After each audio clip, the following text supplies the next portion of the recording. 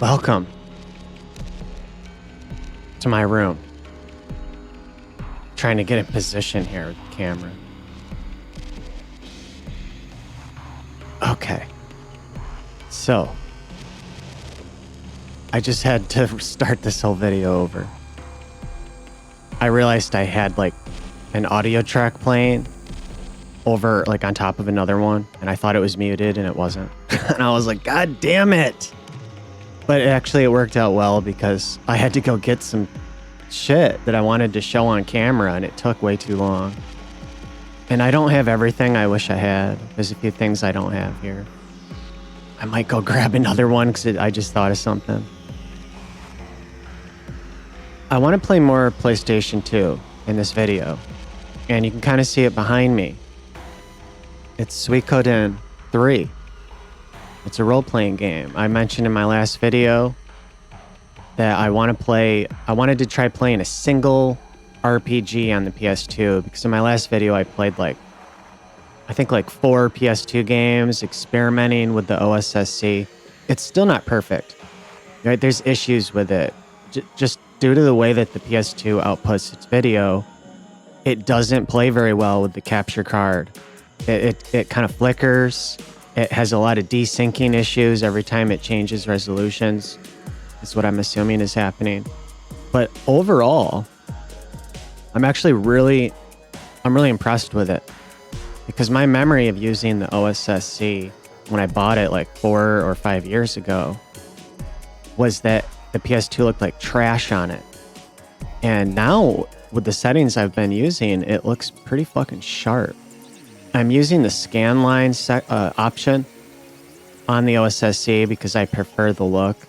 Yeah, I know it doesn't look fucking perfect. It doesn't look like a RetroTank 4K. It doesn't look like some kind of high-end CRT filter that you could get, with a different piece of software. But I think I like the look better than not using it. That's my personal preference. So I'm using it. Anyway, I thought I'd talk about some shit and show a few things off. Because when I started this video a little while ago, and then deleted it, I mentioned the art. I like the art in this game. And I like the art that we used to get that we don't really get anymore. There's always an exception. There's always some standout artist somewhere that gets recognized. But I don't really engage with modern anime all that much. And I've never engaged with it heavily because I haven't had the money or really the knowledge to know what's good and what isn't. But I used to watch anime in the 90s and in the early 2000s. And I prefer it. I think it has a sense of style and it looks artistic. And a lot of stuff I see now looks generic. It looks weak. It looks soft. It looks lame. It looks like it's for fucking pussies and losers. It doesn't look fucking cool and badass or stylistic. First, I wanted to show the game itself. Let me see if I can do that. I'm going to change my camera. Hopefully that worked and it went full screen. I have this camera pretty close to me so that I fill the screen. I don't want you to just see my dirty, unkept looking room. You know what I mean? Who wants to see a scummy looking room with shit all over?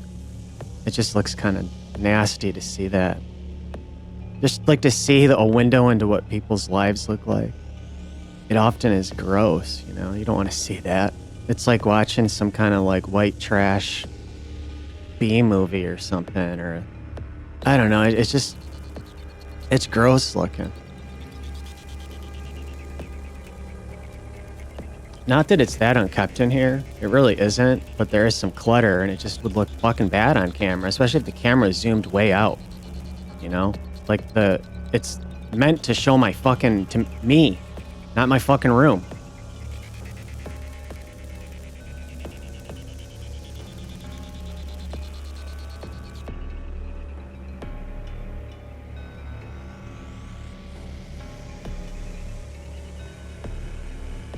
So Suikoden III.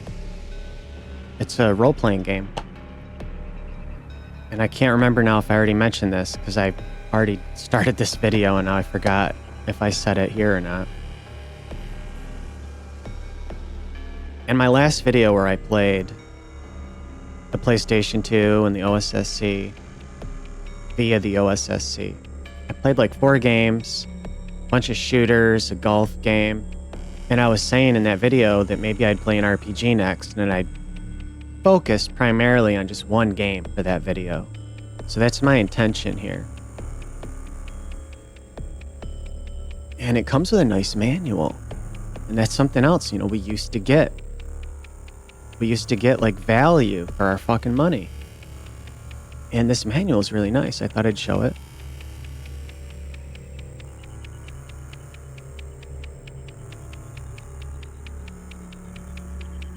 I have to hold it back so that the camera can focus on it because the camera is set to a manual focus. So it has to be like just the right distance and I can't see it very well.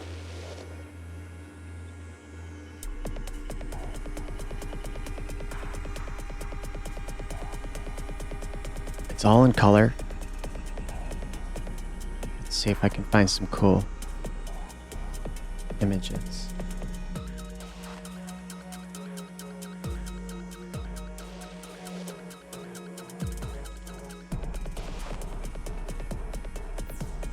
This game's by Konami. And this game caught me by complete surprise when it came out.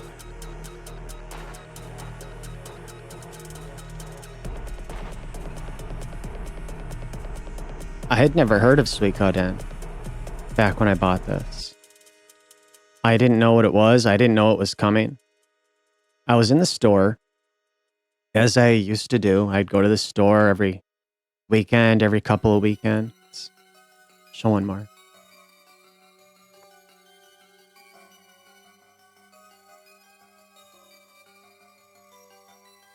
I think the art looks nice. It has a unique look to it. Looks to be high quality. Stands out. And I'd go to the store fairly often, looking for a new game. And the PS2 was a new console for me at the time. You know, I got it when it launched in 2000.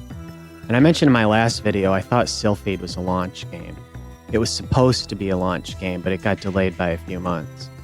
So forgive me, please. Okay, so I was in the store looking around, and it's like, man, I don't see anything different. It's the same fucking shit games that were here last week and the week before that. I didn't have internet back then. So the only option I had to discover anything new was to go to the store and look around or to read a magazine, you know, and I think I might have had a subscription to EGM at the time, but you're waiting a whole month for a new issue. And there's only so much in that issue, you know, it doesn't tell you everything. So I would go to the store and I'd look around, and that's how I discovered new games. And I was looking in the store this one particular day, and I was scanning for anything that looked different. And it looked like all the same shit on the shelf that I'd always seen. And I was about ready to just give up and just leave the store and like, they don't have anything. And then I saw this box of Suikoden 3 and I was like, whoa, what the fuck? What is that? Like immediately when I saw the art, it caught my eye. And I'm like, wait a minute, this could be interesting. And I flipped the box over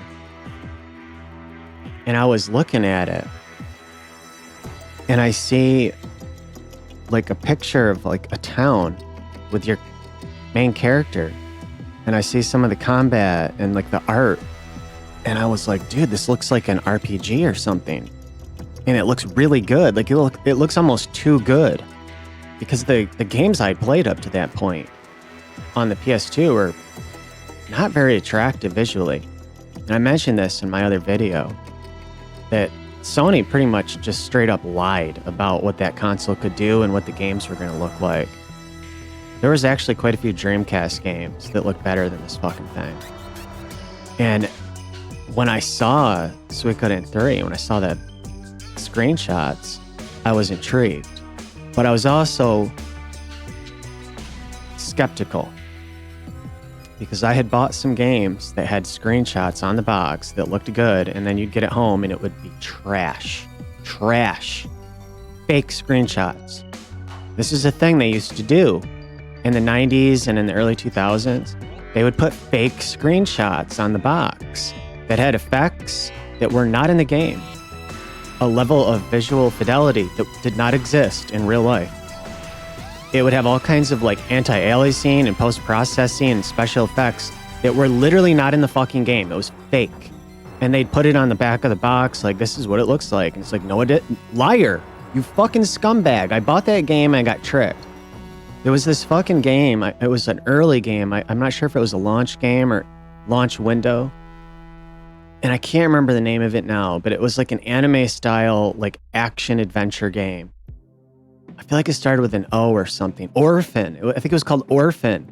And it had these fucking screenshots that looked almost like fucking CGI. And I bought it. And that game sucked. It was dog shit. Trash game. And I returned it like 2 days later. I was so fucking disgusted with it. So I was very skeptical. But when I got this game, I was pleasantly surprised. And so I thought we'd check it out here in a little bit. I played it briefly about 6 months ago for about an hour. And I was like, wow, this is impressive. Holy shit. But I realized like, okay, this is a massive endeavor. And I'm not ready for that right now. And then what I ended up doing is playing Xenosaga instead. And I finished that one. However, before we start, I wanted to take a look at some anime,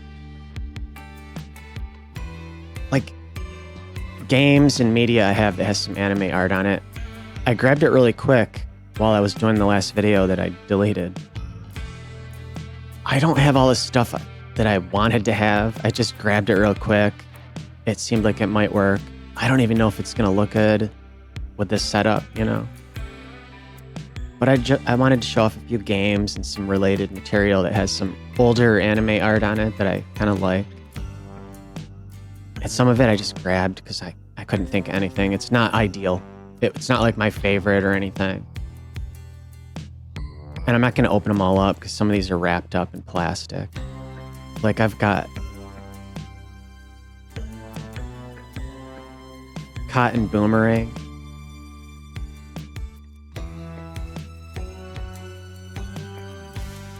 I like the art in this. I think it looks really cool. It's really cutesy, but it has a nice style to it. Find a place to put all this shit.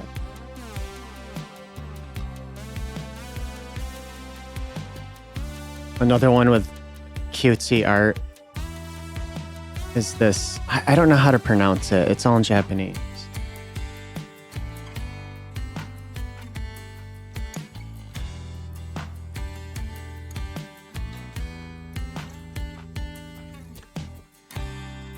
You play as this bunny girl who's wearing an outfit that is like 100% inappropriate for what she's doing because she's like fighting enemies and getting into combat, and she's wearing what is essentially like a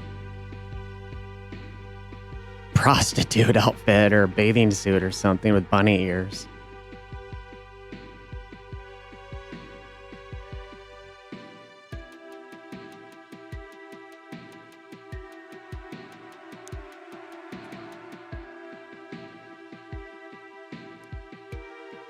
Can't see it very well, but I think Xenogears has some pretty cool art.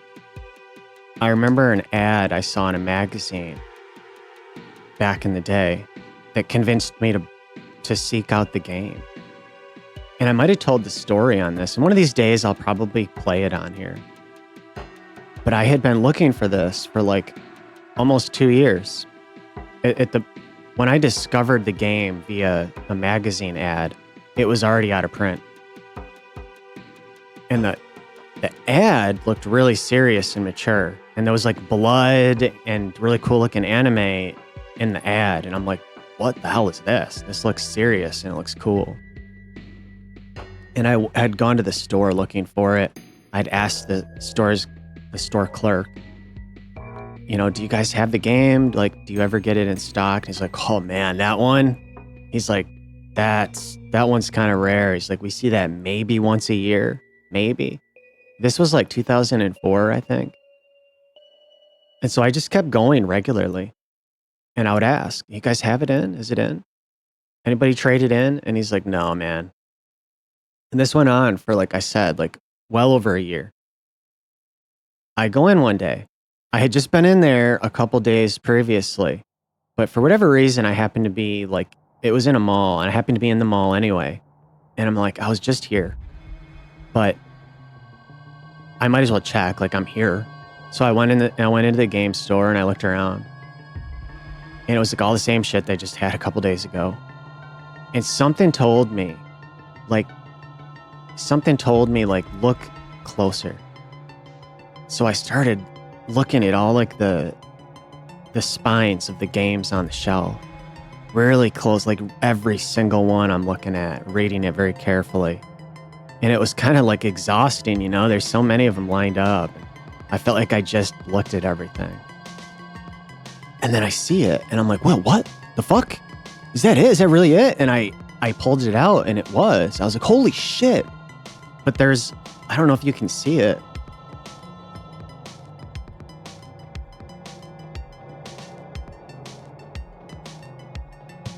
Here.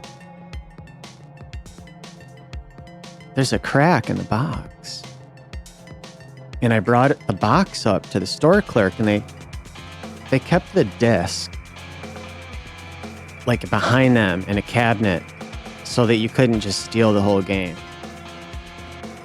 And I bring the box up to the counter. I'm like, you guys have it. I've been asking for this for months. Like, I was kind of pissed off. It's like this motherfucker he knows me. I've been coming in here like every week asking about this fucking game. And this cocksucker doesn't fucking tell me he's got it now. Now maybe he didn't know. Maybe like the manager of the store didn't know that he just fucking paid somebody that traded it in earlier that day. Maybe he forgot it happened. But you might not have known about it. But I was kind of pissed off. I'm like, this motherfucker doesn't tell me he's got it now. You fucking prick. Are you kidding me, bitch? But I bought it. I asked, like, hey, this has a big crack in it. Like, can I get a discount on it, dude? Like, it's damaged. He's like, no. He wanted $80 fucking dollars for this. Like 20 fucking plus years ago. $80 fucking dollars. I was like, are you fucking kidding me? And it's cracked. And you didn't fucking tell me you had it, bitch. Like, I want a fucking discount, asshole. But I fucking bought it. I was kind of pissed. Cause I'm like, that's like all my money. I had to empty my fucking wallet. But I knew if I didn't buy it then, I'd probably never see it again. And I've never seen it again. In my life, I have never seen it one time in my life besides that time. So I have that now. I think the art's kind of cool in that. I don't have a ton of shit with badass art, but like in my mind, I can see it. It's like the closest I have is some of this stuff.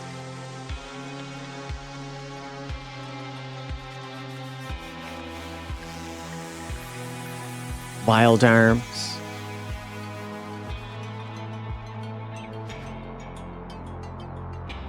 Man, there's fucking fireworks going off already, and I apologize. It's not even dark out yet. It's not even dark, and it's 4th of July. There's gonna be fucking assholes and pricks and shitheads setting bombs off outside my window for like the next 2 months. That seems to be what happens around here. Once 4th of July weekend rolls around, these cocksucking motherfuckers will set off what sounds like bombs outside my window for like 2 fucking months, sometimes longer, every fucking night.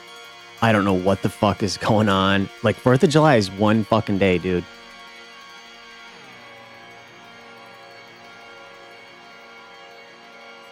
I kind of like the art in this one. It's this was one I bought almost 20 years ago, and it was fucking expensive when I bought it. But I wanted to see it because I'd seen screenshots of it. I'm like, oh, dude, that looks fucking cool.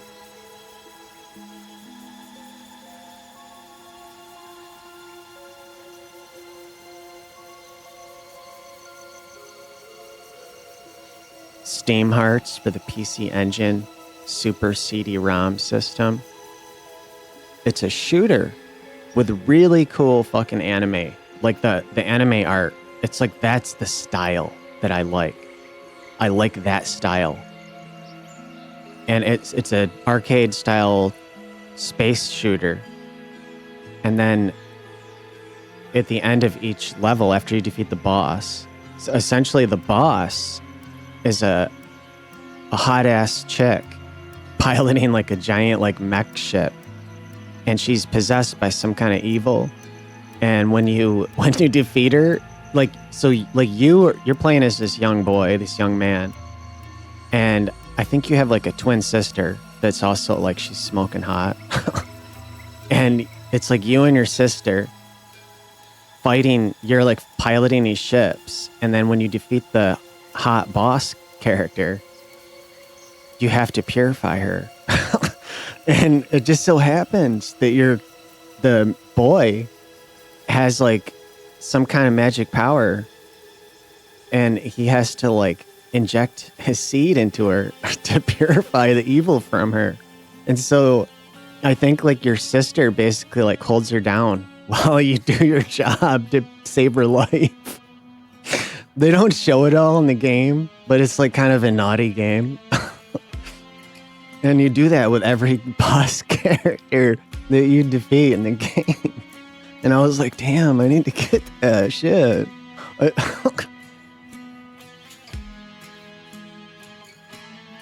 This one here has some pretty cool art. You can't really see it all that well on the box, but I was like, I think people that are familiar with it will know what I'm talking about.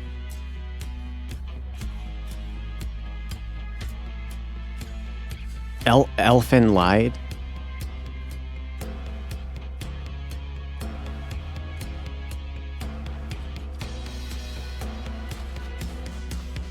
There is a cinematic, like the intro, that because I think it's episodic. It's like an episodic series. And before each episode is like this intro scene. And there is something about that scene that is like so like emotional and impactful every time I watch it. It's really like if you just take it at face value, it seems kind of like maybe like a poor excuse to have sex and violence in an anime. But if you look below the surface, it is a really serious story about suffering and trauma and love, and like accepting people that maybe have done bad things but are also like traumatized and like damaged people. There's something about this. It feels special to me. The young girl on the cover that looks all cut into pieces. She's some kind of being, like a unique, and I can't remember the story. It's been a while since I've seen it, but she has some kind of like her DNA is a little different. And so she has an ability that most people don't have, where she has a sort of like invisible, they're like invisible hands that come out of her spine. Like out of her spine are these like invisible, translucent arms with hands on them. And they can be used, they're basically invincible. And she can manipulate objects. Like to an observer, it looks like she has telepathy and she's making things levitate and moving objects. But in reality, she has these arms that come out of her spine. And you just can't perceive them. They're like on a different, they're like beyond like the,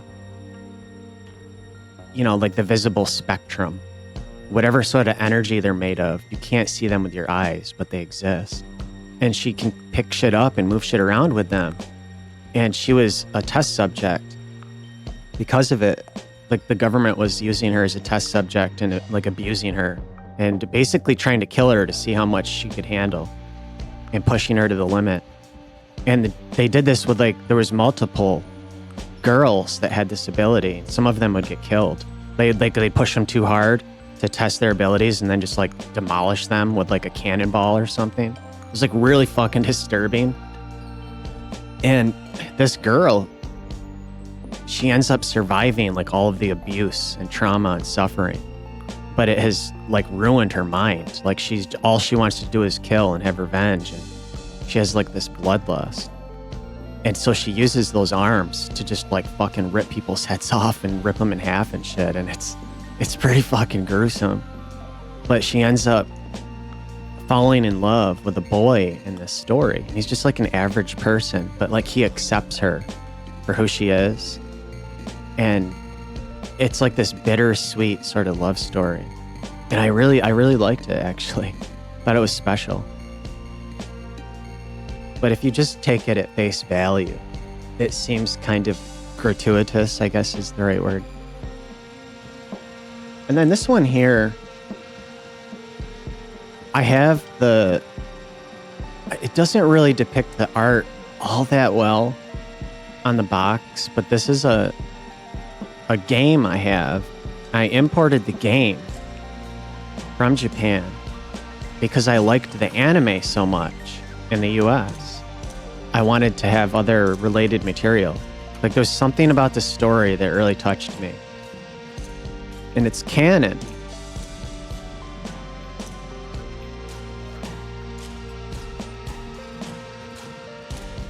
And I imported the original PC version because I wanted to have,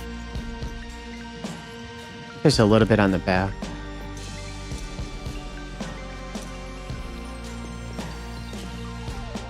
I wanted to have the like original creation that was made,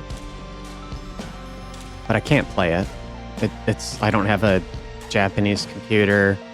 I'm not going to jump through all the hoops to try to make old 30-year-old Japanese software work on a modern computer. And I can't read it anyway. But it was more of like a collectible. I watched the anime for canon, and I thought it was beautiful. Like, it was so pretty and beautiful. The artwork, the animation. And it was fun. And it was silly. And then it was really fucking sad and depressing and bittersweet. It was like magic. It's by Key. And Key typically, as far as I'm aware, I'm no expert, but they make visual novels, which was something I was recently discovering for the first time. And I was captivated by it. Key is storytelling. It's like they'll tell a sort of slice of life like story and a love story. You know, it's like people just living their lives, and then there's love, they fall in love. But then there's always like just like a hint or a little bit of magic, like interwoven into the story and into the characters. There's this layer of magic, but they don't overdo it. But there's enough of it to make it obviously unrealistic. But it makes it feel special. It's magical. And the story here I just found so touching and emotional. I watched the anime that came out in the US, and I like fell in love with it. And I liked all of the characters. They all had like unique personality. Everything was so pretty. I liked the winter setting. There's snow falling. The whole story takes place in the winter in Japan. And I've lived places where there's long, cold winters, and I could kind of relate to it. And I like that feeling. There's parts of it I like, parts of it I fucking hate. But there's parts of it I like when everything's white and everything has like a crystalline shimmer. And it's quiet outside. Many times when you go outside in the winter, it's quiet because there's less people outside.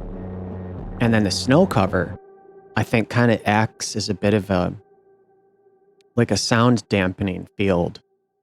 So the way it sounds when you go outside is different than what it sounds like when you go outside in different season. It sounds different. And there's less people outside. And it has this, it's kind of a almost eerie, slightly unsettling, but also it's kind of beautiful feeling, like emotion when you go outside in a cold, empty winter day and everything's got this crystalline shimmer. It's hard to describe it. But the story, this anime and this visual novel takes place in that sort of setting. And it's a love story with some magic in it. And of course, the main character is he's like the idealized version, I think, of a young man, like he always does the right thing. He's so good. He cares so much about people. And in real life, that's rarely the case. And of course, because he's so caring, like all of the girls, every girl in this story falls in love with him. I mean, he's got like fucking 12 girls that all want him.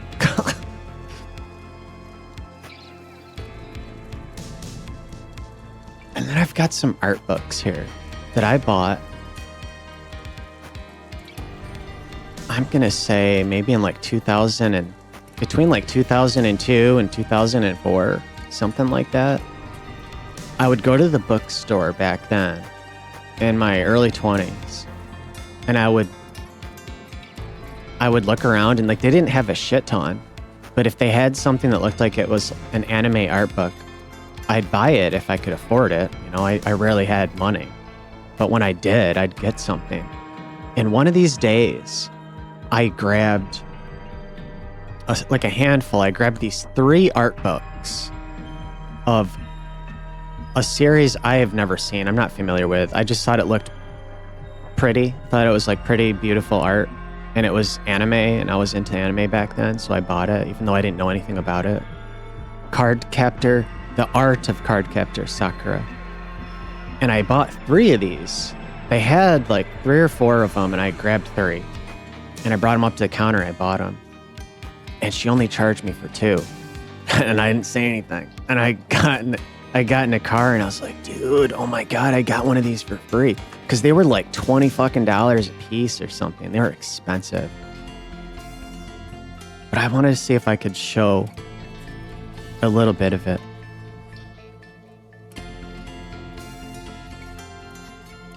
I don't know who the fuck Sakura is. Some kind of magical girl that has a wand. I'm assuming it was some kind of TV or episodic series. I'll try to flip through some of them.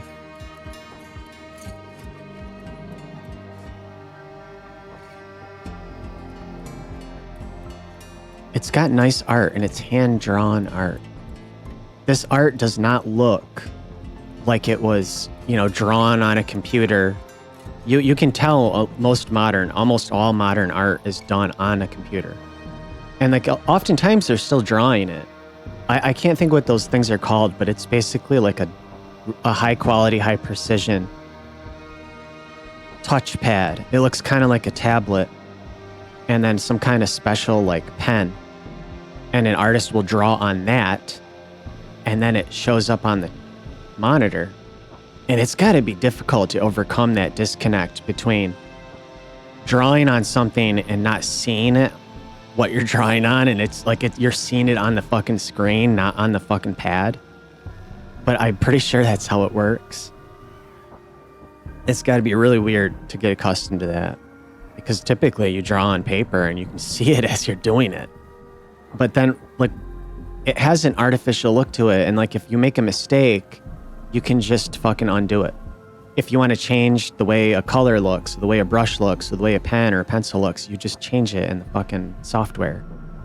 And versus when you're using a real pencil or a real pen or real paints or real colored pencil or whatever, it's basically permanent. And there's a difference, and it's noticeable and obvious. And there's like a different skill level between the two mediums. And this to me looks like it's all hand drawn and hand colored.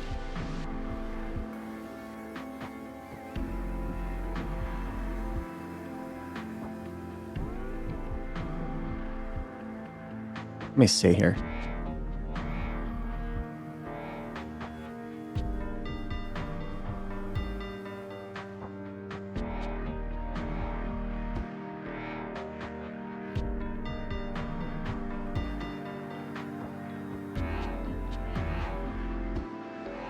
There's kind of a glare, and it's hard for me to see if it's in focus.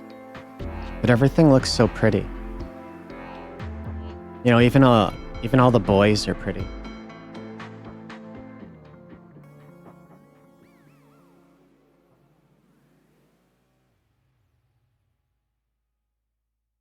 Everyone's beautiful. And here's another one.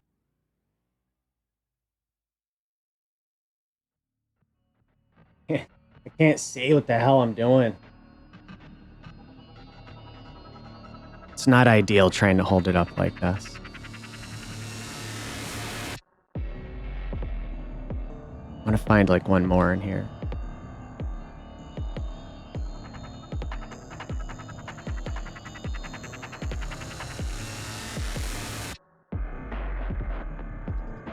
There's a bunch of them.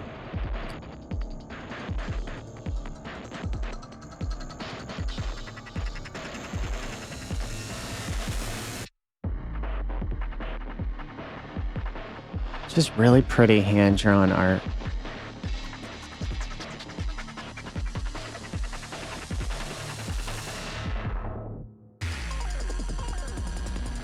Lots of flowers.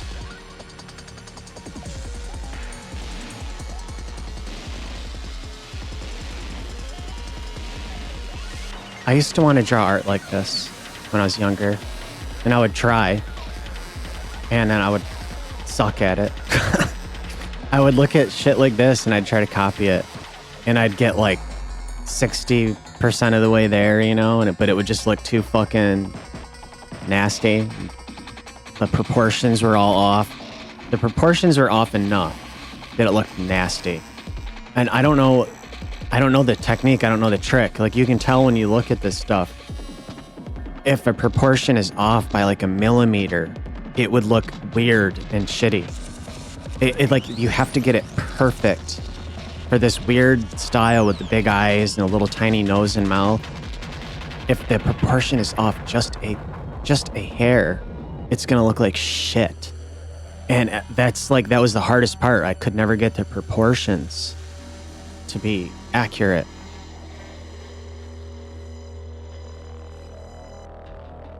Let's see what else. You know, I wanted to start off here doing a few things. I mentioned before, like, I want to have little shows where, like, we talk about shit, I show some stuff. There's different segments where we do different things. And like right now, we're talking about shit and looking at some art. And then we'll play some games. And then who knows what else will happen. I've got another art book I bought right around the same time as that Sakura art book.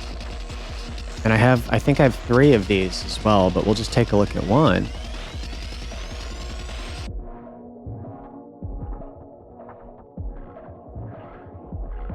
It's hardcover. Magic Knight Rayearth art book. And I don't know. It's possible that YouTube will block this video. Because I had a game I played that had Magic Knight Rayearth in it. And it had like 15 seconds of some anime in the game. And they literally blocked the fucking video.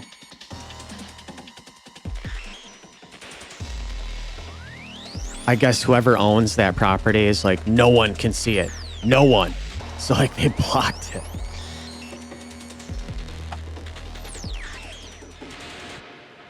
Planning and presented by Clamp.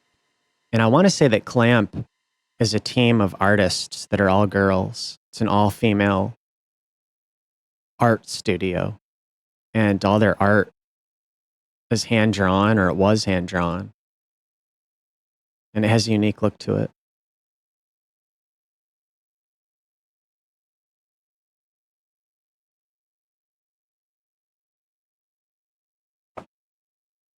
That's the guy that in the Sega Saturn game, when your characters like teleport into their world and start trying to fight against him and his goons, he says, I think it's time for a little child abuse.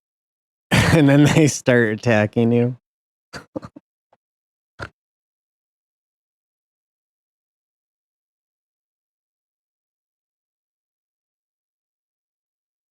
Everything's really beautiful and colorful.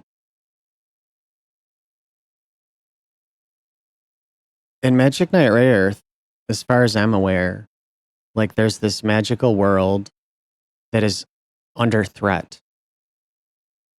And so the princess of that world calls upon three girls from Earth to come and help save them. And it's basically the setup. And you become the Magic Knights.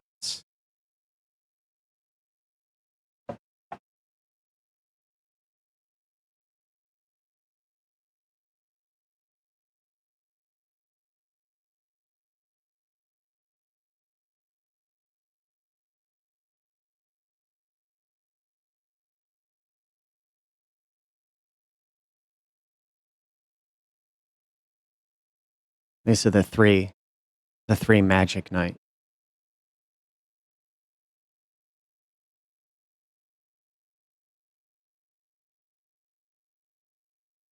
And they represent the elements of water, fire, and wind. I can't remember their damn names. Like, I know the girl in green is Fu.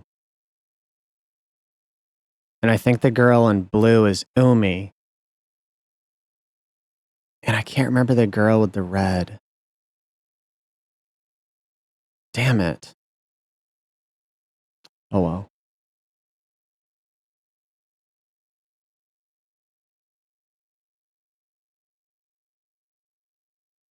Let's see if there's anything else here.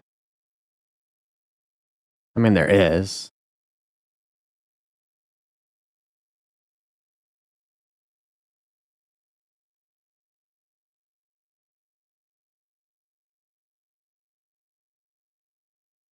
Well, anyway, I have one more. And again, I bought this around the same time at the bookstore over 20 years ago.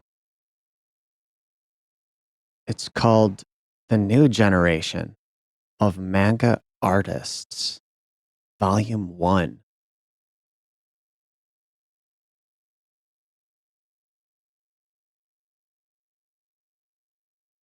And it features a manga artist.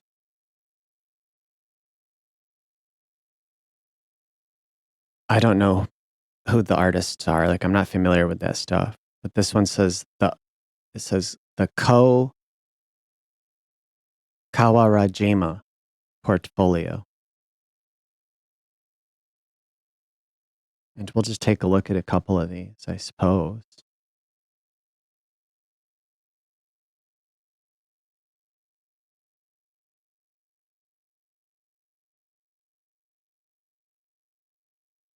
Some of these are kind of maybe a little revealing. I just want to make sure I don't show something that's going to get my video fucking blocked. I have a Final Fantasy VII for PS1 video where I was just playing Final Fantasy VII and it got flagged as 18 and over for adults only. And I'm like, what? Dude, this is like a fucking kid's game from the 90s. Basically a toy. The fuck are you talking about? So I'm not sure why it happened. I thought maybe it was like some foul language I used, but I do that all the time. And I don't get my stuff blocked. All these are really revealing, and I'm not sure like what I can get away with showing on here is my concern. I'm like, I don't know what I can show on this channel. Like, it's not nude. There's no nudity. But at the same time, like, I don't know, like, I don't know how, like, YouTube's, like, software scans images. It might see something and think, like, oh, that's inappropriate and just flag it. It might flag it. You know what I mean? I'm worried now. Like, it's not nude. It's not. But it might say like, well, but it might as well be. Shit. I really want to show some of these. Mm. Well, if it happens, maybe it's possible I just delete this whole intro out of the fucking video, if possible. If not, then this video just won't get uploaded. I'll just have to delete it. I'll show one here. It's some girls like, well, it's the same girl, I think, and I think she's like in her gym class, like tying her shoes, and she's on some kind of like exercise bench or gymnastics bench.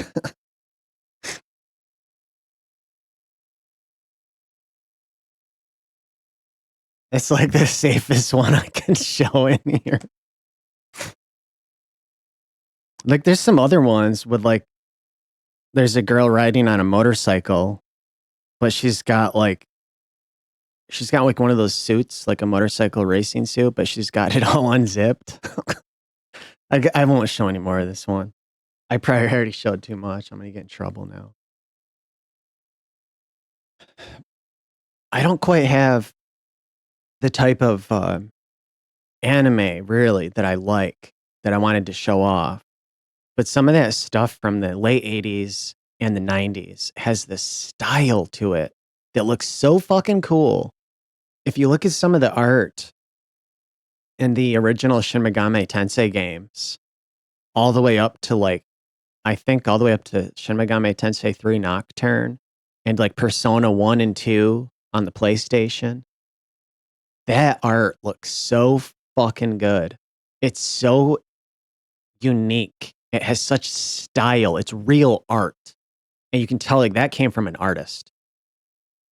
And I can't remember the name of the guy now. I can't remember his name. I should know it because like I've read it many times. For some reason, I can't think of it in this moment. But art like that is so fucking sick. And some of the anime that I've seen over the years from that time period, like Akira from the 80s, like that whole movie, that kind of art.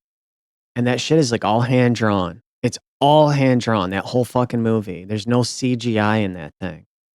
It is such a fucking masterpiece. My Neighbor Totoro, also from the 80s, is all hand drawn.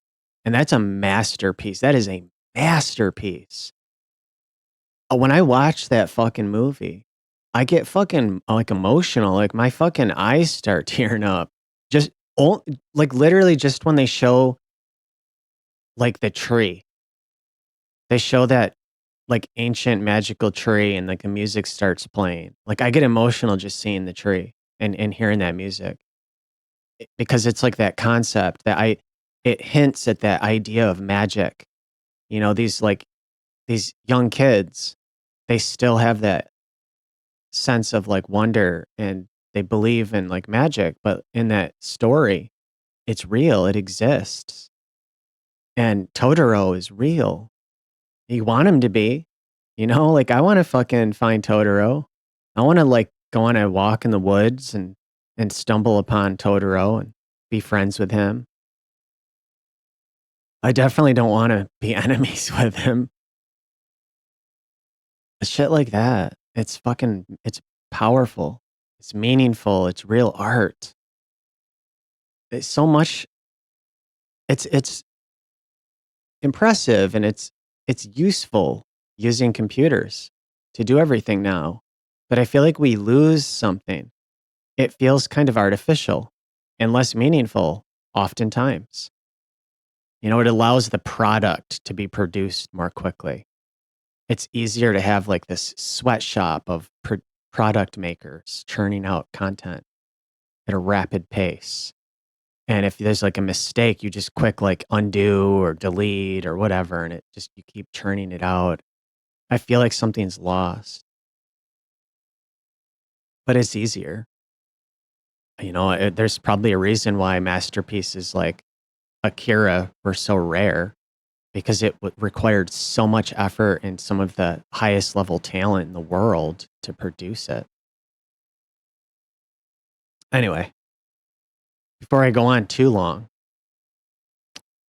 let me change my video setting here. We'll go back to that. I've got the game already playing so that so I could make sure it worked. Let me go ahead.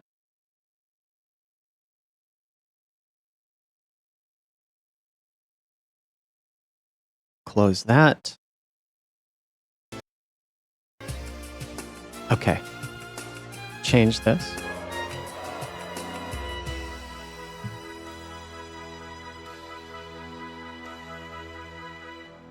Suikoden III.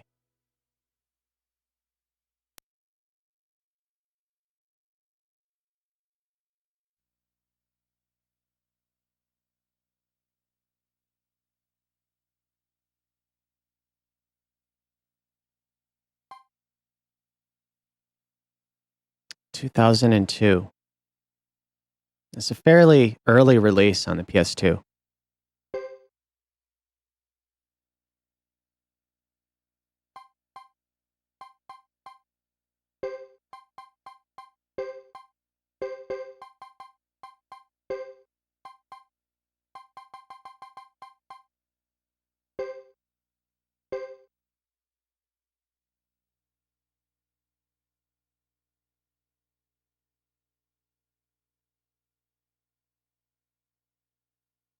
Would you like to load?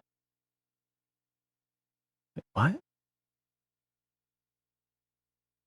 No? I'm starting a new game.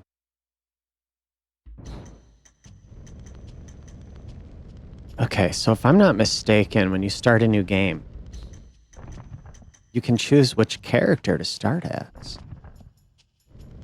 And right now it looks like there's 3 flames. So we have 3 characters that we can start the game with.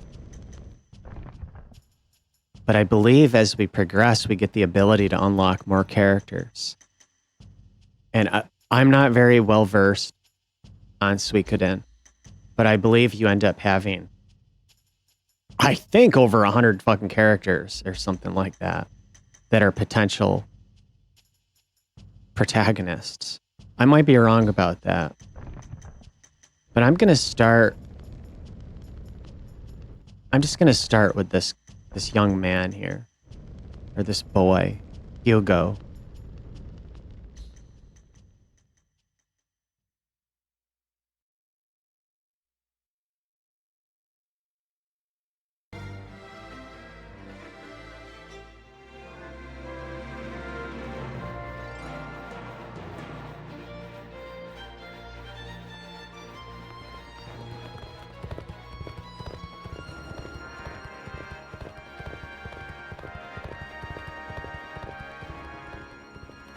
I think this looks really fucking impressive for a fucking early PS2 game.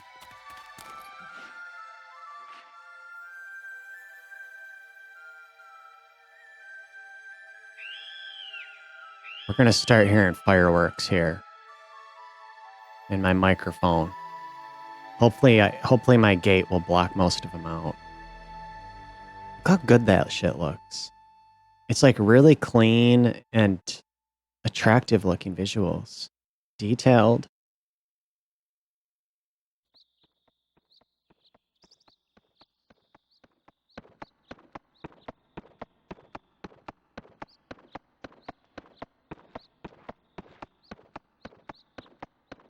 Hugo, I see we're both out early today. Why is your horse so tired? Have you been out hassling the sleeping earth spirits again? You know a better way to get their attention? With their help, I'll be the best rider in the village.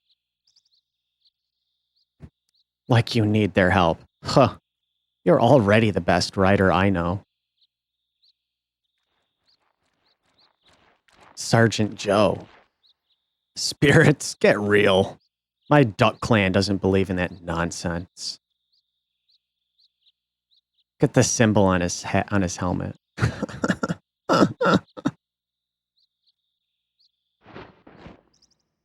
Open your mind, Sergeant. There's got to be more to the plains than meets the eye. If not spirits, then other hidden wonders. If you waste your time wondering, you won't be alert and ready for the important things in life, like being a good soldier. Well, as long as you and Fubar are with me, I fear no one. That's the spirit. Fear is our worst enemy. Right, Fubar? Hey! Buckle your beak, you unsubordinate griffin. Hey, cut it out, you two. I'm starving. Let's get some food. Splendid. Carrion meals are always a pleasure, especially in the home of the Carrion clan chief. I'm not going to say that. You know where to get yours, Fubar. Go ahead.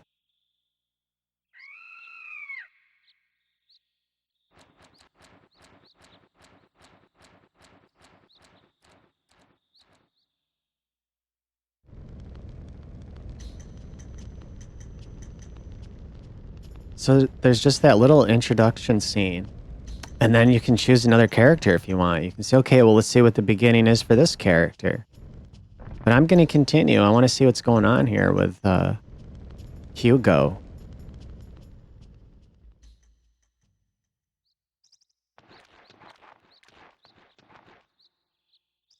Back at last. That sure was a long ride. His name's Lulu. Any game I've ever played, the character is called Lulu. It's usually a woman.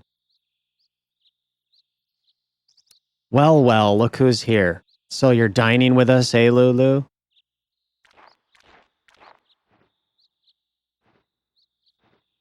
Where is everybody? Isn't there a host to show us to the table? Huh? Never-ending appetite, eh, Sergeant? Lucia. A bit like your never-ending appetite for morning rides, son. Lulu, Sergeant, there's plenty of food. Help yourselves. That looks like my mother, and she looks very serious in her character portrait. I'll save my thanks for later after I've had my fill. Yum. Hey, I was here first. Hold on. Wait for me. Hugo, come see me when you're done. Why? What's wrong? Why don't you eat first? Okay. Whatever you say.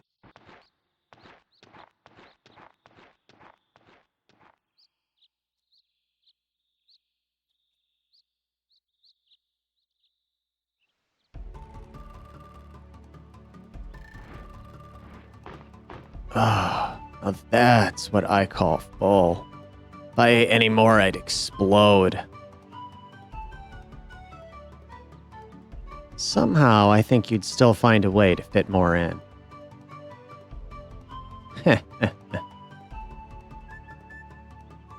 I noticed Lucia wanted a word with you. Is something bothering her? I don't know. I haven't talked to her yet. I should do that now, I guess. I just noticed that Hugo's eyes are green. And his mother's eyes are not green, but his are.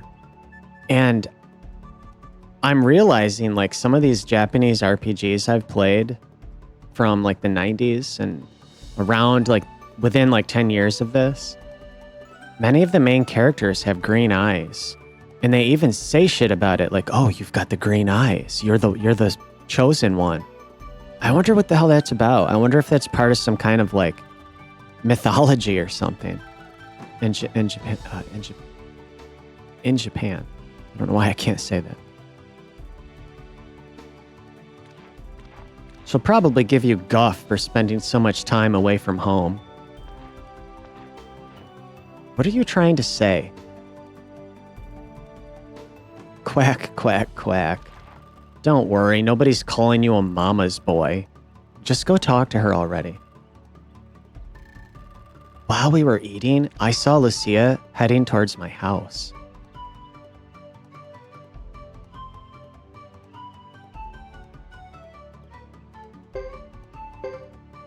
What the fuck? What am I doing?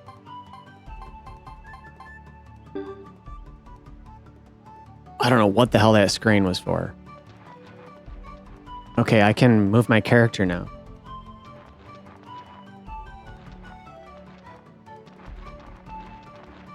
Can I talk to the cat? I found this on the ground right there. I'll give it to you if you want it. Accept the antitoxin? Yeah, go ahead. You take antitoxin. Oh. Okay, it looks like the left and right stick both move my character. Or I can use the D-pad to walk.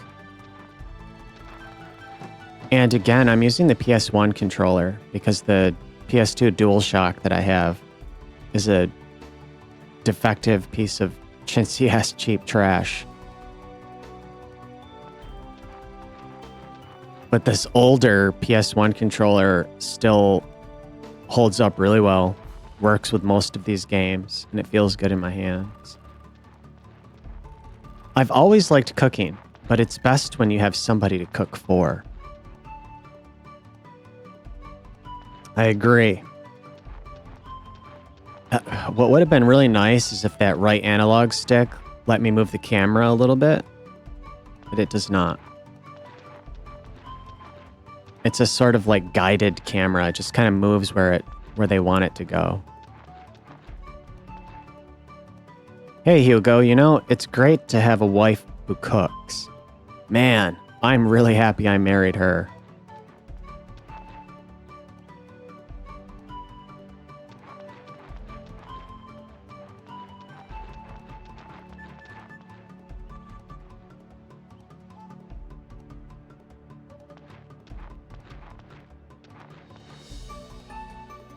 The artisans are excellent. I am glad I came here all the way from Chisha.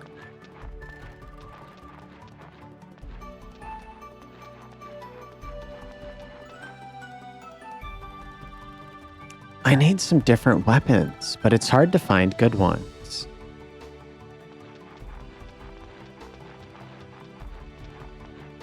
Hey, Hugo. You taking good care of your sword? Bring it in anytime you want me to fix it.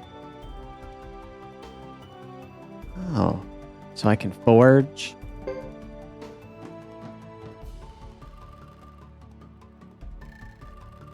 Well, wait. I haven't done anything yet.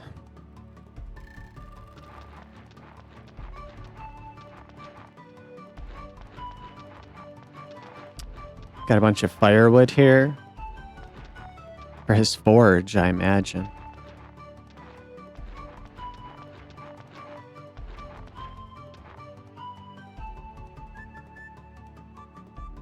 We have to remain armed at all times. You never know when the war will start again. Can I look at that? Just out of curiosity. Maybe not.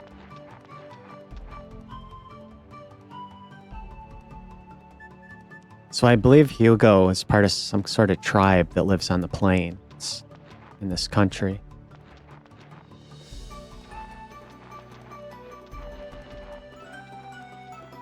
Where did Isla go?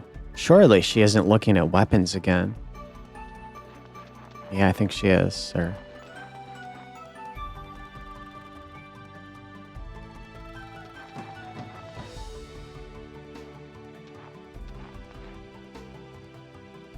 Please take a look around.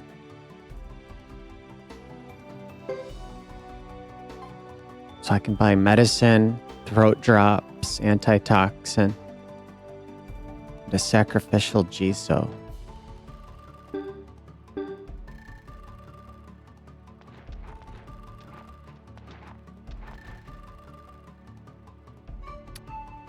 We've got a good selection of protective gear. Okay. I'm not ready to buy anything yet.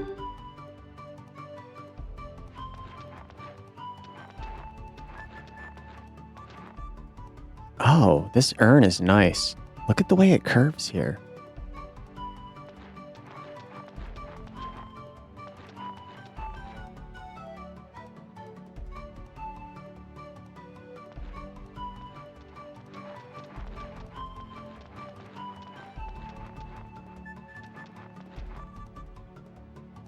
You take care. The meadows and woods are full of danger. If you see anything bad, run as fast as you can.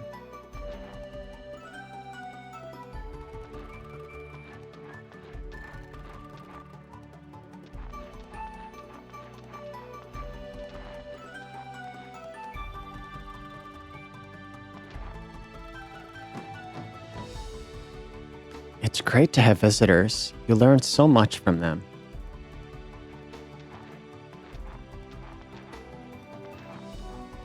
Oh, Hugo, it's been a long time. Want to stay here? What do you say? Nah.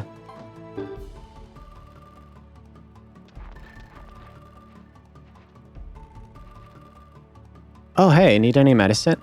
It didn't fit into my bag. Do you want it? Accept the medicine? Hell yeah.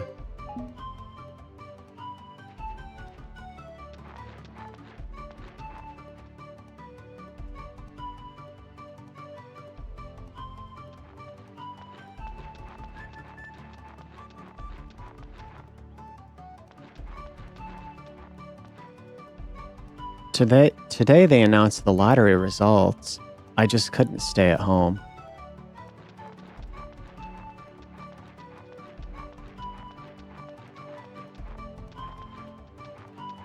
Is this where I'm going? Which house do I have to go into?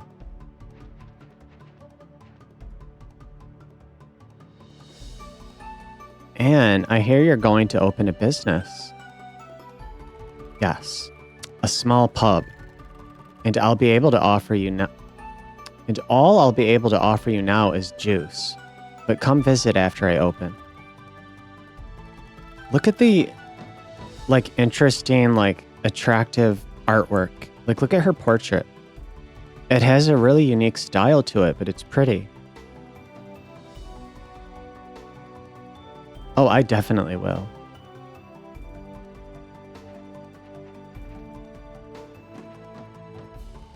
What does Ironhead mean?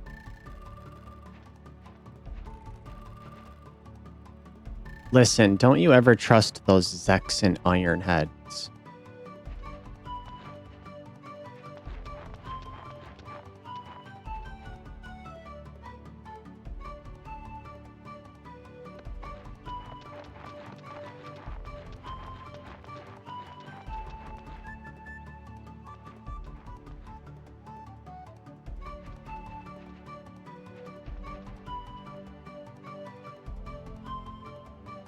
Beecham? Oh, hey, Hugo. Are you helping your mother properly?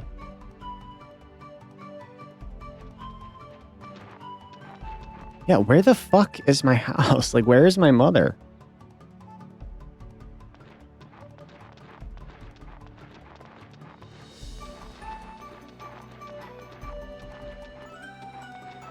Dude, what fucking house is it? Didn't I already go in here? I feel like I went in every fucking house. Like, I'm starting to get irritated.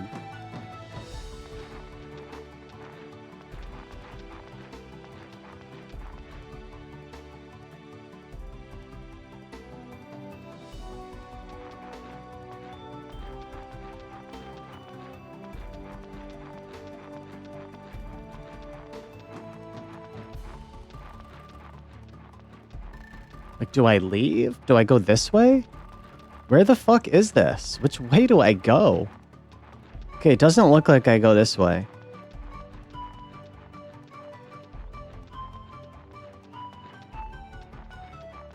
There's no, like, fucking map marker. I have no idea. I swear I went in every single fucking house.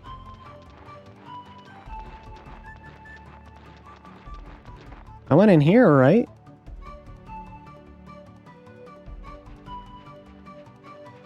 Yeah. What the fuck? This kind of shit kind of pisses me off. It's like, give me a little icon on... You're going to show me a map. Put a little icon on it so I know which house I need to go in. Because, like, now I don't even remember which house I went in already. I swear I went in every fucking single one of these. That's the blacksmith.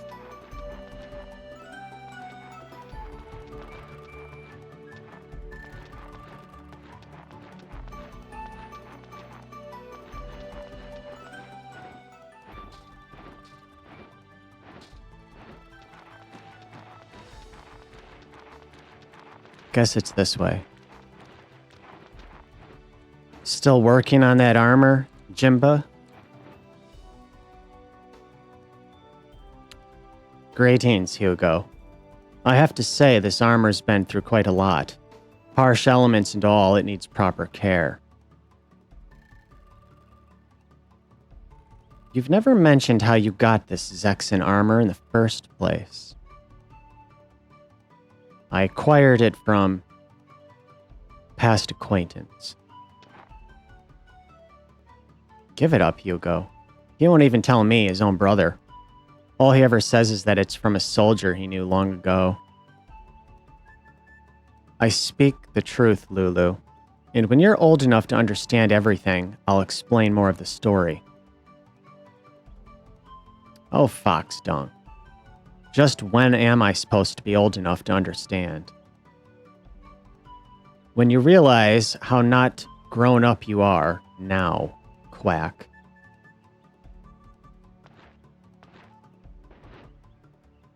Nobody asked you. Okay, you don't have to tell us, but if you're trying to protect it from the elements, why do you keep it outdoors? Our mother can't stand the smell of iron.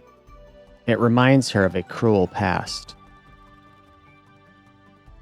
Makes sense, I guess. Hugo, don't look that way. Everyone knows what great warriors my older brothers were. My brother Jimba is no less worthy. What's going on out here? Hugo. I might have known. Scrawny as ever, I see. Huh. You say that every time you see him. Obviously, he has more important matters to think about than food. Well, Hugo, are you ready for our talk now? Sure, Mother. What's this all about?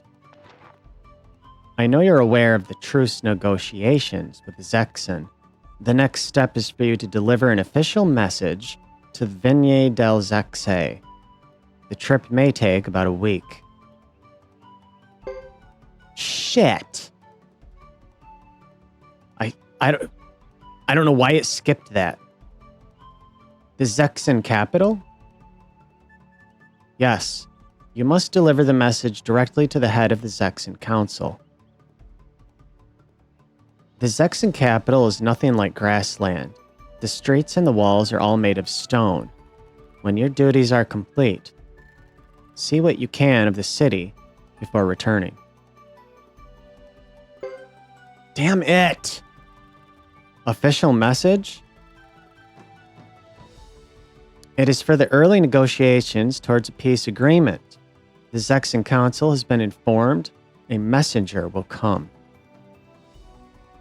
You want me to go? You want me to go? You are the son of a grassland clan chief. Not you, then who? Zexen must see grassland as a political equal, so sending a clan chief is unacceptable.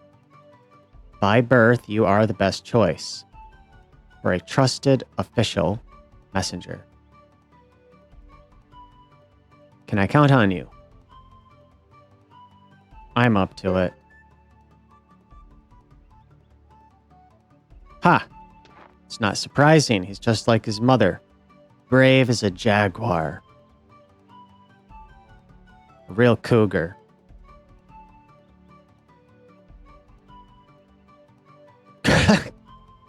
Good. I'm proud of you.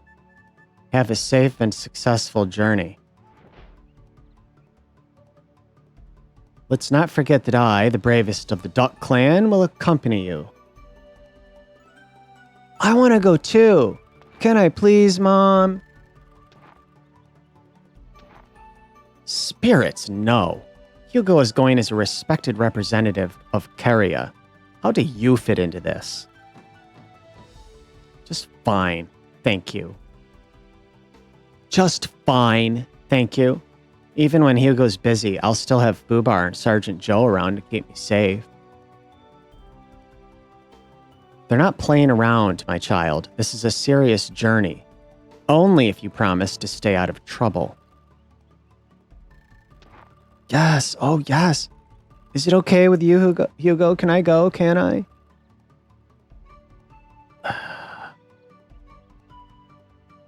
Why not? I'll keep you safe, I guess.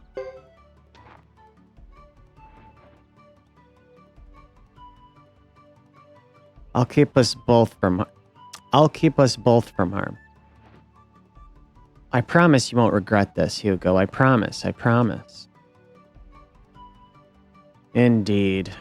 Let us pray for no regrets. Well, I guess you've made up your minds then. I hate to see you go, Lulu, but I can't stop you. Hugo, you should start getting ready. You leave first thing tomorrow morning. One other thing, Hugo. Lulu, learn well what a Zexen looks like. Not every helmet seen from afar is being worn on a Zexen head. Got it. Sergeant, thank you in advance for all of your assistance. No problem. Anytime. You take the letter to Zexen. Okay.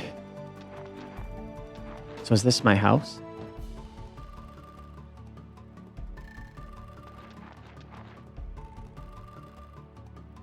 Watch out for yourself. Oh, it's my friend's house, I think.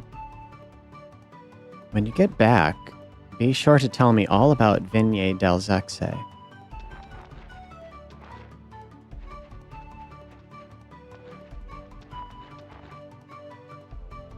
Hugo, hurry up and get your stuff ready for tomorrow. Like, where the fuck is my house?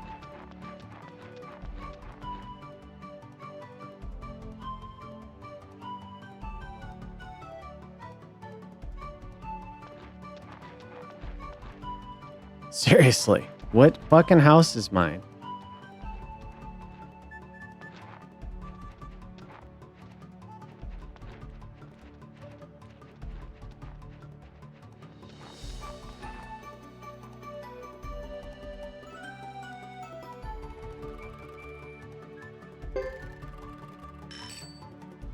Does this count for spending the night so I can continue? I'll make a save.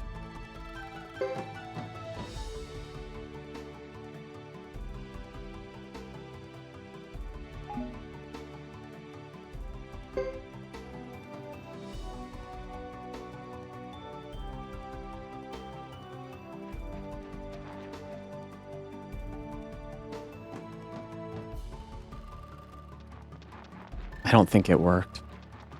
I probably have to find my house and stay in that. Is this it? Here?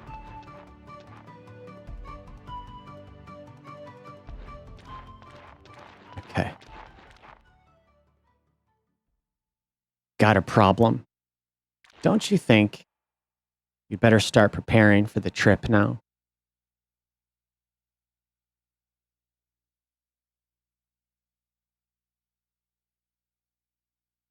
I suppose so. Uh, I can't wait to get started. See you tomorrow, fellow travelers. Don't oversleep or we'll leave without you. The text moves so goddamn slow, so I have to hit X to like put it all on the screen at once. And then sometimes it just skips over it all. Must make sure I pack everything. What do you think, Hugo? Are 10 different outfits enough?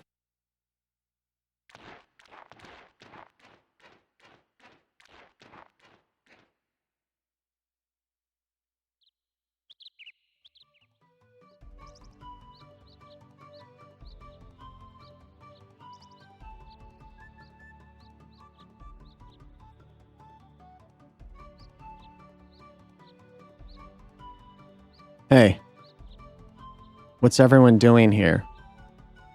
We'll return in short course. Well, certainly pray for your quick return and protection along the way.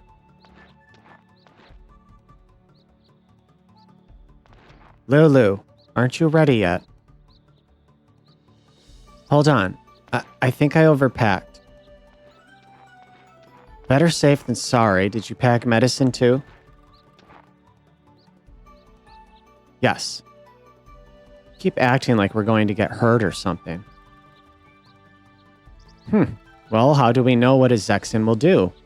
They may look friendlier than they are, who knows? Yes, I'll watch out. No wandering on my own, no strange food or drink. Anything else? Don't even ask. Hugo, your experience of the world beyond grassland is not as important to me as your safe return.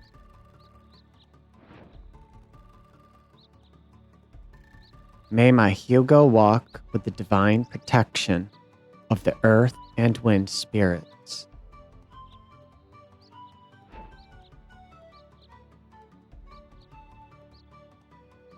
Well then, I'm off. I know somehow you'll be fine.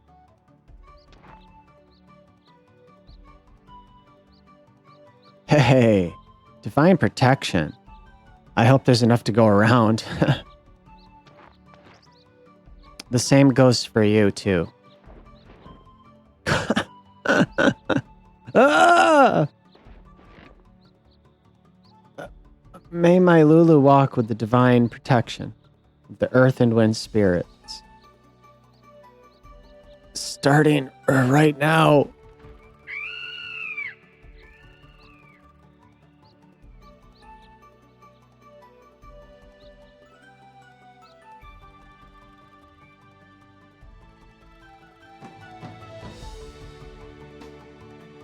Like, this seems really well made.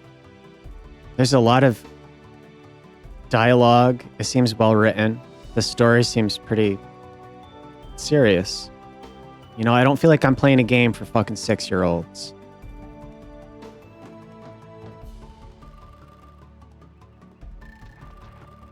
Some kind of animal back there. All right, well, let's leave the village. I like the look here. The color palette.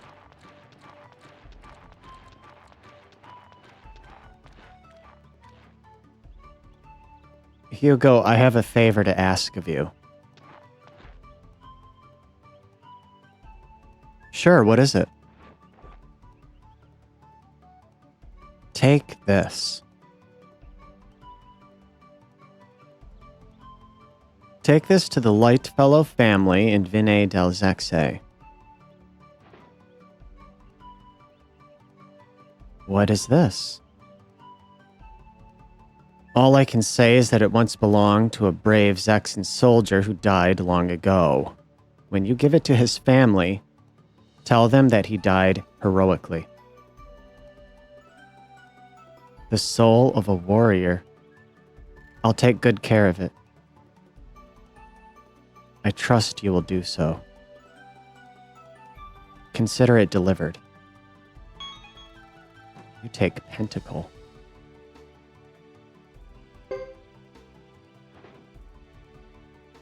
When this is delivered, my biggest burden will be lifted. Hurry. May the Divine Ones protect you. Thank you, and farewell for now. And Lulu, do nothing that would sadden your mother. I'll be fine, you'll see. So long, brother.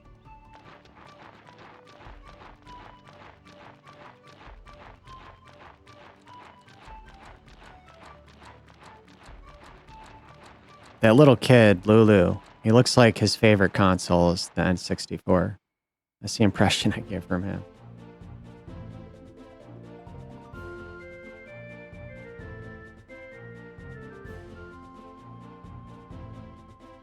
Okay, so I can move around on this map? Oh. I can go to plain armor?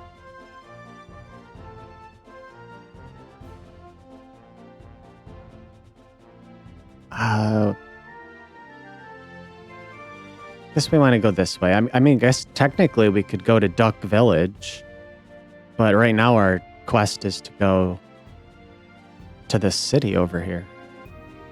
Let's do that.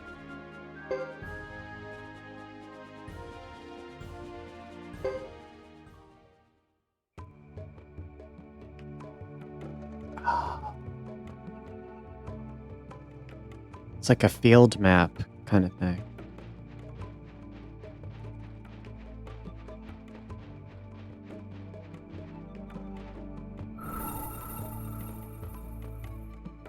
A save point. Yeah, we'll save.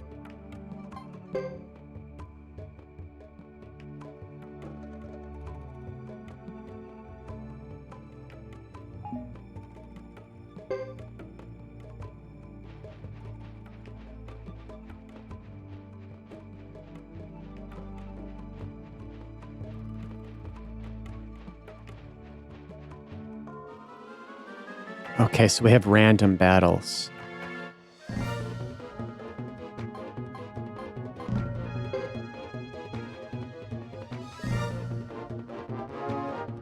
What am I doing? Okay. I can choose like to attack, defend, use runes or items. I'll attack. I can control this Fubar character. Commence.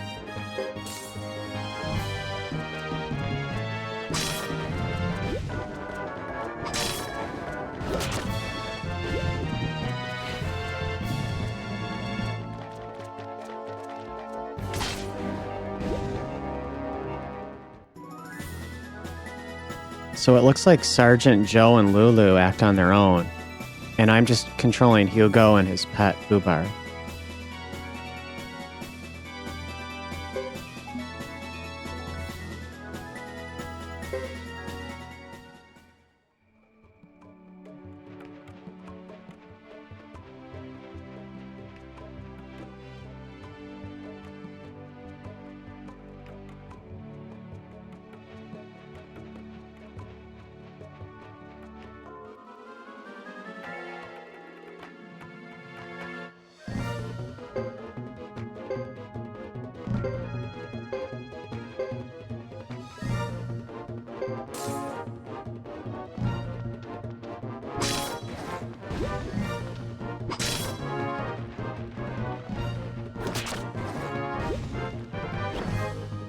Ew. The fuck? It's gross.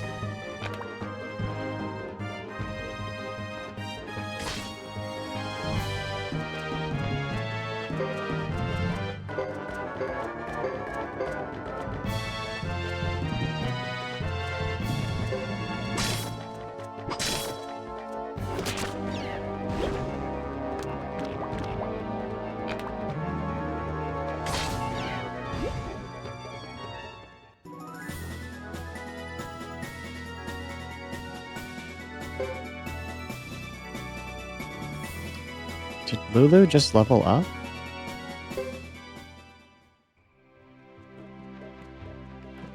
The battles are turn-based, kind of like Dragon Quest a little bit. I like the look here. It looks different. It stands out. And for like a fucking early PS2 game, this seems like really fucking solid, I'm gonna say.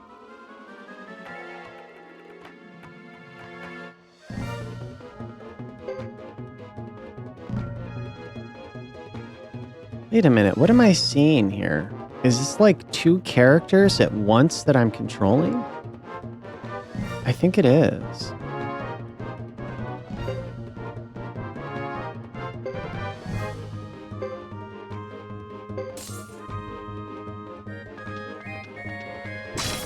I'm still just getting the hang of it.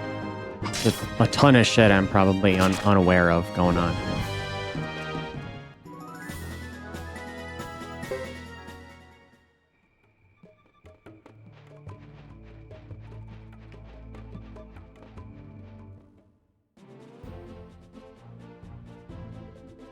Okay, we got through that little section in the plains. What's up here? Brass Castle? Let's check it out.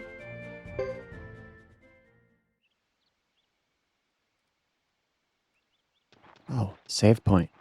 Let's do that.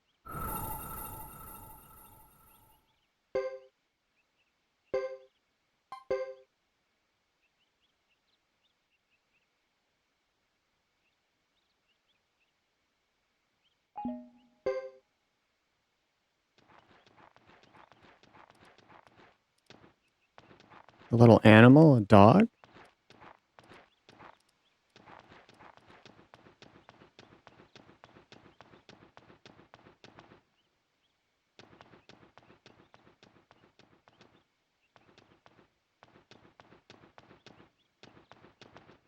This is really nice. I've never been here before. A stone building. Stunning. But it feels kind of cold. So like these plains people have never even seen a stone structure. Especially something of this scale, I imagine.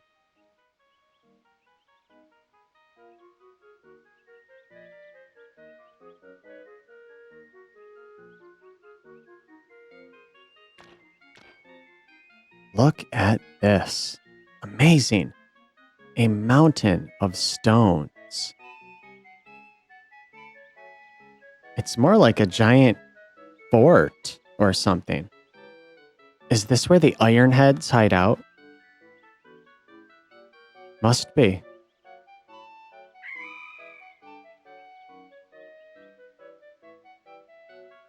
All right, enough of this gawking. We're not in grasslands anymore. Let's go.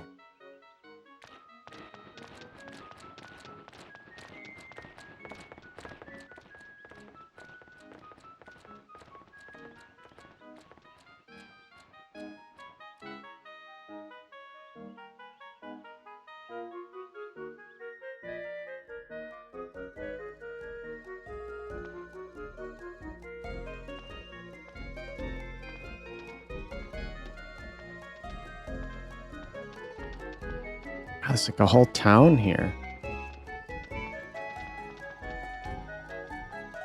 Look at this pig. I call him Johnny Lunchbox. He's fattening up just right. Oh, he'll be so tasty.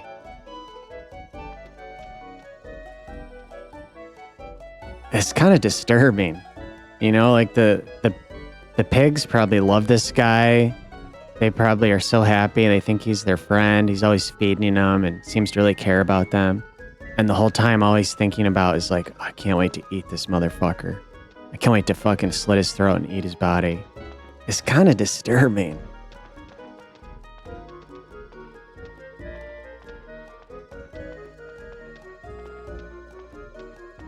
Is that you, Hugo? What are you doing here? Wow. Off to Vinay del Sexe? It's rough there.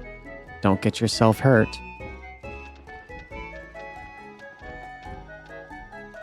Welcome. We also forge arms for Grasslander hunters, you know. So if there's anything in particular you're looking for.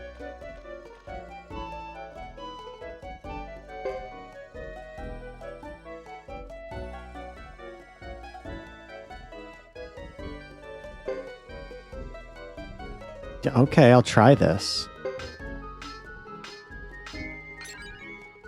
So my stats just went up?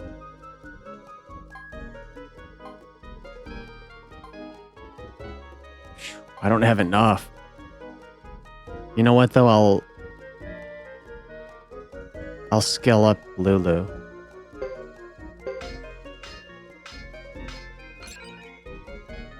Okay. That should help.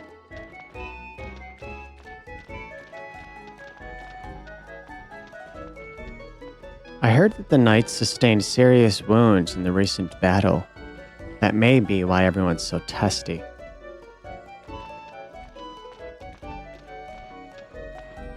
Good and sharp with a nice shine. But it's no match for the shimmering beauty of Lady Chris. Ah, what are you looking at?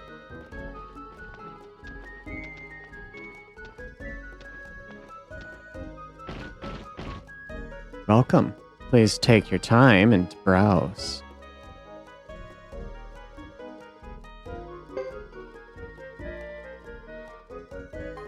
I don't have the money to buy any of this shit. I'll have to get into some battles.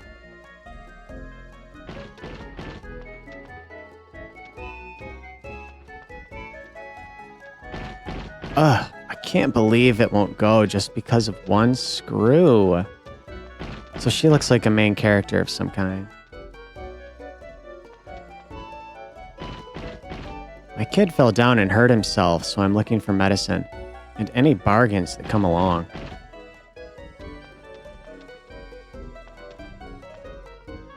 Welcome, are you running errands for somebody?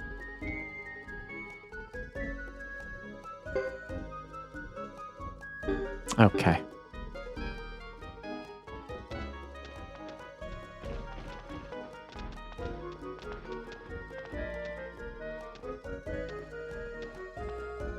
Oh, you must be a carrion. I think it's sad when human beings hate each other, but many people in the castle don't agree. Be careful. Look at these flowers back here.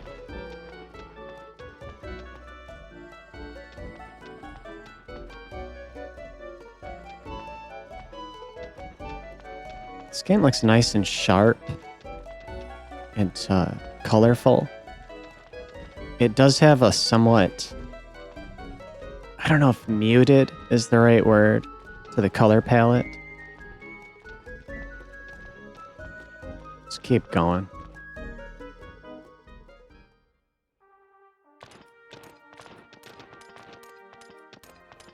Fireworks are starting outside. You there. Shit.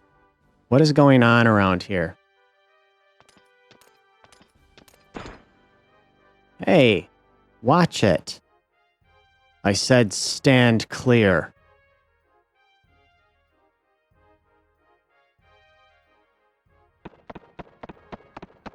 Let me remind you that we cannot rest for long.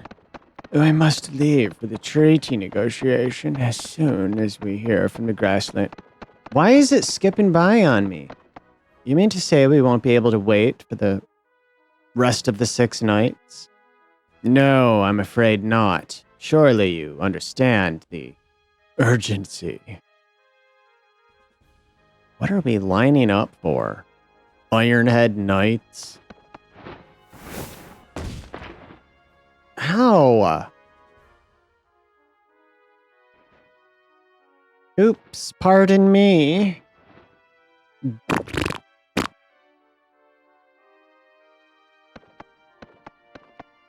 Are you all right, lad? But please forgive my companion for getting in your way. Yeah, well, what do you expect from an Ironhead? What do you mean? Ironhead. Those clothes you are carrying. And who might you be?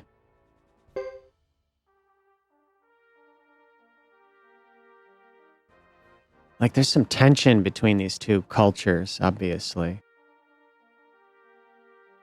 And of course, I should have introduced myself first. I am Chris Lightfellow, the acting captain of the Saxon Knights. Lightfellow? That name sure sounds familiar.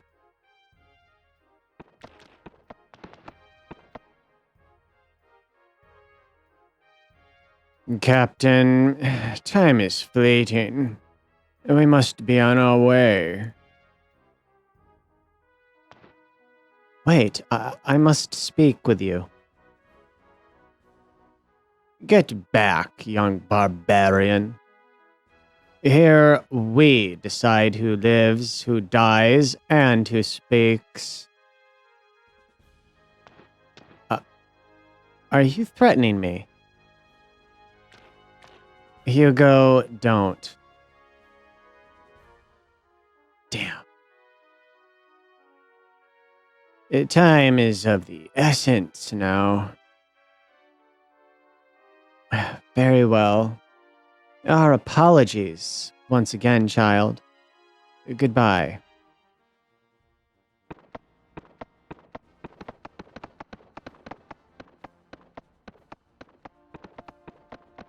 Be careful what you do here. This is Zexen land. What a prick. Oh, man. I'm sure a lot of people have had a fucking manager like this guy right here. And like what he needs is he needs his fucking legs kicked out from underneath his body. And then he needs his fucking face smashed into his fucking desk. He needs to be fucking put in his place. Goodbye. I do apologize. This kid looks like he eats a lot of donuts. He plays a lot of World of Warcraft. And he eats his mom's cookies and glass of milk she brings him.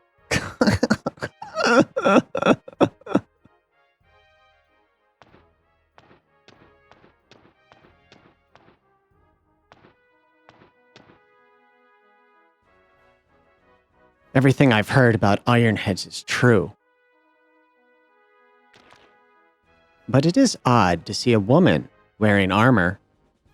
Strange indeed.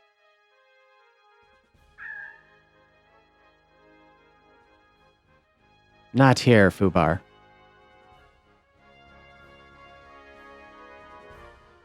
But a duck wearing armor is totally normal.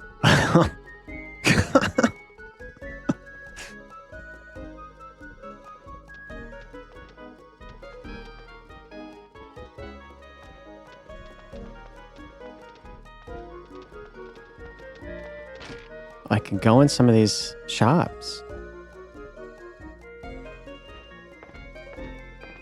Got a little shadow.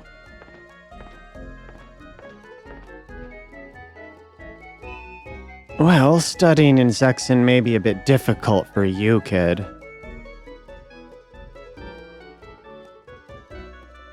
Oh, there's an educator? Where I can learn shit? I feel like this game is like super fucking deep. I don't even know like what to do here.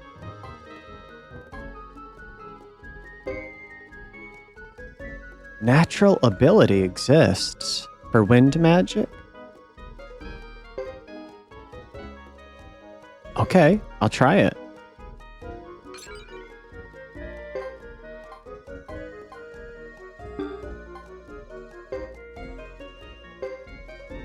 I see that I have skill points on the bottom. It's got 227.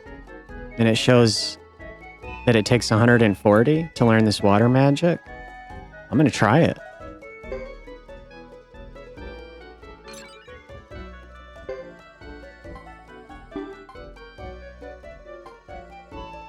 Okay.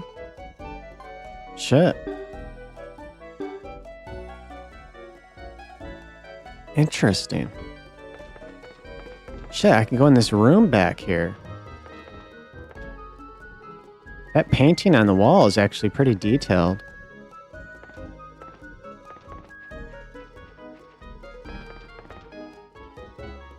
You're too young for this book. You still want to know what it's about? See? How to take life easy. It's not for you, a book like this.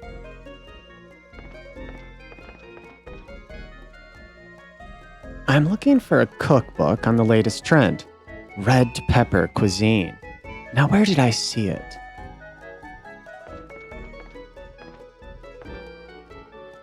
If you want to use magic, you must first improve your magic skills.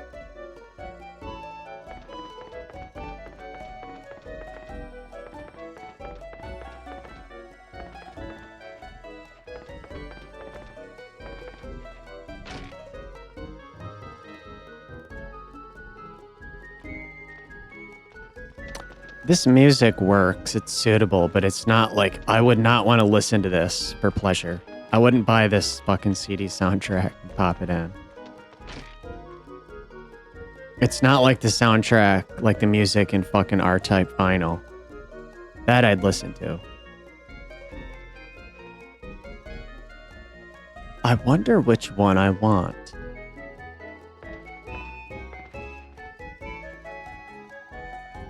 Damn, look at her outfit. Welcome. Man, what is this I've got here? What is your desire? I can affix runes? Like what? What am I looking at here? I'll come back to this. There's a lot of shit here, it looks like.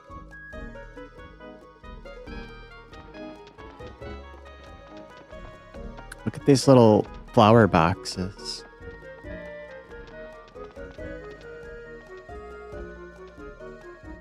It's a very nice looking game. I think that whatever engine they're using here, I think if I'm not mistaken, this is just like a custom engine they developed for the fucking game. And I was thinking about this, actually, last night.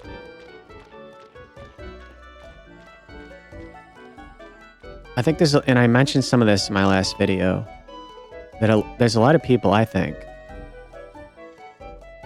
Let me read this first. I wish you'd get to the point and say it out loud. Well, I'm trying to. I think there's a lot of people that grew up in the 80s, 90s, early 2000s playing games. And in their mind, they think, man, games used to be better.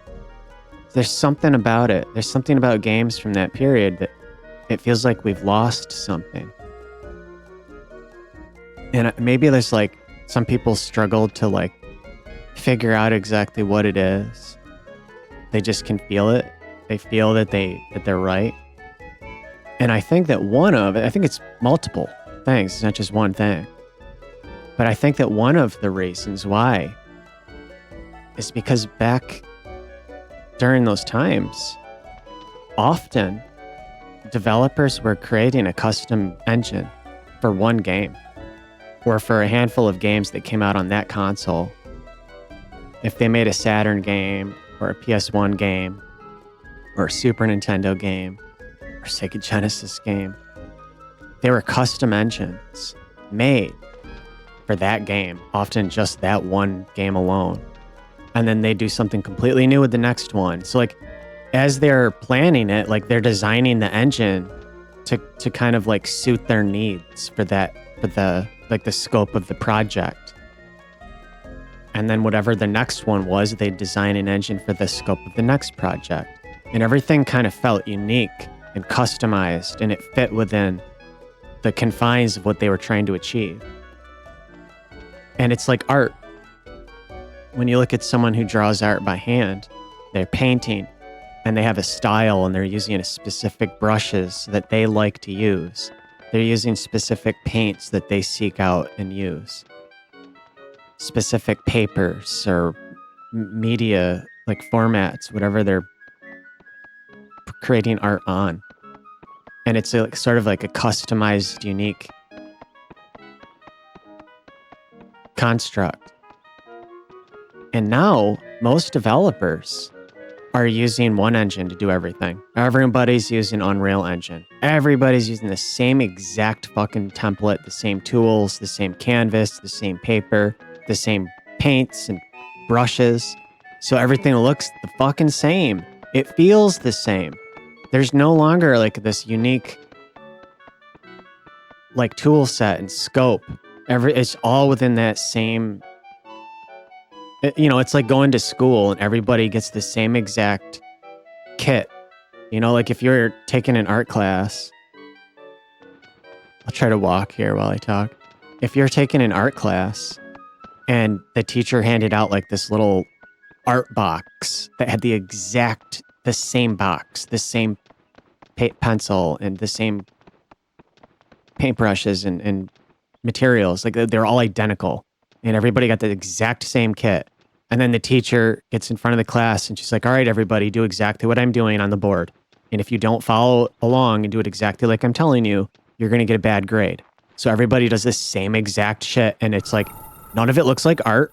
None of it looks interesting. It looks like everybody copied the teacher. They're all using the exact same fucking tools.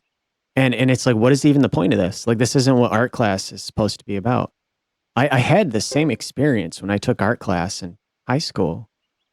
I wanted to make something unique and different and just create things. And I would get bad grades in the class because I wasn't photocopying the fucking teacher like a fucking inkjet printer. And I would think like, this isn't art, what we're doing here. This isn't what art is about, honey. There's a reason why you're the high school teacher and you're not a fucking famous artist. Because you're not a real artist. You're a fucking fake poser artist. I didn't get along with that teacher. Because I was a real artist and she was a fucking poser. And it's like that with game development. It's why everything seems so fucking generic and off-putting. There's too much of the same exact shit. And it's that barrier to entry, right? It's kind of like opening up Ableton Live. Everybody opens up the same DAW with the same fucking toolkit. And oftentimes everything just comes off as generic, And that's not always the case, right? There are exceptions, but it makes it a lot harder for shit to stand out and a lot harder to have an identity. And I think that's one of the reasons why some of these older games still really hold up and they feel interesting. Because like this engine here was made, I'm pretty damn sure, for this fucking game. It's like everything feels unique here. We need to proceed in a westerly direction. Therefore, this must be the way. I thought you said you knew the way. Well, I most certainly do, and I'm telling you this is it. Even my tail feathers concur. Well, if we can't prove it's wrong, we'll assume it's right. Let's keep going. It feels like we're on an adventure. We feel kind of out of place here, a little bit unsafe and unsure about ourselves.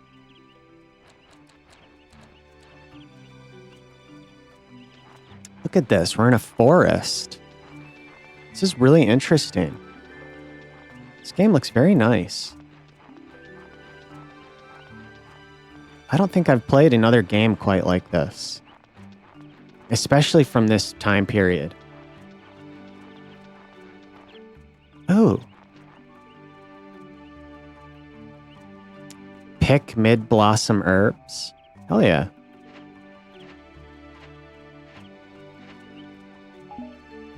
You take medicine, B. Man, I feel like there's games that come out now that don't look much better than this.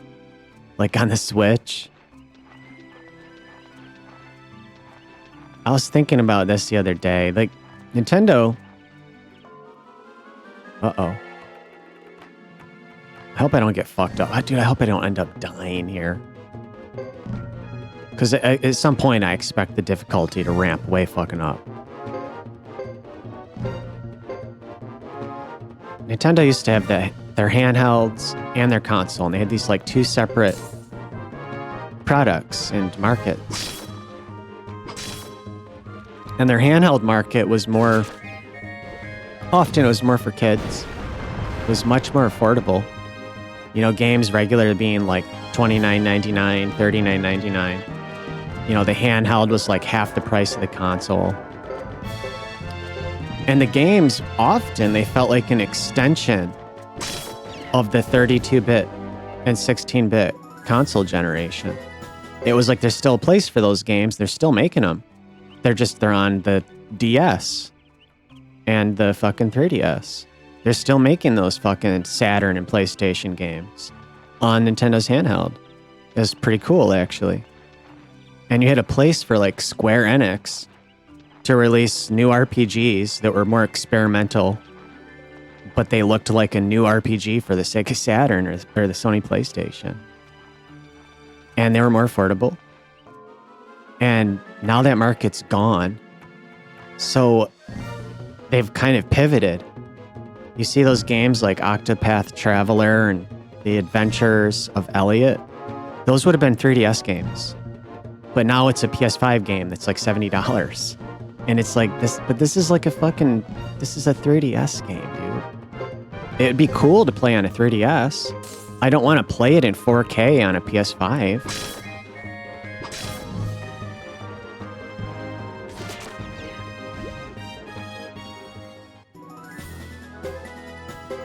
I wish Nintendo still made it a little handheld, because I don't want to play. I don't want like the equivalence of their handheld to be this thing that's the size of a fucking laptop. You know, the thing is huge. It's way too fucking big. You can't put a fucking Switch in your fucking pocket like a little makeup case. You need a fucking carrying bag. You need to have like a fucking purse to carry that fucking thing around. And then like laying in bed to play it at night, it's not like holding a little fucking makeup case kind of thing. You're holding like a fucking laptop in your hands, dude. It's ridiculous. And it's hot. It gets fucking hot. And the battery lasts like 30 fucking minutes. Rico, you're so slow. Everyone will get away before we get there. Oh, look at this kid. He eats a lot of bread and shit. So sorry. I just don't think I can go much faster. His favorite console is the N64. He likes Pokemon, this kid. He loves Pokemon games. We Maximilian Knights are on a critical mission. The buds of war are set to bloom across this land. His name's Fred.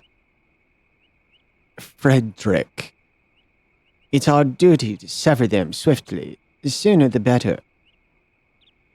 Yes, understood, sir. I should hope so. Make certain your legs understand, too. Dude, how about you fucking help? Fucking lazy fuck.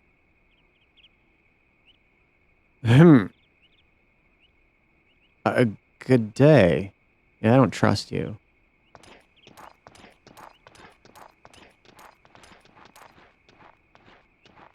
Speak, boy. What do you know of evil knights said to be coming to Grassland? In the north, there are stories. In the north, there are stories. What? Did you hear, Rico? Our first enemy is time itself. Hurry forth. Fred, wait!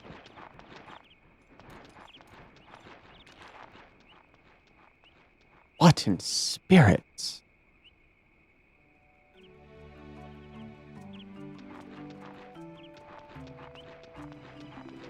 Oh, what's this? A little side path?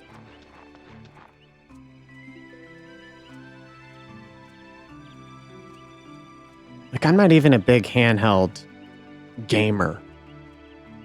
And, like, by the way, I think that name's stupid. Gamer. You know, like, if you watch sports, do you call yourself a sportster? I'm a sportster. Or if you, like, driving your car, do you call yourself a driver? I'm a driver, dude. A fucking driver all day long.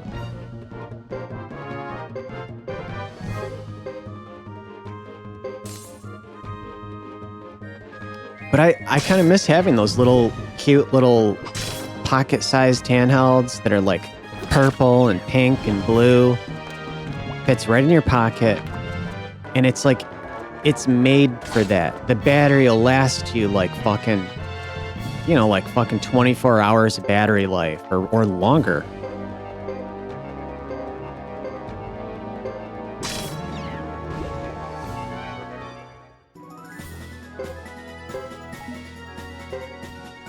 And because those, you know, because it was like a lesser powered console with a lower resolution screen. Oh, what's this? There's a corpse with a sword in it. And I get a recipe from it. Interesting. Like a little secret. I could have overlooked this. And you can tell, like, oh, there must have been a battle here or something. Like, it made sense having a game that seemed like a Saturn or PS1 game on something that had a screen that was around the same resolution. You know, hardware specs that were about the same. But when you see that shit on a modern console, it doesn't fit. It doesn't fit on there.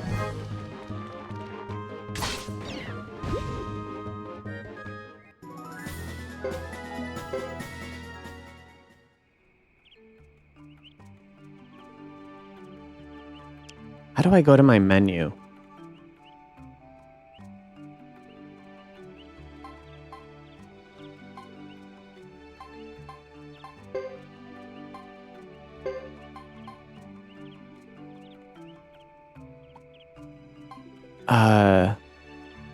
Do I have healing magic?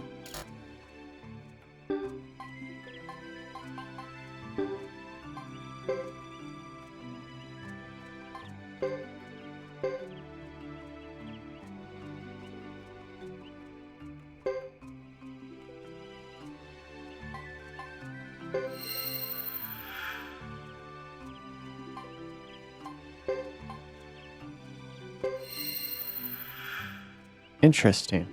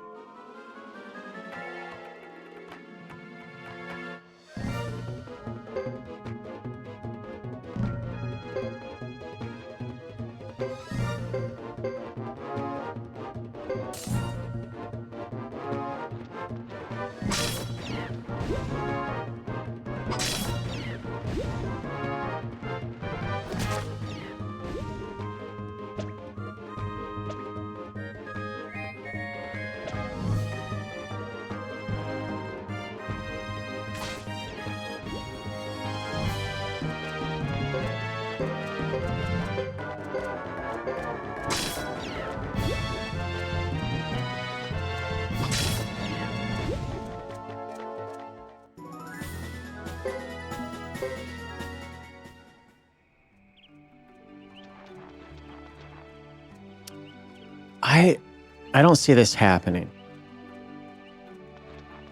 But I remember hearing that Neo Geo re-release basically sold out. Like, they sold way more pre-orders than they ever expected. And that shows that there's a interest in owning, like, cool-ass physical media. And that thing's expensive. Like, that thing ain't fucking cheap. Like, what you're getting for your money there is not worth it. Like, it's not a real Neo Geo. Like, I'm sure it's damn close to being, like, you know, accurate, but that's not the official real hardware with real actual Neo Geo components inside that fucking chassis. And those games are not going to be real Neo Geo games on a fucking 2 PCB board plastered in chips. That ain't happening. There's no reason those games should cost $100 fucking dollars. But people are buying it up and they're excited about it. And I like the idea of a company that has the resources and the know-how trying out something a little different. You know, like trying to compete with like Sony and Microsoft and Nintendo with modern, current, high-end tech is probably out of the question.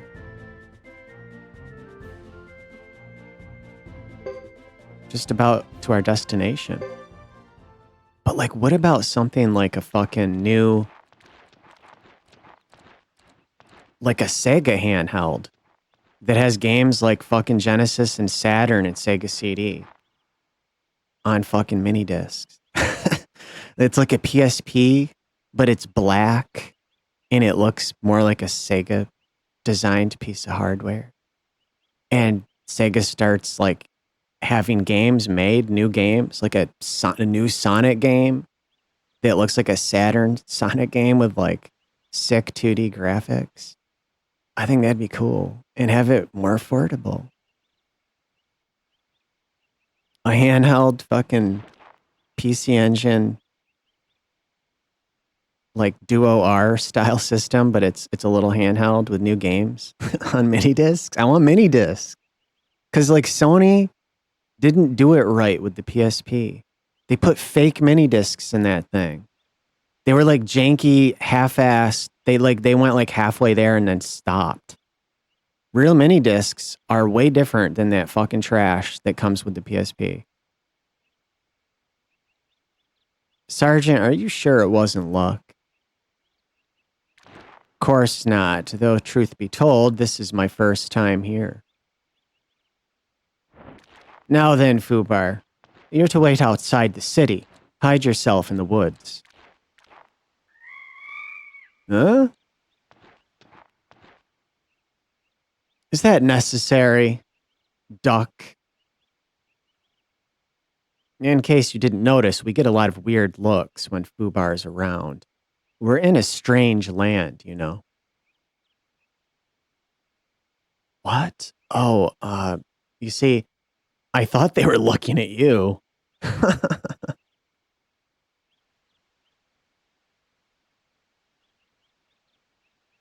Don't be absurd.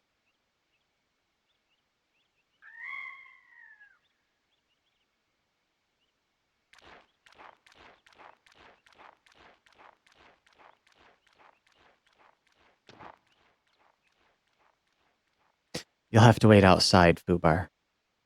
You can hunt, but don't disturb anything belonging to Zexons. And don't get hunted yourself.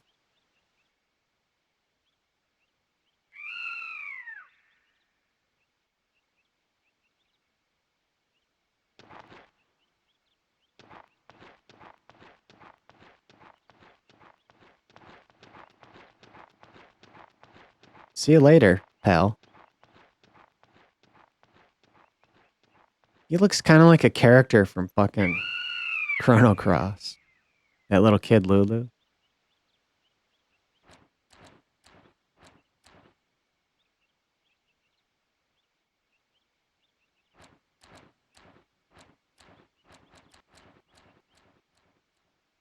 And Fubar must take some giant fucking dumps. Dude, his turds must be like the size of a human leg or something. His fucking things must be gigantic.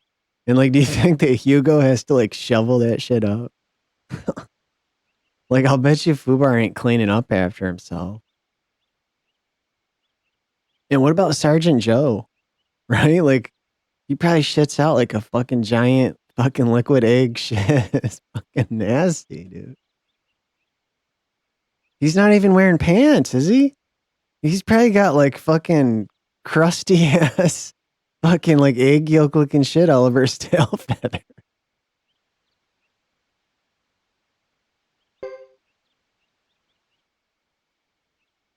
Okay, what am I doing here?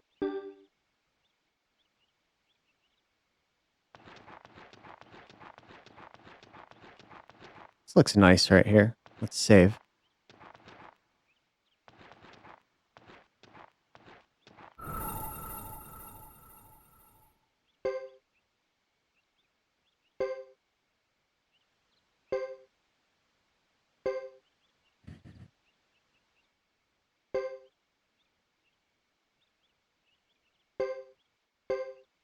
What was...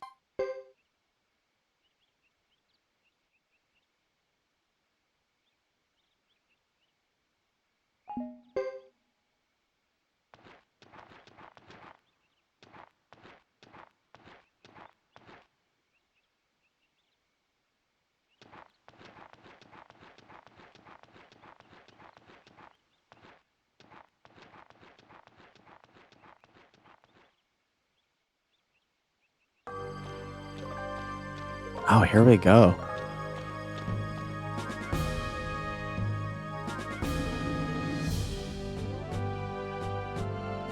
Wow. We're in the big city. Behold, the Zexan capital. I shall cherish this first vision forever.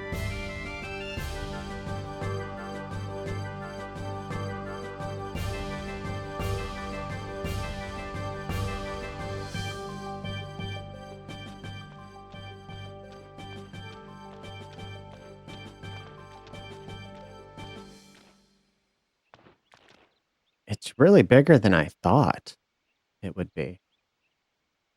This place makes me feel, not good. That's for sure. I know the feeling. The grasslanders are more at home without walls. Open plains and meadow breezes are for us. I'd like to go back as soon as fucking possible. Yeah, dude, he's not wearing pants. The fuck? Like, is his duck dick just fucking hanging out?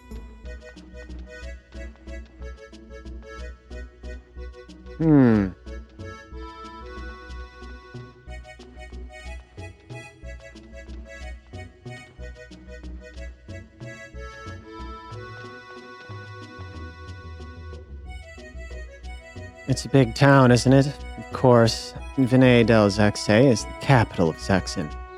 Try not to get lost.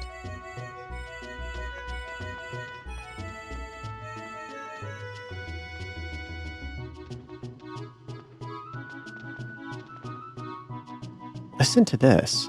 We had Sir Boris in our store the other day. He was buying wine. Man, he looked cool. Lady Chris is fantastic. Beautiful, intelligent, strong. A truly rare combination of traits. Wait a minute. That's a carrion outfit. I went to Grassland once. Ages ago. I saw outfits like that. Whoa.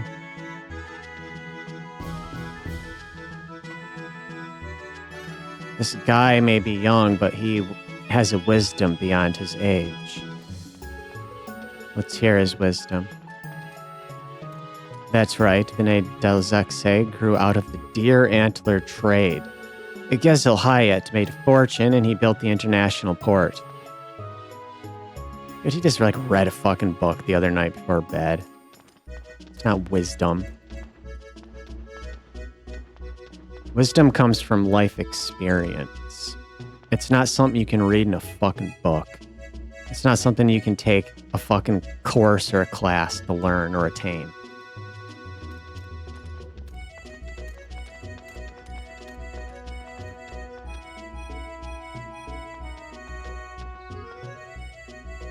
The inn? Oh, that's down by the bazaar. If you lose your way, just ask someone. This looks fucking nice here. You know, for a town.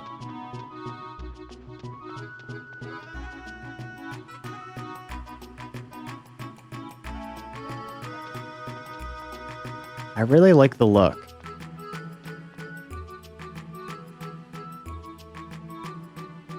I tried playing Grandia 3 last year on this thing when I was testing out the PS2.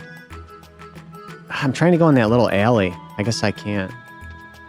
And I didn't like what I saw of that game. I didn't play a whole lot of it. I thought, man, this doesn't feel like Grandia to me. And the visuals are kind of nasty looking. But this here, I think this looks really nice.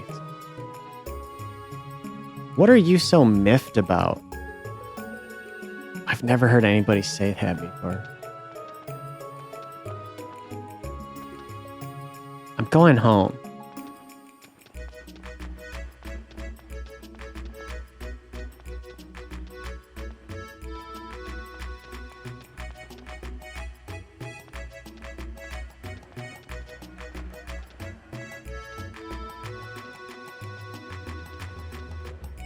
I feel like this almost looks better than a lot of those Atelier games that they keep churning out.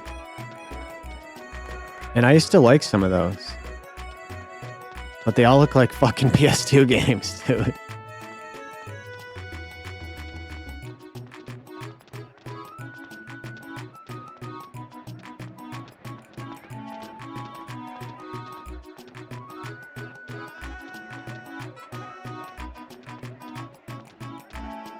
This guy's jokes are so cool. He's from Caria, for carrying out loud. Yuck. Yeah, you can... You're dumb, honey. You're a dumbass.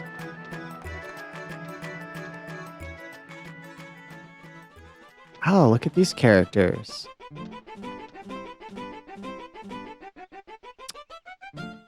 I'm performing at the moment. I like her ears. Can I touch those ears, honey?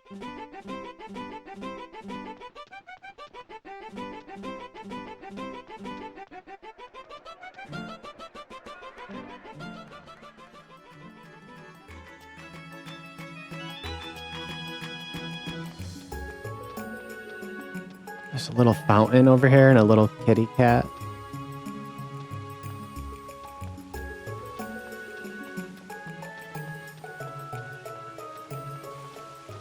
Whoa.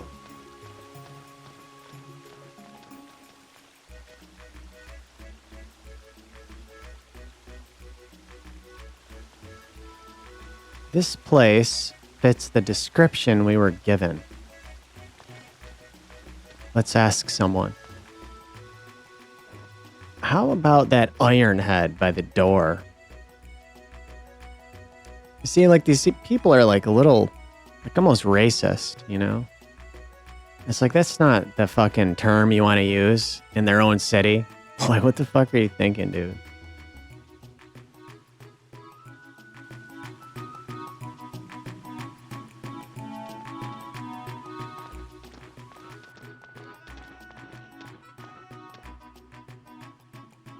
Excuse me, sir. I'm here to meet with the Zexan Council head.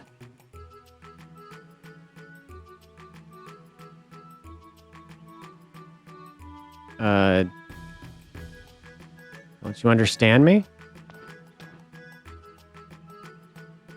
Everyone else here speaks our language.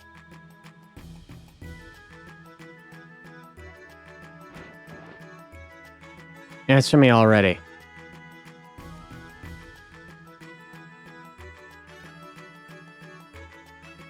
Who needs this guy? Let's go in and see for ourselves.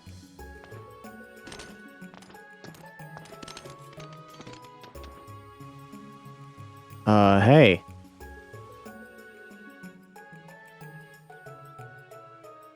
Oh boy. One of these fucks. Throw a fucking bee's nest in his face.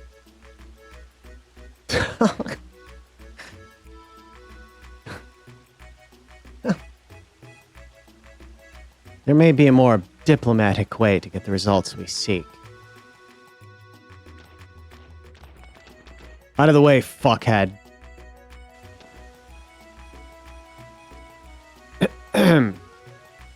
This young man comes as an official messenger sent from Grassland by Lucia, the Carria clan chief. To deliver an official message to the Zexan Council, we therefore request access. What proof do you have that he is the official messenger? You ask for proof. This is Hugo, the very son of the Carria chief. He is the proof. And I am the son of Lucy. My legs are as quick as Hugo's. Dude, shut up.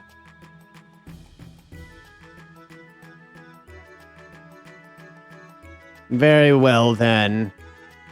You may enter. Dickhead.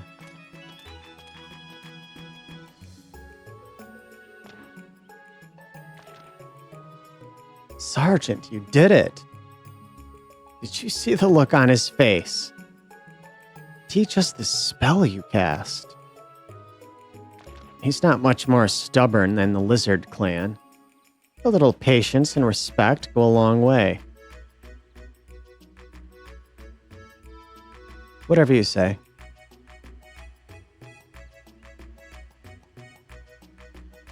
Now, let's do what we came here to do.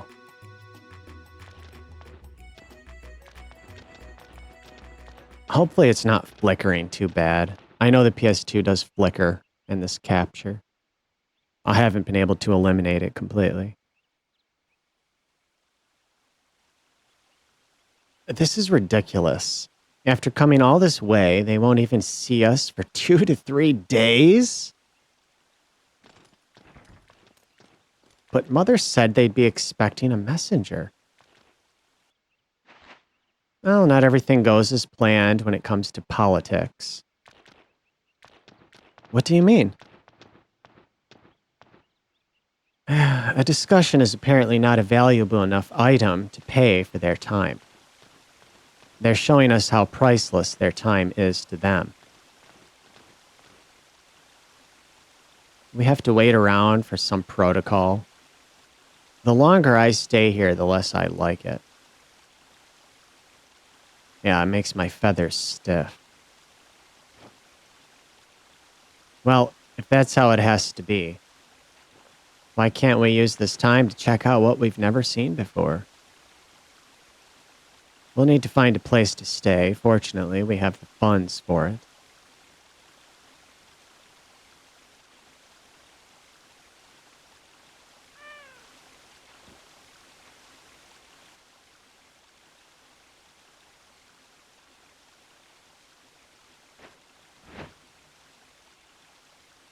I hope Fubar will be all right.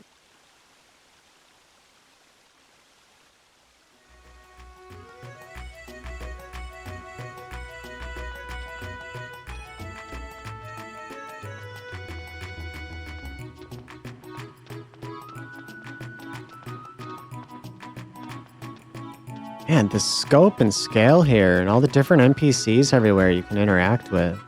Really impressive.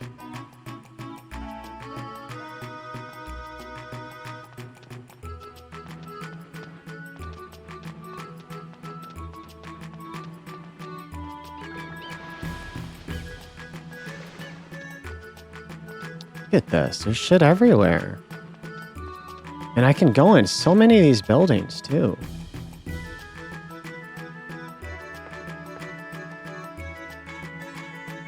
Step right in. Welcome.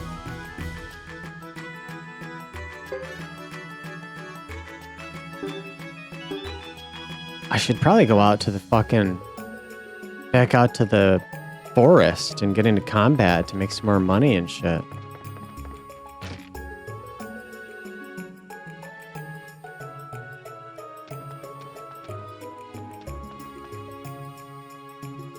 Lottery ticket seller.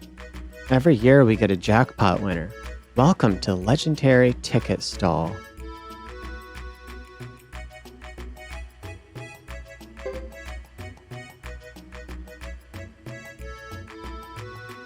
Sequential or random?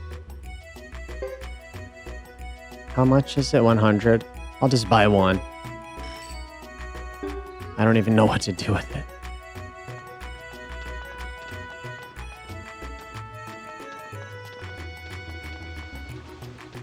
And there's shops everywhere. There's people all over the fucking place to talk to.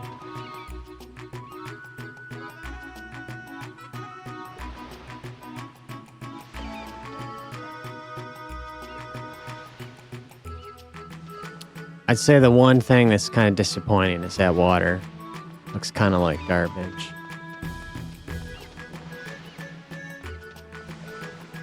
Everything else, though, is so great.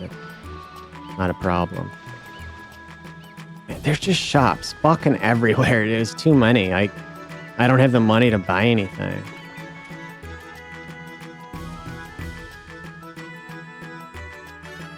Maybe I go back outside. Try to get some fucking money.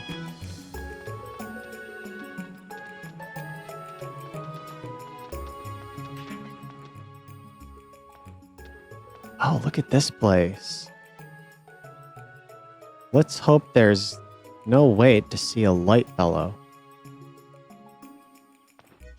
I want a house like that, I want a yard like that.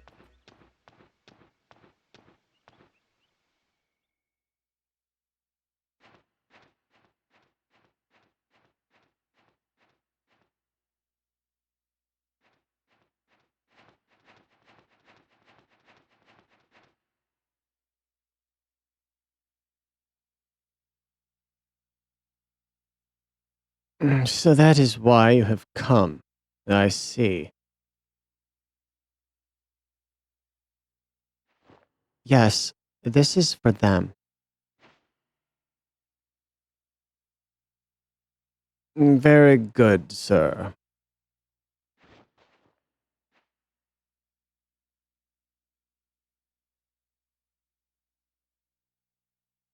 This does indeed belong to the Lightfellow family. Where did you obtain it? Jimba has kept it for years. He's the son of Lucy of the Carria clan. You're from Sir Jimba, you say?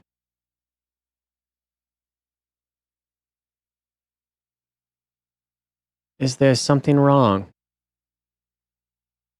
No, of course not. We cannot thank you enough for bringing this here. I will see to it personally that Lady Chris receives this. You present Pentacle. Please do. Farewell, then. Sir, before you leave, may we not reward you for your service? Reward? I can choose something. Give me some money, dude. No need. It was a favor for Jimba.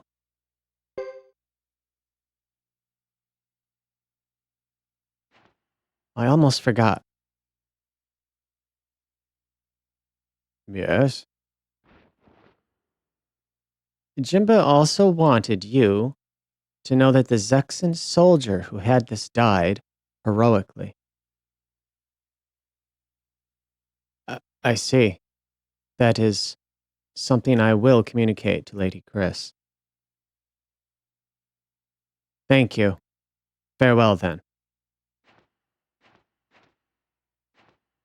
Yes, thank you so much.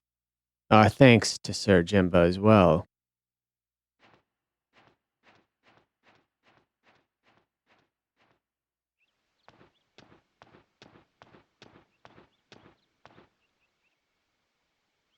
Well, that takes care of one of my duties.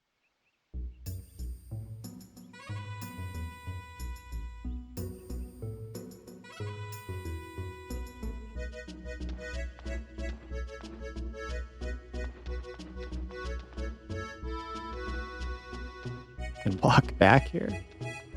Weird.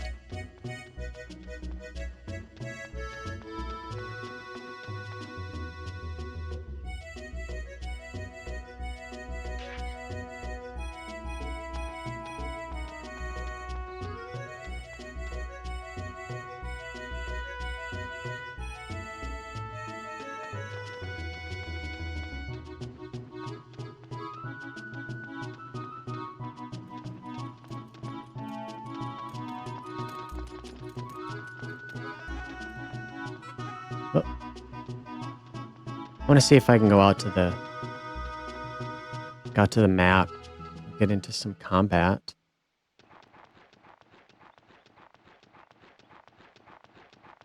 I should save.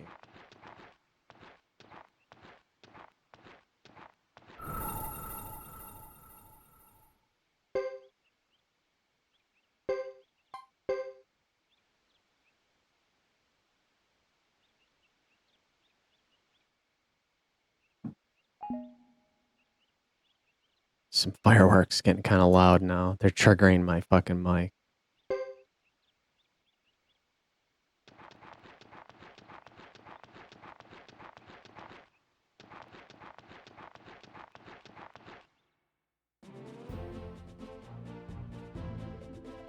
Let's go into the forest.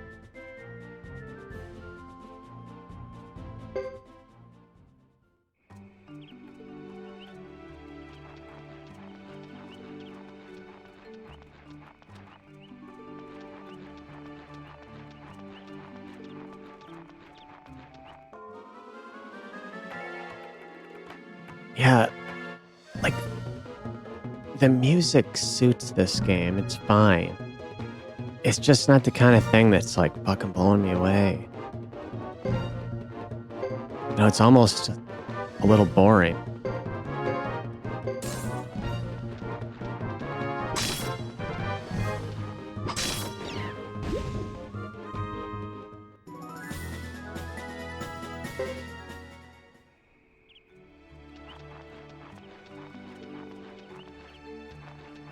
It's not bad.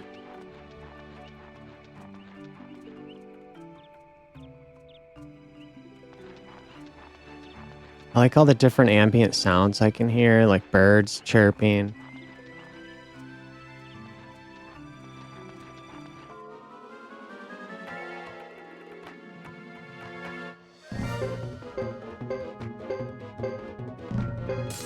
Oh, I don't have the griffin with me. Oh no. Dude, what the fuck? It's like a missile launcher. Are you kidding me? Holy shit, dude.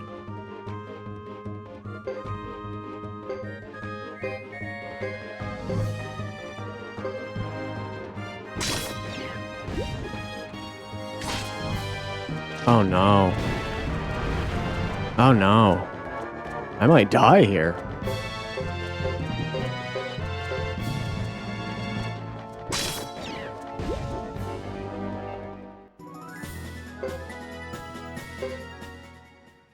Damn.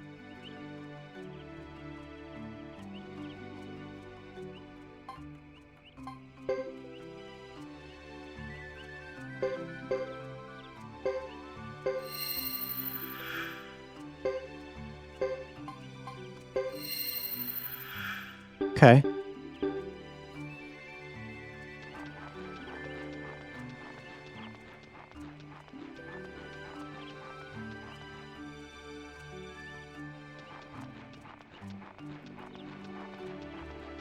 This is like peaceful and relaxing music here.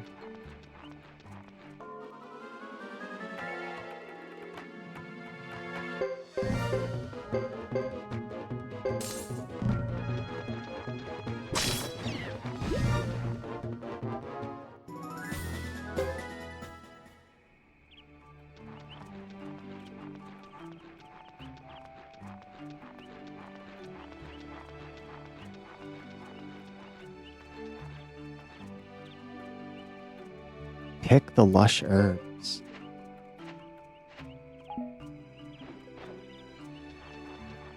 There's so many games like this that you can go back to that you've likely never played or maybe even heard of. And like hundreds, thousands of hours of experiences and potential enjoyment without having to go and buy a fucking supercomputer or PS6.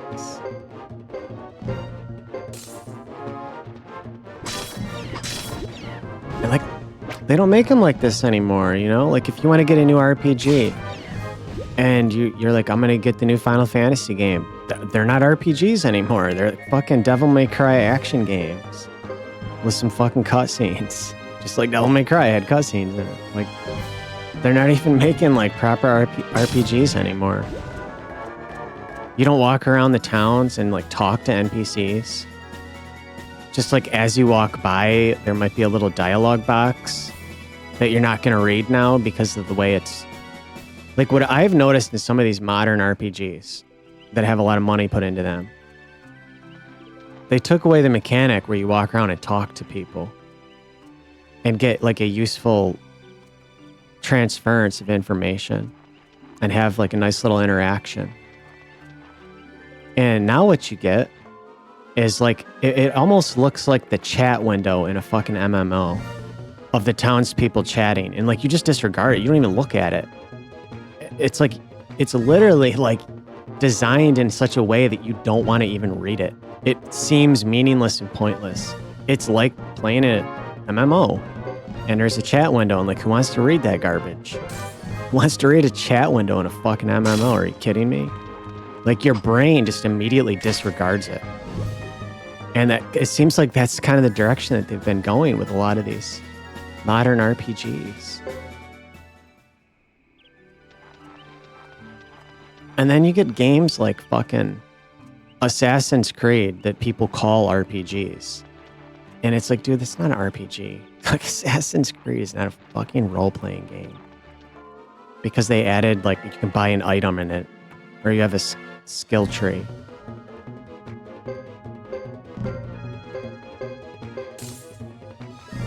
I see how, like, technically, like, on paper, you could classify it as that. But it's never seemed like an RPG to me. It feels like a generic, shitty open world adventure game that I don't give a shit about. I've tried them, and I just don't like those games. I don't like Ubisoft's games, is what I discovered. Assassin's Creed, Far Cry, that Star Wars game, they all have that same generic textbook feel. Is that like an empty, like a dry stream bed? Maybe during the spring, when the snow is thawing, that thing fills up, or heavy rain.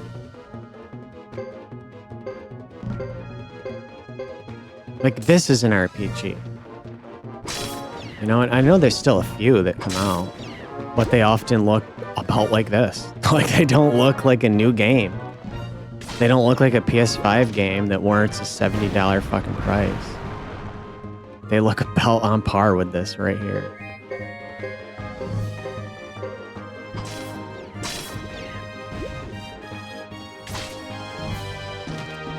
Fuck you. That is fucked up that he has a missile launcher. Dude, he hit my whole party!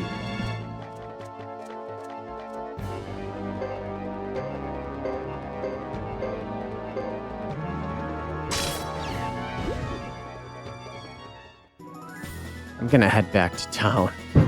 Holy shit, dude. Someone set off a bomb outside my window.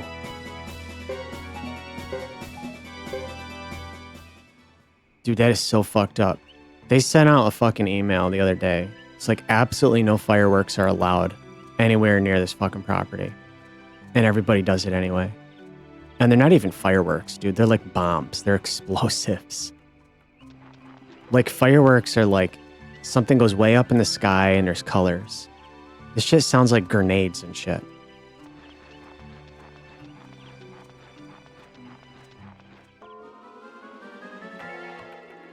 I got all my fucking windows and doors shut. And it sounded like it was in my fucking apartment just now when that went off.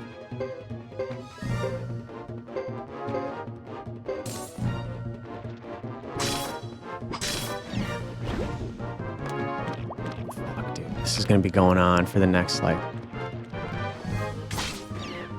4 to 6 hours straight.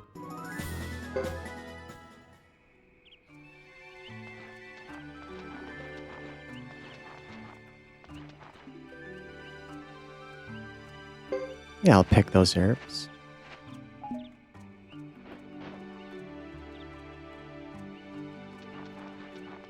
I'll probably stop this soon because the fireworks will get so out of control. It's gonna ruin my fucking recording.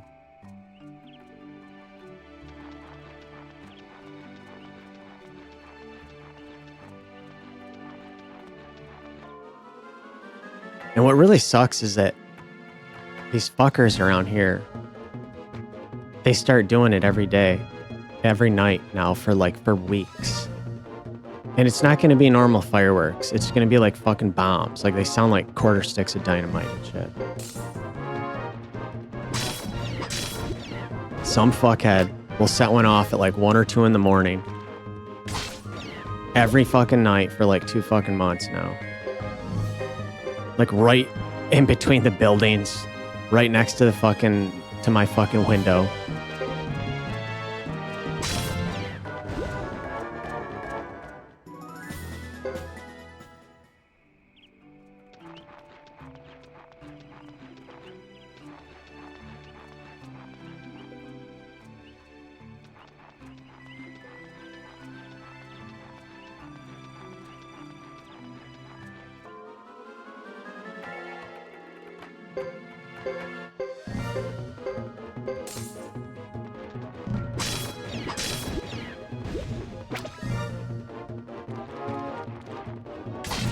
I need to heal my characters.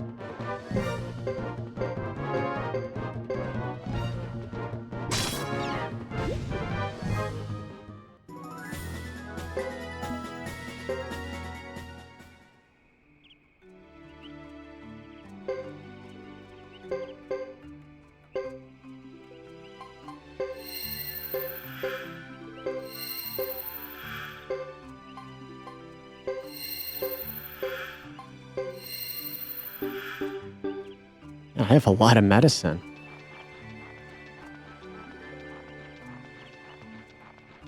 I feel like that's solid. Gives us a little more money in case we need to buy something in town.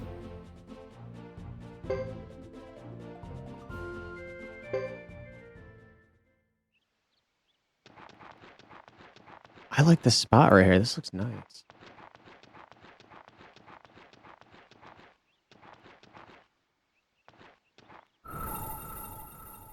I think this game's fucking huge, though, because there's so many different characters. Like, right now, we're just playing as this guy, and I imagine it's like a long fucking full game just playing as him.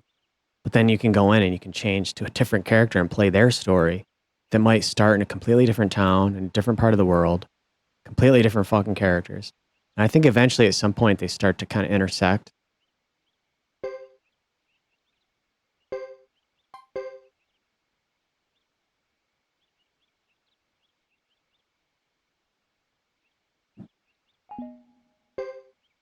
Okay.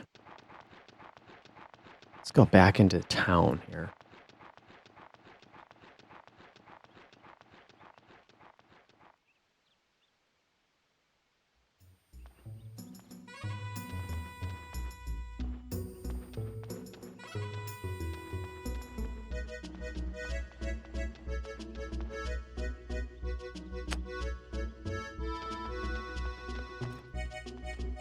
I suppose I should look. I'm thinking maybe for an inn.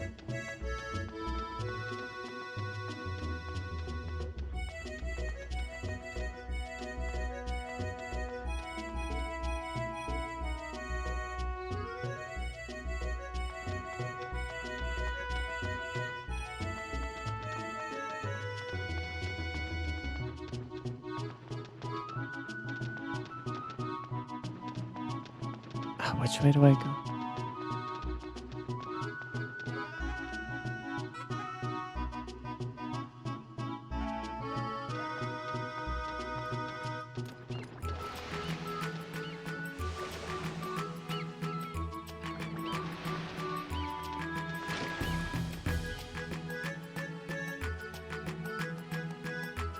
It's not super impressive, but it's nice that there's little beams of light coming through the windows.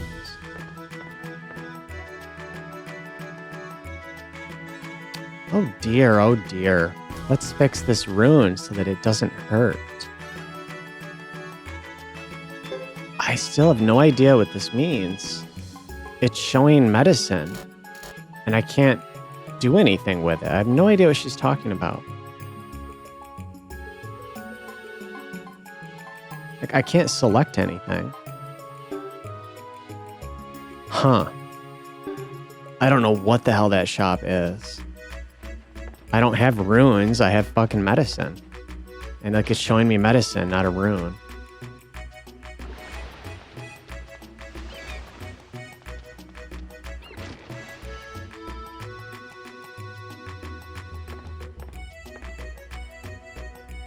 There's so many different things. It's really interesting. Vinay del Zexe is a trading town. You can find all kinds of famous and unusual items here. My daughter loves it. I used to like going to antique stores when I was younger. I'd probably still like it. I just haven't been to one in a long time. I don't have money to buy shit at an antique store. It's usually fucking expensive shit in those stores, too. A very good day to you. I like antique jewelry, that sort of thing. And then you never know, like sometimes you find something interesting. So I can appraise items, huh? Doesn't look like I have anything to appraise.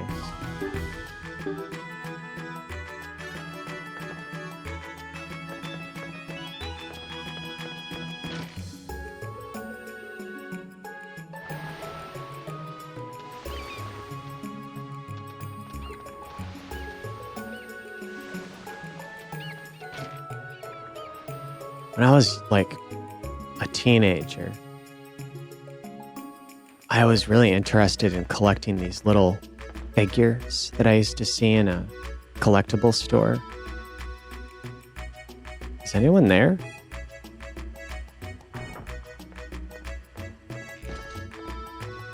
The light flickering around that lantern looks kind of nice. Good morning. That was interesting. That they added this little like scene to talk to the shopkeeper.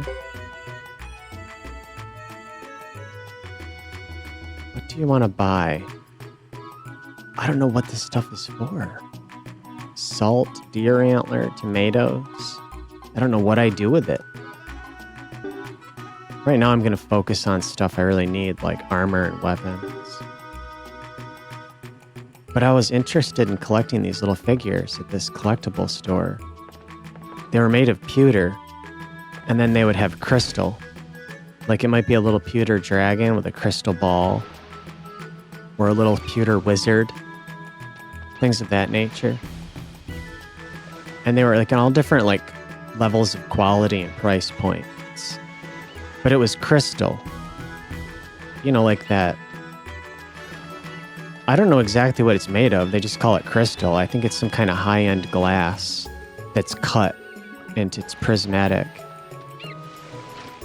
And it would be attached to some kind of like metallic figure. And I liked the ones that were like dragons and knights and wizards and shit. And they used to sell them in this fucking collectible store when I was a kid. Ho! Feast your eyes on my works of art. It's a marvel to behold. Here we go, some fucking armor. Old cask. Old chainmail.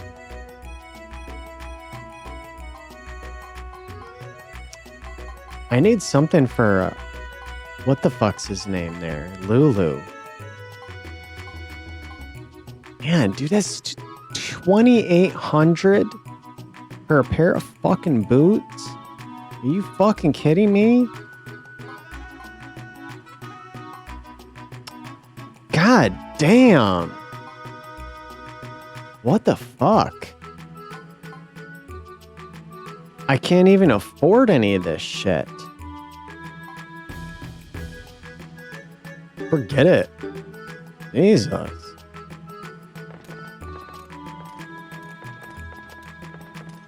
This game, I'm gonna guess this grind is like a fucking grind fest. Like you've got to get in thousands of battles for hours and hours to afford anything.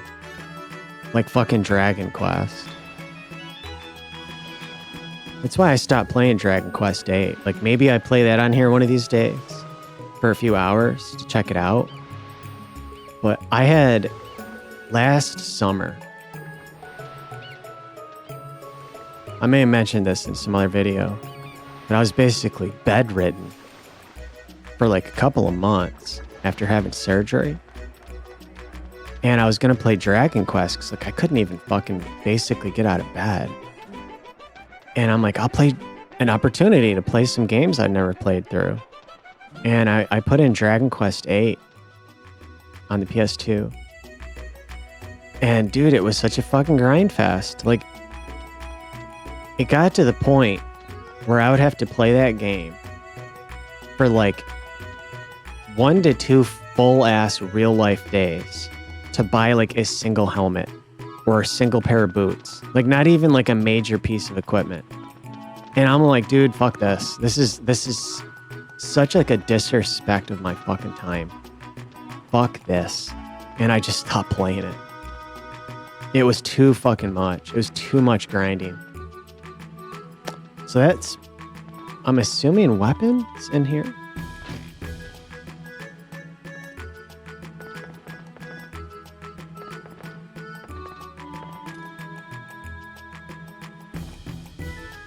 Welcome.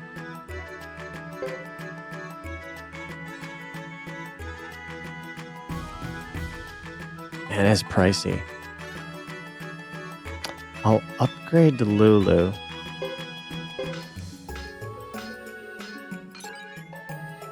Man, it takes so much. Like, if I want to upgrade any of these guys, I'm basically broke afterwards.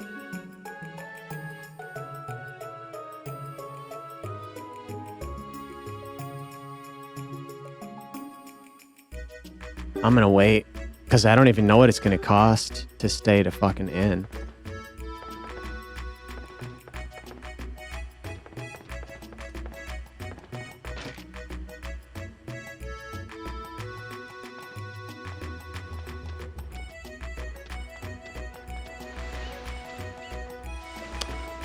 Is a fucking end. Okay, is this different armor here? Let's try this one. Oh, it's the same guy. Damn it.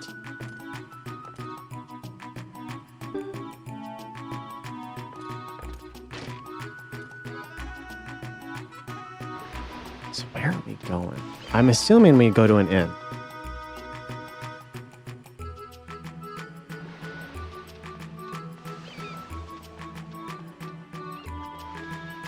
Oh, here we go.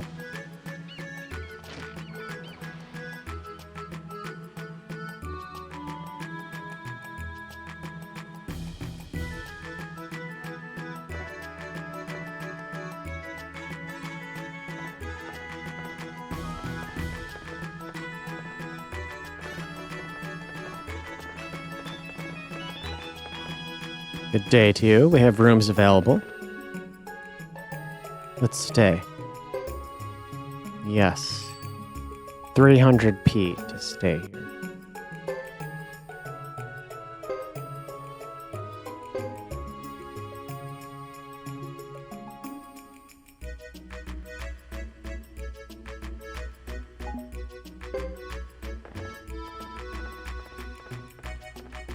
Please come again. I was hoping that would transition, like, the story, you know, like move the story forward. Now let's go up here. probably like a fucking NPC we gotta talk to somewhere. Oh, look at these little rooms. It's not bad. So far, I haven't really been able to examine anything, which is fine. You just never know, like some of these games, you can examine bookshelves and drawers. I like when you can do that. These rooms look nice.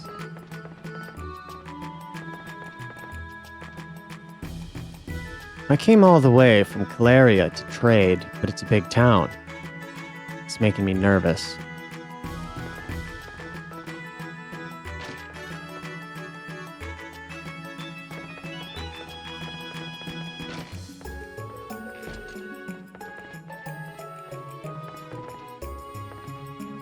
Each room looks kind of different, too.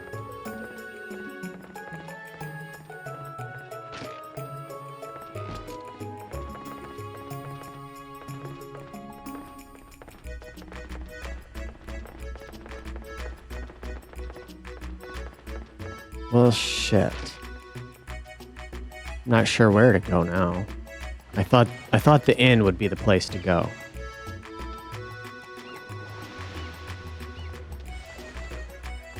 Can check out this little market.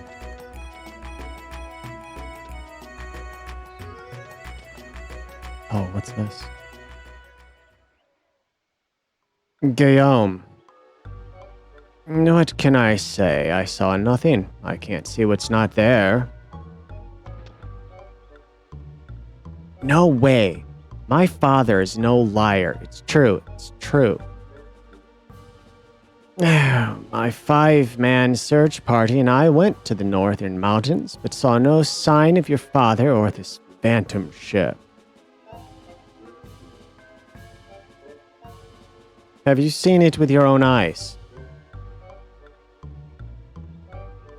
I'm telling you. I'm saying that my father is no liar. No, I know what the problem is. He's scared. He ran away because we would have uncovered the truth. It's in his blood. Like father, like son. This guy looks like a shitwipe.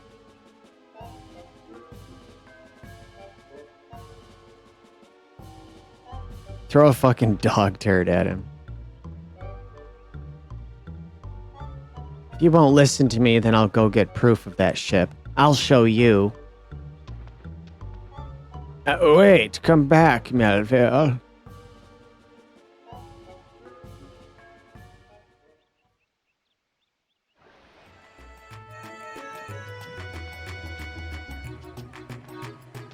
What's that all about?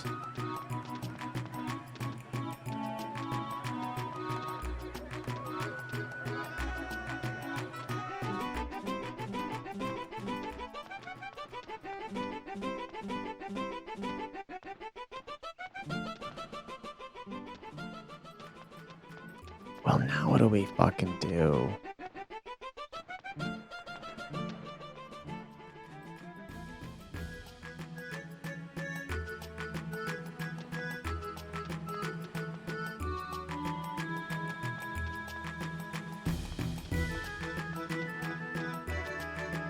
You know, I said we had to wait like 2 to 3 days.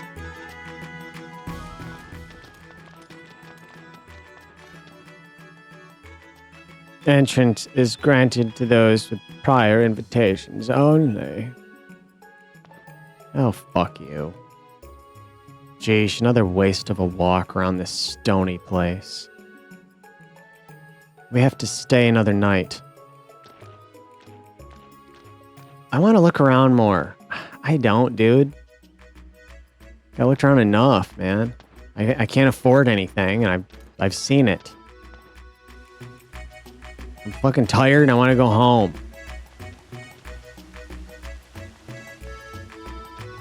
I've seen enough of this place to last me the rest of my life, okay?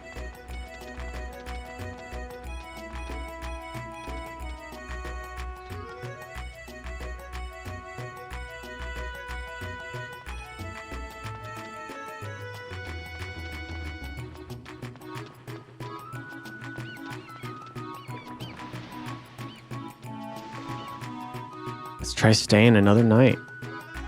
See if that actually does anything.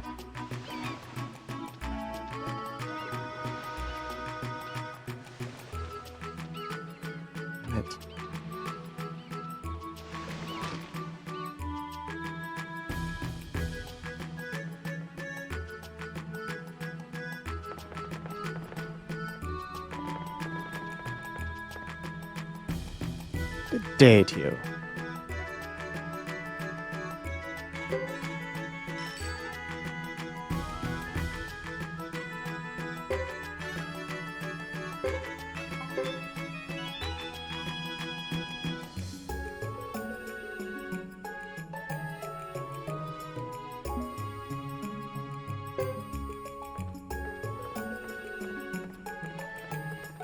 Please come again. All right, now we go back. Gotta play their fucking game here. Fucking pricks.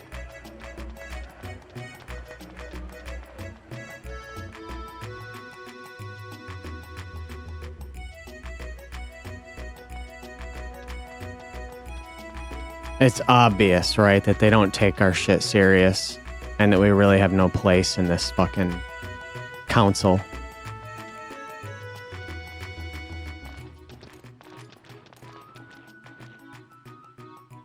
You know, Prime... Sergeant, do we really have to meet with such people?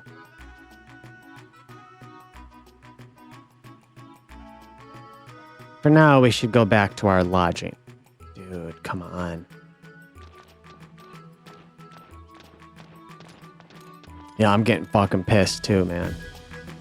It's fucking dumb now. That's how all these fucking cocksuckers are, dude. They're all the fucking same.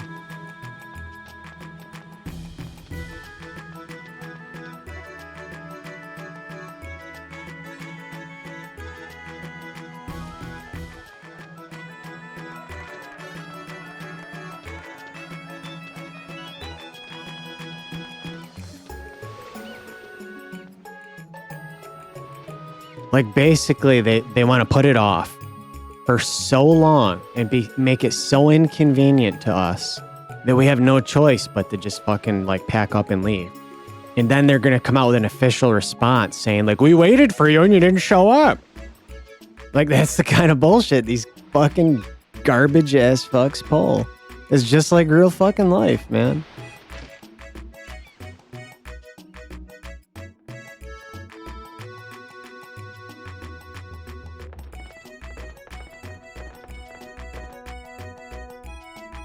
I really got to spend another 300 fucking gold, dude.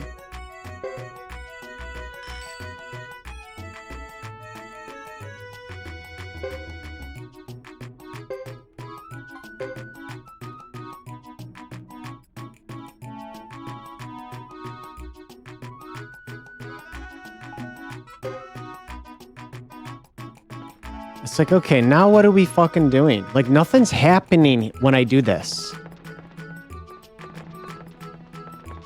It said to go to my lodgings, and then nothing happened. I was expecting like a cutscene or like a character comes in here and something happens.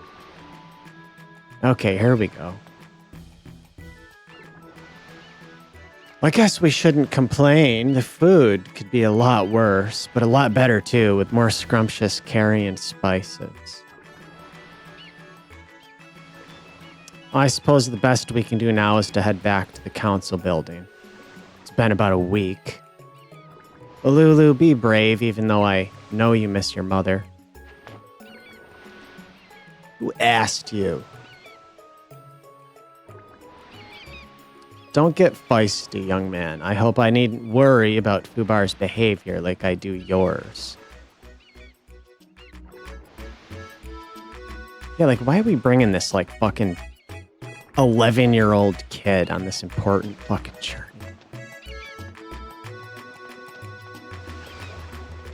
Like, he kind of makes it look a lot less serious just by having him around.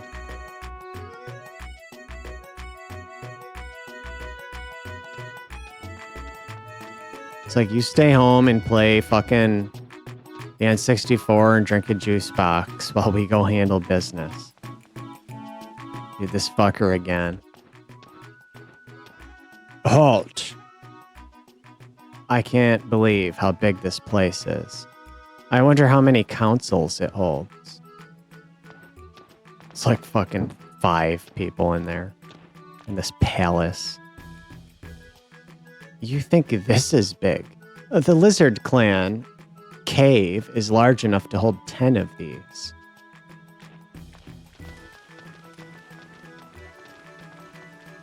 I've been informed that you are indeed expected here. It's about time. They await you within. You may enter.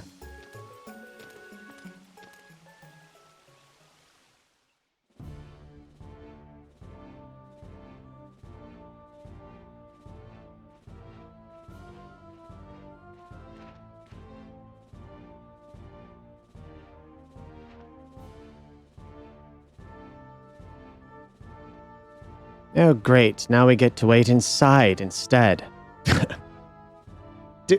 One of those, like, councilmen probably sent, like, his fucking butler to go tell the guard. Like, you know, has any carrions been here? He's like, oh, yeah, like, 4 days ago, I turned him away. And it's like, oh, well, yeah, we were supposed to let him in. My bad. I forgot to tell you. We had to wait, like, all fucking week. Now we get to wait inside instead. I tried to warn you. Officials do a lot of things to make themselves seem more important. Yeah. It's quite annoying. So sorry to have kept you waiting.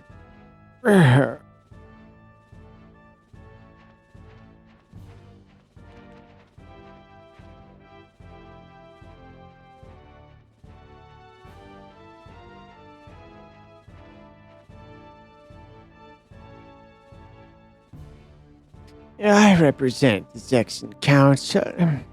I'll be responsible for delivering your message. So he's not even a real fucking part of the council. He's a fucking, like, butler.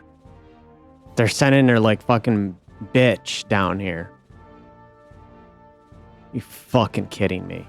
You fucking kidding me, dude? Get the fuck out of my way.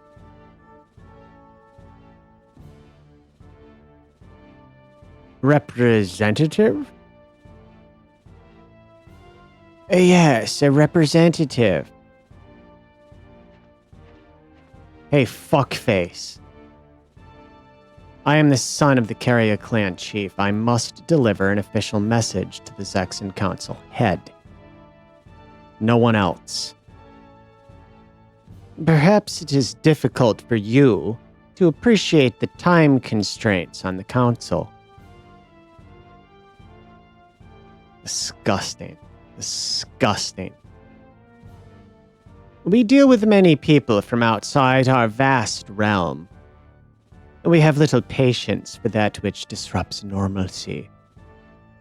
What he means to say is we're not a big enough deal. And essentially all that means is that we're probably not paying these guys enough money, you know? If we were making massive monetary transactions with this culture here, then they'd take us more seriously. That's it. Just about the fucking money. The end. How dare you show us such disrespect? It was Grassland's protection that allowed Zexon to peddle its goods as far away as Jostin. Oh, need I remind you that we shared our profits with Grassland? Perhaps you desired more? Fucking choke him with that fucking necktie he's wearing. Then punch him in the fucking face. Impudence! Take a shit on him, Duckman. Force feed him that fucking wet egg shit. Now then, if you will please give the message to me. Fuck you. How's that message, bitch? And then spit on him. Fucking pick up that blue vase in the back there and fucking break it over his fucking goddamn face. I come by order of my clan chief.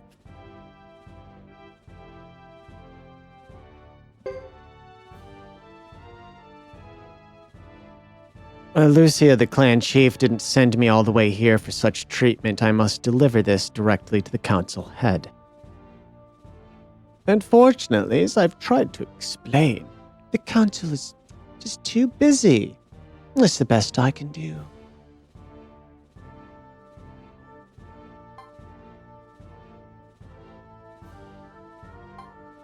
Dude, he's probably not going to budge on this.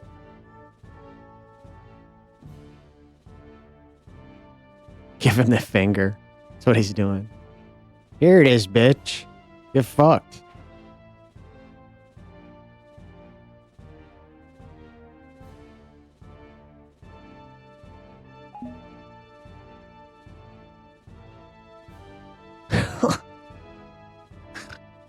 You hold up like a fucking paper that's got like really small text on it for him to read. And when he like gets real close to the paper to try to read it, you punch him in the face from behind the fucking paper.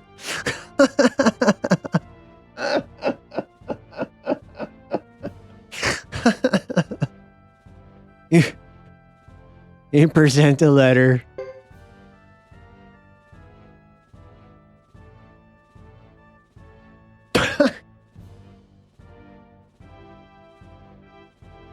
Consider the message received. He's probably just going to crumble it up and throw it in the trash as soon as we walk away. I cannot spare further time. Fuck you. Fucking asswipe, dude. I'm going to fuck your ass up later, motherfucker.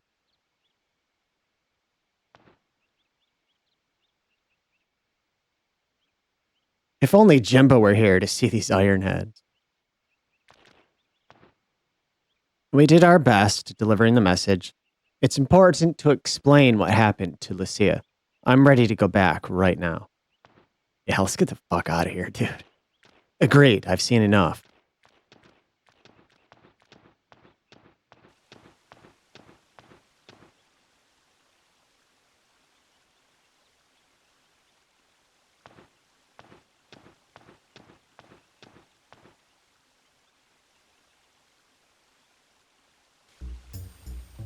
That fucking guard's probably chuckling under his fucking breath right now.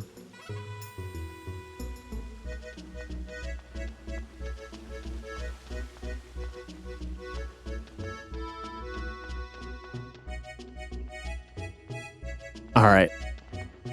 Get the fuck out of here now. Like, it's cool. There's a large town here with like a ton of shit to do. Shops everywhere. People everywhere. It's pretty impressive, actually, especially for such an early PS2 game. But I've had my fill of this town.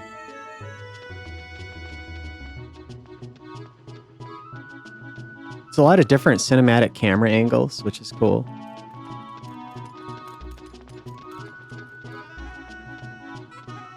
The frame rate, like, you can feel it. It feels a little sluggish sometimes, but it's generally pretty damn solid. Hugo, the best we can do now is return to the inn and get ready to head back. Dude, again with the fucking inn? Are you kidding me?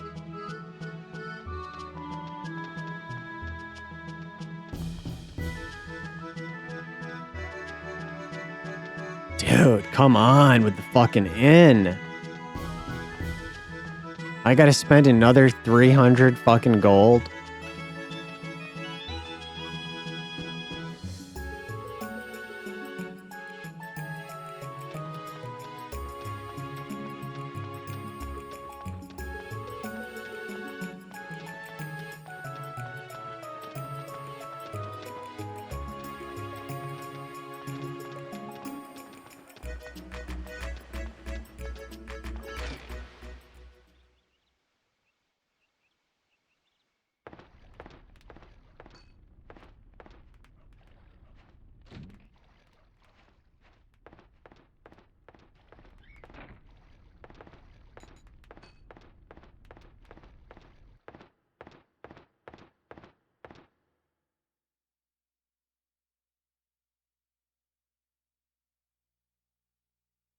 Ironhead seems too grand a term for some of the Zexans we've met.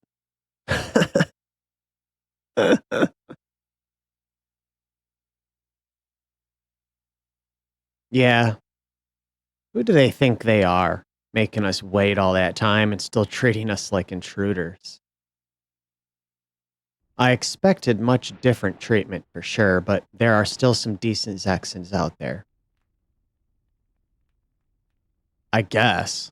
The people we met on the streets seemed nicer, except for all that staring. Now we can go back. I can't wait to get back.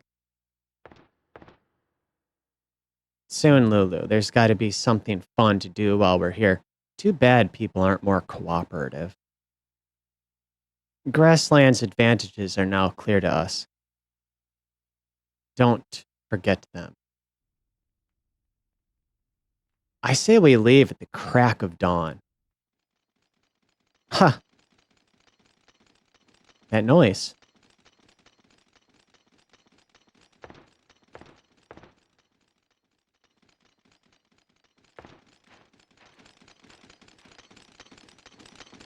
Oh no.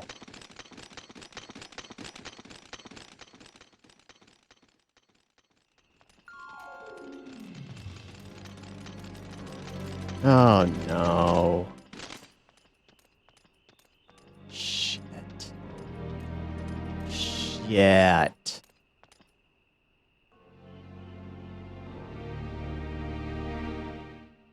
Fuck. It's two children and a duck. Be careful. It doesn't take much to get a grassy Zyre up. 2 men around back now. Fucking kidding me. Are you fucking kidding me?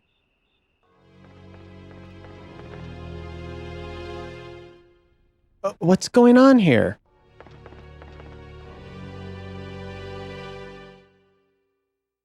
Oh, forgive our intrusion, innkeeper. We have orders to detain the 3 grasslanders here. I had no idea they were criminals. It's so hard to know who to rent to these days. It's not what you think. We just need to ask them a few questions.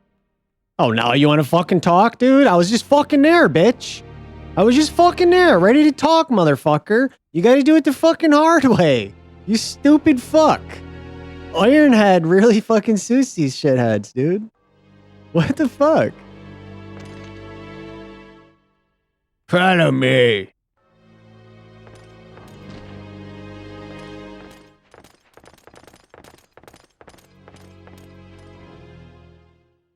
Smells like somebody just farted in here. It smells like rotten eggs in there, dude.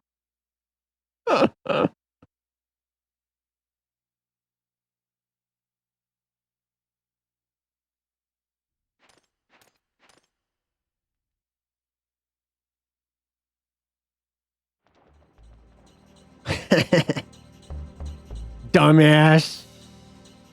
They're on the run. After them.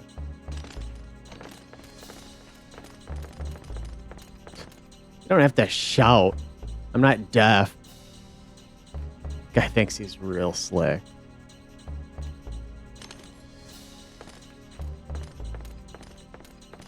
Dude, I'm gonna hear your dumb asses coming a mile away with that fucking armor on. There's no way they're gonna fucking be able to catch up with that fucking armor. Come on. What's going on here? No idea, but if you ask me, Ironheads in full battle gear aren't here to apologize. Run. I hope we actually get the fuck out of here, dude. Stop. They'll catch us if we go that way. Head for the gates. Fuck. I guarantee we're gonna get to the gate and they're gonna fucking be at the gate waiting for us. Right, like they probably have that protocol. Like, make sure there's some men at the gates.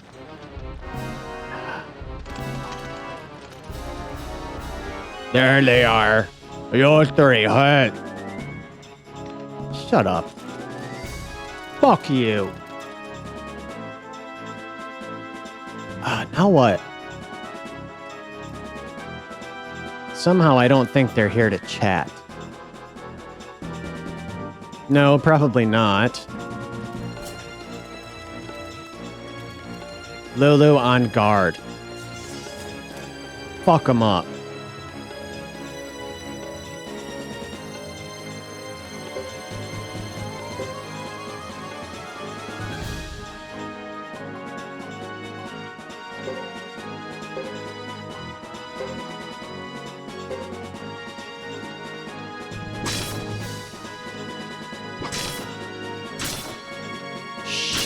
Oh, dude, they're fucking me up.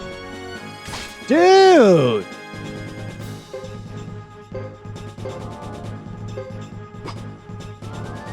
Fuck you. Are you fucking kidding me?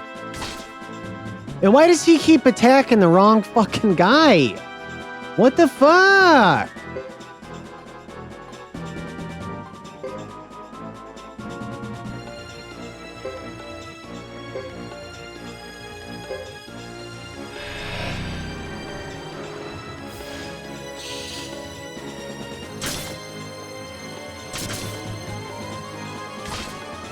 This is so unbalanced. Are you fucking kidding me? Are you kidding me? Fuck! Dude, what the hell?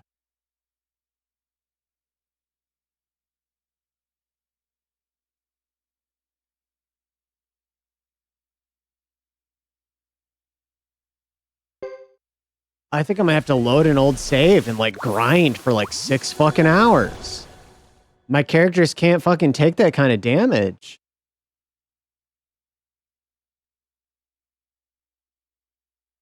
Oh, fuck this, dude. Every RPG is like this. They're all like this.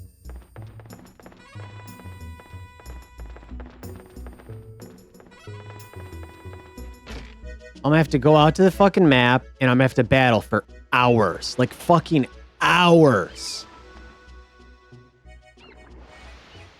Oh, can I not? Wait, how fucking far back is this?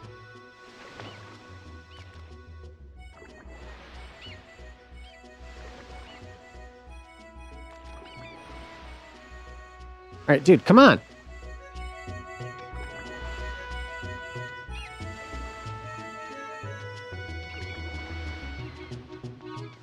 Fuck this. Oh my god. I probably won't play this for a whole lot longer, to be honest. If I gotta go out and grind for fucking hours to even stand a chance against these fuckers, like obviously I'm gonna need like a higher skill, like a higher level, and I'm gonna need like armor and better weapons, which I haven't been able to do because it's so fucking expensive.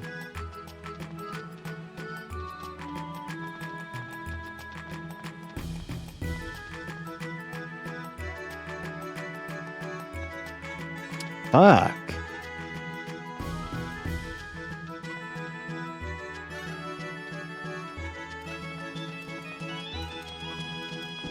Oh man, are they even gonna let me leave? Are they even gonna let me leave?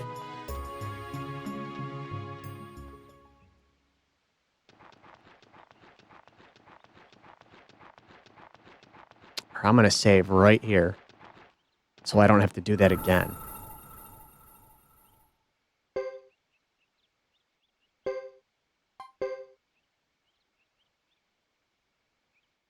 Fucking A. That's ridiculous. Need a drink.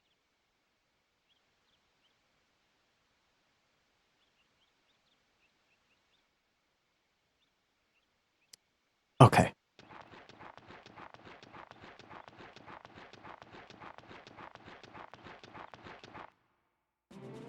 This is what you do in these games. Oftentimes, you get to a point in the main story where it's like you just can't proceed. And your only option is to go back out turn back from everything you've done and just get in random battles for fucking hours and hours and hours. Because it's like, well, I don't want to just do a couple battles and then possibly have the exact same thing happen again. So you want to like make sure you're really prepared.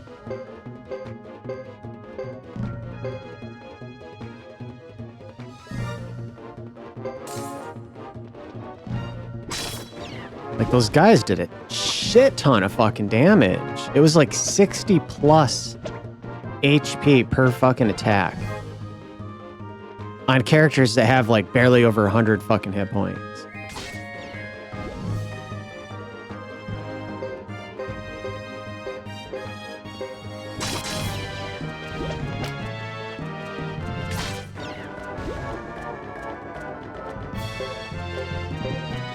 I probably won't do much more of this though. It's getting late. All these fireworks are starting to go off.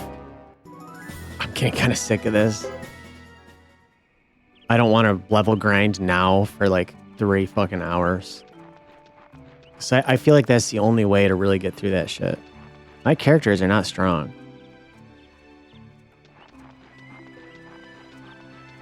I think overall though, it's a pretty solid fucking RPG so far from what I've seen. It seems like a really deep RPG. It seems to me like it's going to be a very long and involving experience. And this is with one fucking character. Like you would be doing this with every character. Cuz like when you choose another character, you're going to be starting from like level 1, the beginning of their journey, the beginning of their story. It would feel kind of weird, you know, like if I played like 20 hours with this character, got them all spec'd up and upgraded all the equipment and gear. And then I go and I play as like one of the other characters and they're level 1, they got shit equipment, they die easy as fucking battle, and then I got to do it with them as well. I'm imagining that's probably how it's going to go with every single character I select. But it would be pretty interesting, I think, seeing like the point of view from a completely different perspective. I remember playing this back when it came out in 2002. And I remember playing it long enough that I think I got to a point with this character here. Fuck. Where you finish like a certain segment of his main like story quest, and then it brings you back to the screen where you can choose a character. And you can either choose to like continue with him into the next chapter, or you have an opportunity to try one of the other characters. And I remember trying one of the other characters. And I think it was like a little kid or something. It was like a younger than this guy, younger than Hugo. And it was a completely different town, a different part of the world map. And I remember because he was this little kid and he was all alone, he was like getting his fucking ass handed to him in battle. It was so fucking hard that I stopped playing it because he couldn't defeat any of the enemies. That's my memory anyway. Let's try to kill this fucking thing here before it kills us. Like, I need that griffin with me. I forget his name.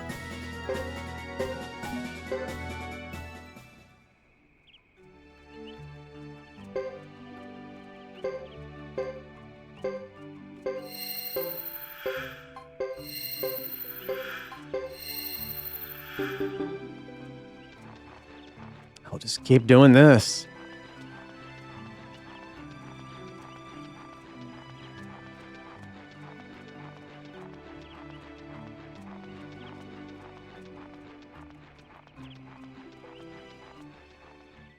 It's definitely one of those games, though, where you could just fucking chill. You know, it is one of the things that, like, when you're in the mood for an RPG and you want like a meaty RPG with a lot going on, this would probably be a fucking excellent choice. Dude, some of these fireworks are crazy.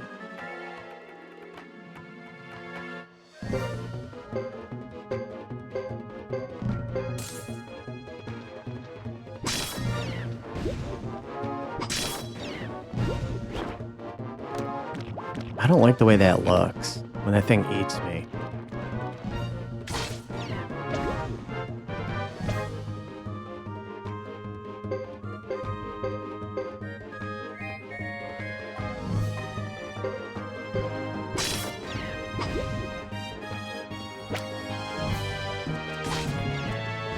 Oftentimes, I find this kind of game is best played like multitasking with something else, you know? Like maybe you've got a second display or another TV or a laptop or something, and you're watching like a fucking TV show or a movie, a YouTube video, you're listening to a podcast while playing a game like this. Because once you get to a point like this, where you're just like fucking level grinding, for me anyway, I kind of need something else. This is not enough.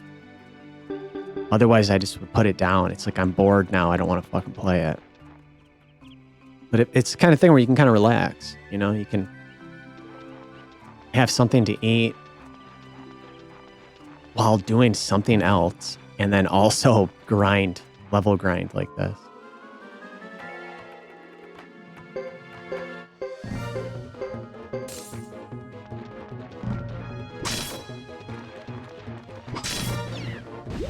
Okay. Yeah, so we've got to get our levels up. I'm assuming like once you hit a certain level, the enemies become kind of trivial. So let's go down here. I like that you've got different paths to choose from.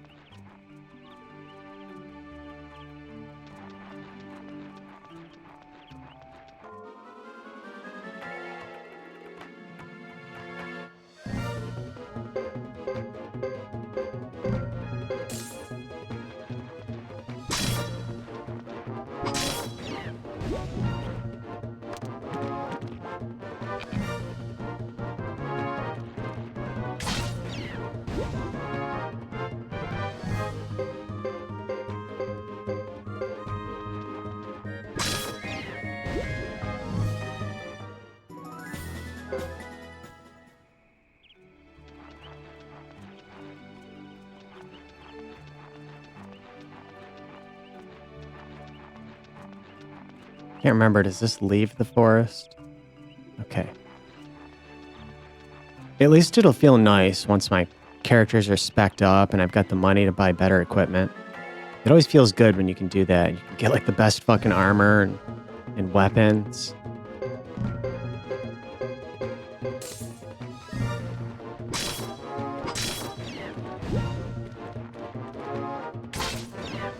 Oh, hell yeah. See, we're already doing a little better.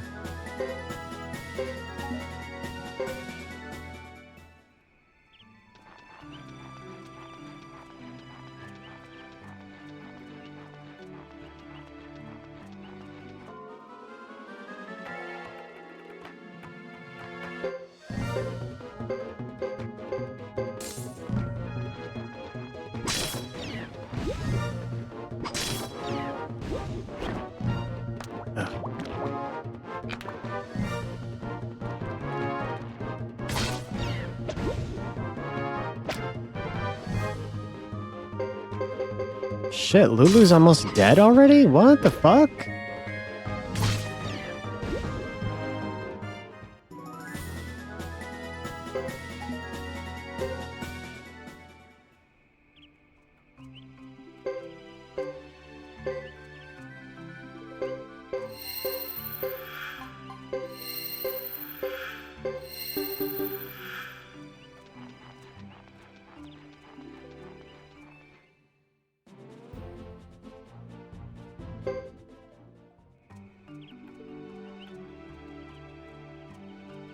Do it again.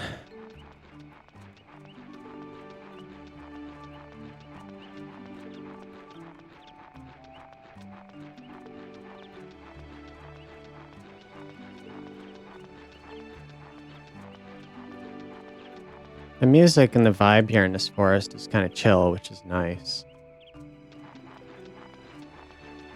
And like the battle music, it's not too intense. I don't know what it is. I don't know what the hell they were thinking with Chrono Cross. They made such a beautiful game with such great music. And then they put probably one of the worst songs I've ever heard in my life for the battle music. Like, it literally makes me feel like I'm poisoned, like I'm being tortured in a prison cell. It's like some of the worst music I've ever heard. It is so horrible. I can't stand hearing it. Like, the moment fucking battle starts in Chrono Cross, I feel kind of sick and nauseous and like agitated. I don't know how the fuck that passed any kind of play testing. Or like, who fucking approved that music? Like, yeah, perfect. We love it. Exactly what I want. Exactly what we're going for here. Like, the whole game has this chill, like summer vacation like vibe to it. And then you get into battle and it's like you're being stung by fucking hornets immediately. It's horrible. It's horrible. Every time, dude. Like when you get into battle and like the screen transitions, it's like, no, you almost feel like you're bracing for like a fucking shot at the doctor, you know? Like, it's horrible. I don't know what the hell they were thinking with that shit. It makes me never want to fucking play that game. And like, if you're listening to the soundtrack, because I own the CD soundtrack for that, and like that song comes on in between all the other beautiful music, it's like you jump up to your stereo to quick change the fucking song. Like, you want to delete it off the CD somehow.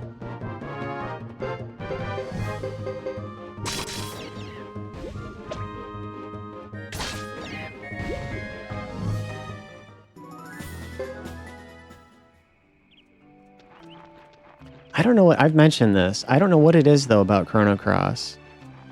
Every time I try to play it, like, I've never been able to play through it. I get like tired and bored every single time I try to play that fucking game.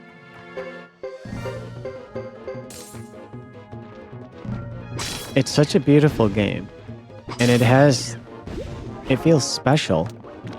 And you can tell it's got a lot of money and talent and thought put into it. But there's something about it every time I have tried to play it.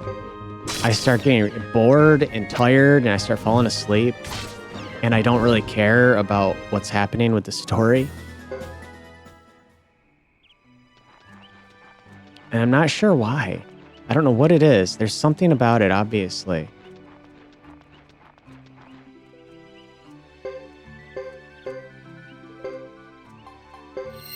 Man, Lulu sucks, by the way. He's always near death.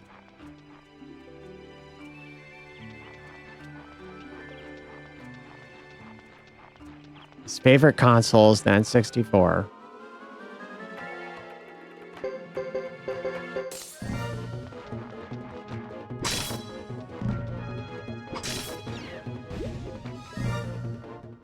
He's got like a fucking Pikachu blanket on his bed.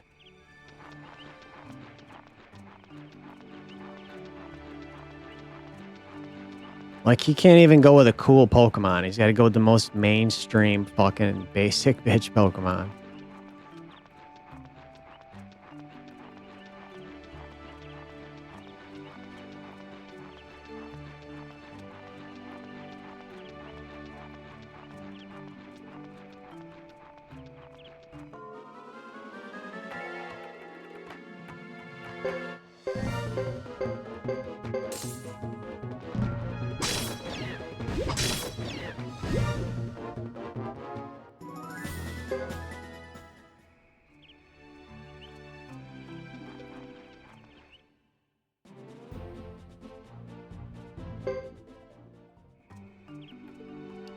Over and over is what we got to do.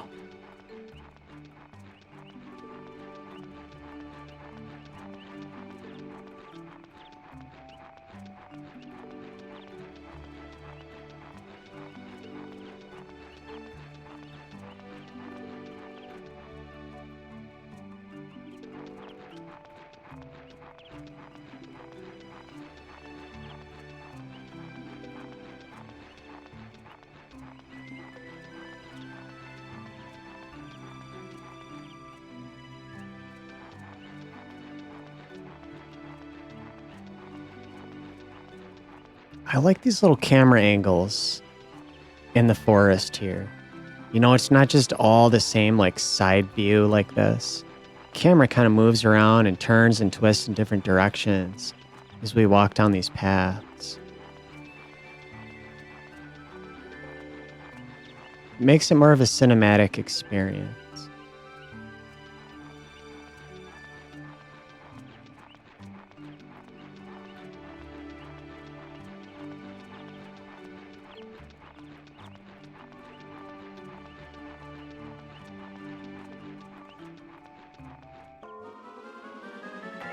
Oh shit, dude, that's a lot of these guys. Are you kidding me?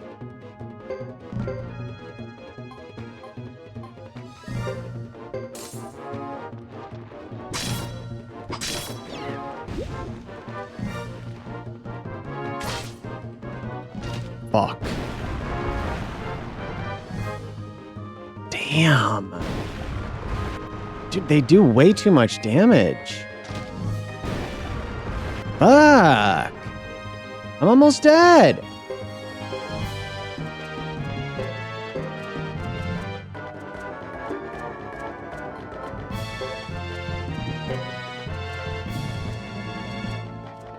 Okay, let me use it on someone else.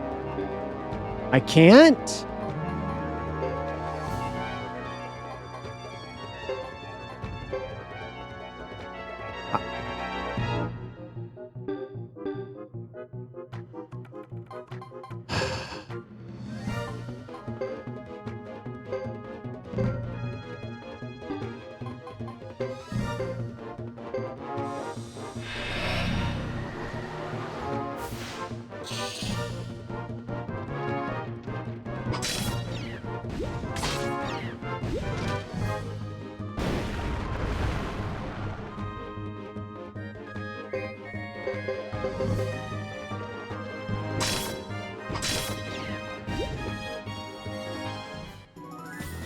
I better fucking leave and go safe.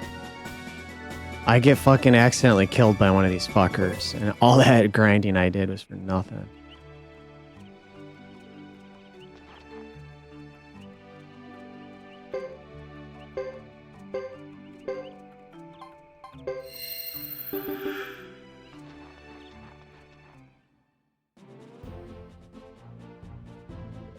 Damn it.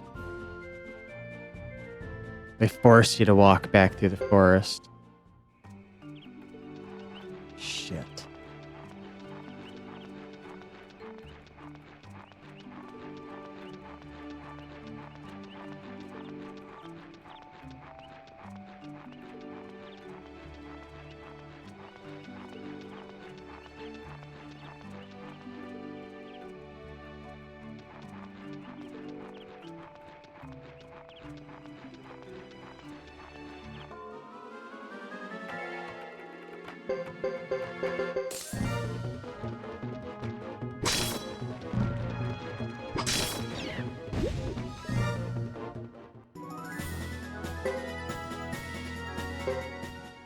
Yeah, I think what we need to do is keep doing this for a while and then buy new equipment. Because I couldn't afford any of that. Dude, it was like my entire savings for one pair of fucking boots. And like all these characters need like brand new equipment. I haven't upgraded any of their fucking armor.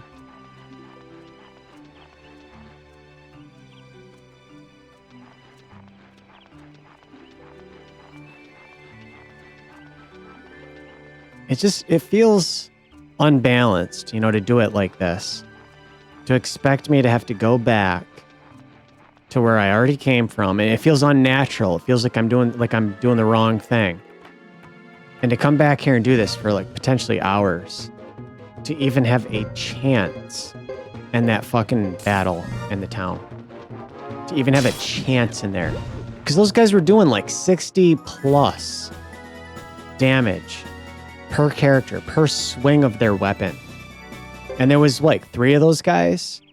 So like they could potentially one-shot any one of my guys at any moment in that battle. And their damage sponges, they took a shit ton of hits, but I could even wear them down. It's why I tried ganging up on that one guy. He seemed like he'd be a weaker enemy because he wasn't wearing armor. And even then, it didn't work. He was still alive afterwards. And then they all took a turn and basically just wiped me out. Like, I just almost died fighting those beetles. Fighting a couple of beetles. So, like, I'm still, like, not even close.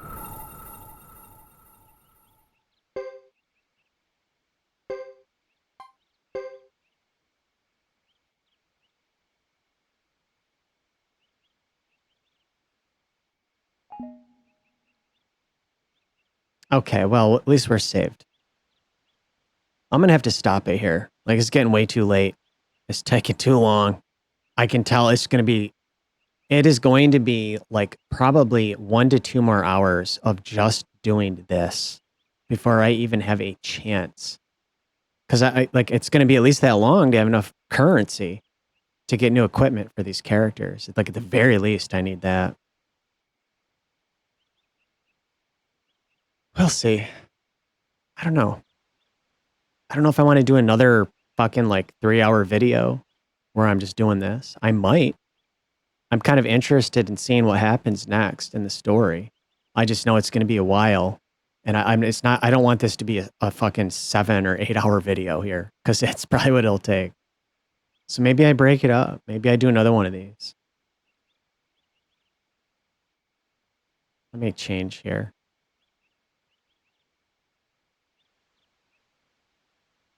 But that was a look at Suikoden 3.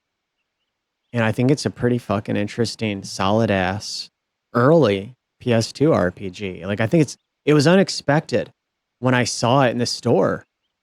Like I had not heard of it. I was unaware it was even something being developed. I don't recall ever seeing it in a magazine or anything. And to just see it one day, I like those kind of pleasant surprises. To just one day, like I go into the store and like, bam, there's this new special looking, high production RPG just sitting there on the shelf. That's happened to me a few times. There's another game actually for the PS2, and maybe I try that sometime soon. Atelier, I forget which one. Atelier Iris, I think it is. I had never heard of those games. And this is before they kind of transitioned. They changed the way you play those games, the sort of like the characters. Atelier Iris is 100 can't speak. It's 100% 2D. It's like clean, crisp, high quality looking 2D visuals and character sprites. And it has it has a unique look to it. Like I'd never seen anything like it. I remember being in the store one day and I see this game. It said Atelier. I thought it was Atelier, but I think it's Atelier. I think it's French or something. And I looked at the box and I saw this 2D art and it looked really interesting. I'd never seen anything quite like it. And I decided to give it a try. And I liked the game. It was pretty cool. But I think in that game, if I'm not mistaken, I can't remember. And it's one of the reasons why I might want to try it on here because it's been so long since I played it. But if I remember that game, I think you play as a boy. In all those new Atelier games, you play as a girl. That's like kind of the theme of those games. You play as girls in those games, like all like girl games. It's usually like a beautiful young girl with flowers all around her. It's like it caters to a really specific type of audience. And the visuals are beautiful. It's like beauty and artsy, lots of flowers and little trinkets and potions and everything looks cutesy. But those older games, like I think Iris, you play as a boy, if I'm not mistaken. And I think there's a girl in your party that's the what do you call it? I don't know, like she's like a witch or something. Like she creates potions and crafts items and uses magic. I think, if I'm not mistaken, maybe I'm just completely misremembering the game, but I feel like you're like a little warrior character, and I think you're protecting her because she's weak, because she like creates items and uses magic, but she's not like a fighter. So you're there to go out into the wilderness with her and keep her safe so that she can get the items she needs for crafting. I think it's something like that. And then at some point in that series, they stopped doing that. And it's just like, no, you're just playing as the girl now, all by herself. She doesn't even have a party. I think that's how they are. Like I've played a couple of those games in the past. Like I think it was Atelier Sophie or something like that, where I think you're like you have a twin sister and you go out and I think it's just you and your sister, if I'm not mistaken. You go out into the wilderness and you fight enemies and collect items. But anyway, that was an example of like another surprise RPG I'd never heard of. And it was a pleasant surprise. Every once in a while, but most of the time I would be familiar with it. I would have heard about it and I would have pre-ordered it. Like Final Fantasy X, I pre-ordered that game because I had read about it in magazines, and it looked to me like it was going to be one of the first PS2 games to have the kind of graphics that Sony had been promising that console is going to deliver on. And so I pre-ordered it, and then I guess I forgot about it. I think what had happened is I had gotten accustomed to the fact that most of these big games got delayed. They delayed them all the fucking time. And I hadn't been hearing anything about Final Fantasy X coming out. So I assumed like it's getting delayed. And I kind of wrote it off as like it'll come out when they're done. Whenever they finish it, it'll come out. And then it just came out. Like I didn't know, like I was not expecting it. I had it pre-ordered and I remember getting a phone call from the game store and I was like not expecting a phone call. So I'm like, hello? And like, yeah, is this so and so? And I'm like, yeah. Like, your game's here. Your game's in. And I'm like, what? What game? And they're like, Final Fantasy X says you're down for a pre-order. And I'm like, that's out. I was like, what? And it's like literally like waiting for me in the store. I didn't think I thought it was coming out like next year or something. I'm like that. I don't think that's ever happened with any other game in my life where something that big came out and I wasn't aware that it would actually be coming out so quickly. Cause like I don't remember any magazines talking like having previews. Like it's out in 2 weeks and here's the preview. It was like some screenshots of it from like 2 years ago, and then you never heard about it again. So I kind of wrote it off as like it's probably not coming out for a long time. Cause you do that a lot. You'd pre-order a game. Electronics Boutique, GameStop, software, etc. They'd take a pre-order before games even were like really existed, like the company didn't announce it was coming out. Like E3, like maybe E3 would say like Metal Gear Solid 2 in development and there'd be like a title screen. And like the next day you could go to EB and pre-order it. Like it was like that back then. They would do that shit. You pre-order a game that like wasn't possibly may never even come out. But I don't think they do that anymore. But that used to be how it was. So I would pre-order a game like, dude, I want it. I'm going to pre-order it. And then sometimes it might not come out for fucking years. But I liked that idea of making sure I was like first in line. Because that was something else I learned back then. That if you didn't do that, if you didn't take that risk and kind of roll the dice, you might not get it when it comes out. Because that was the sort of thing that would happen. A new game would come out, a big deal, like something like Metal Gear Solid 2. And if it sold out, it was gone. Like you couldn't go to the store and pick it up the next day or something. It might be fucking months. Like when Mario 64, I mentioned this in one of my recent videos. I don't remember which one. But when Mario 64 came out, it was sold out everywhere. I bought an N64 like the week or the second week right after it fucking came out. And I couldn't get Mario 64 for 3 fucking months. 3 months. I called like every single store within like a fucking 50-mile radius where I lived almost daily for months.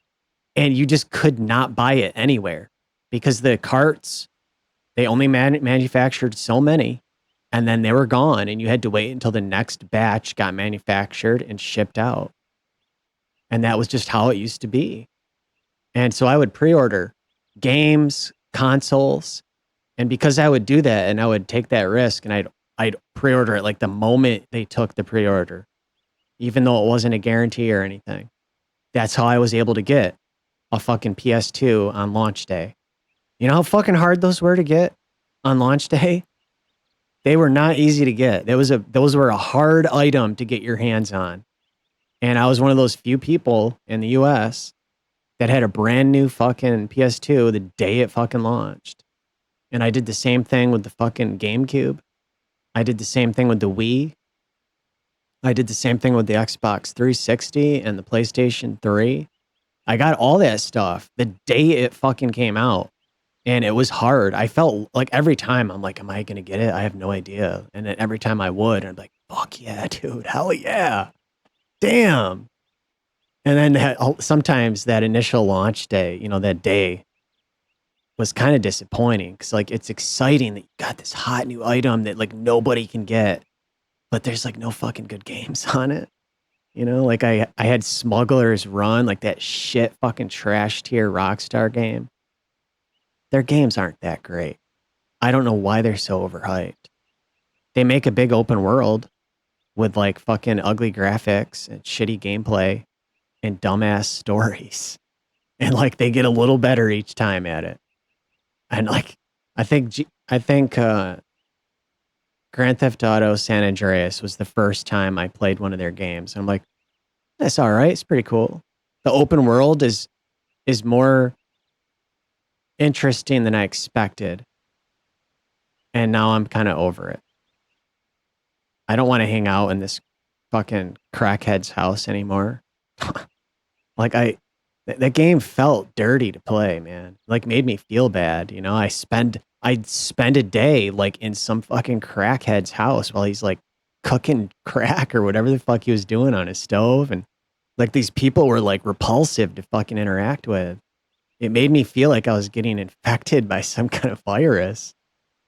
And like the shit you had to do in those games and the missions you'd have to do. It was like, this isn't the kind of life I want to live. I don't want to do this. It was fun sometimes if you're just like walking around, checking out the open world, and there'd be like some drug dealer like at a corner, be like, suck my dick.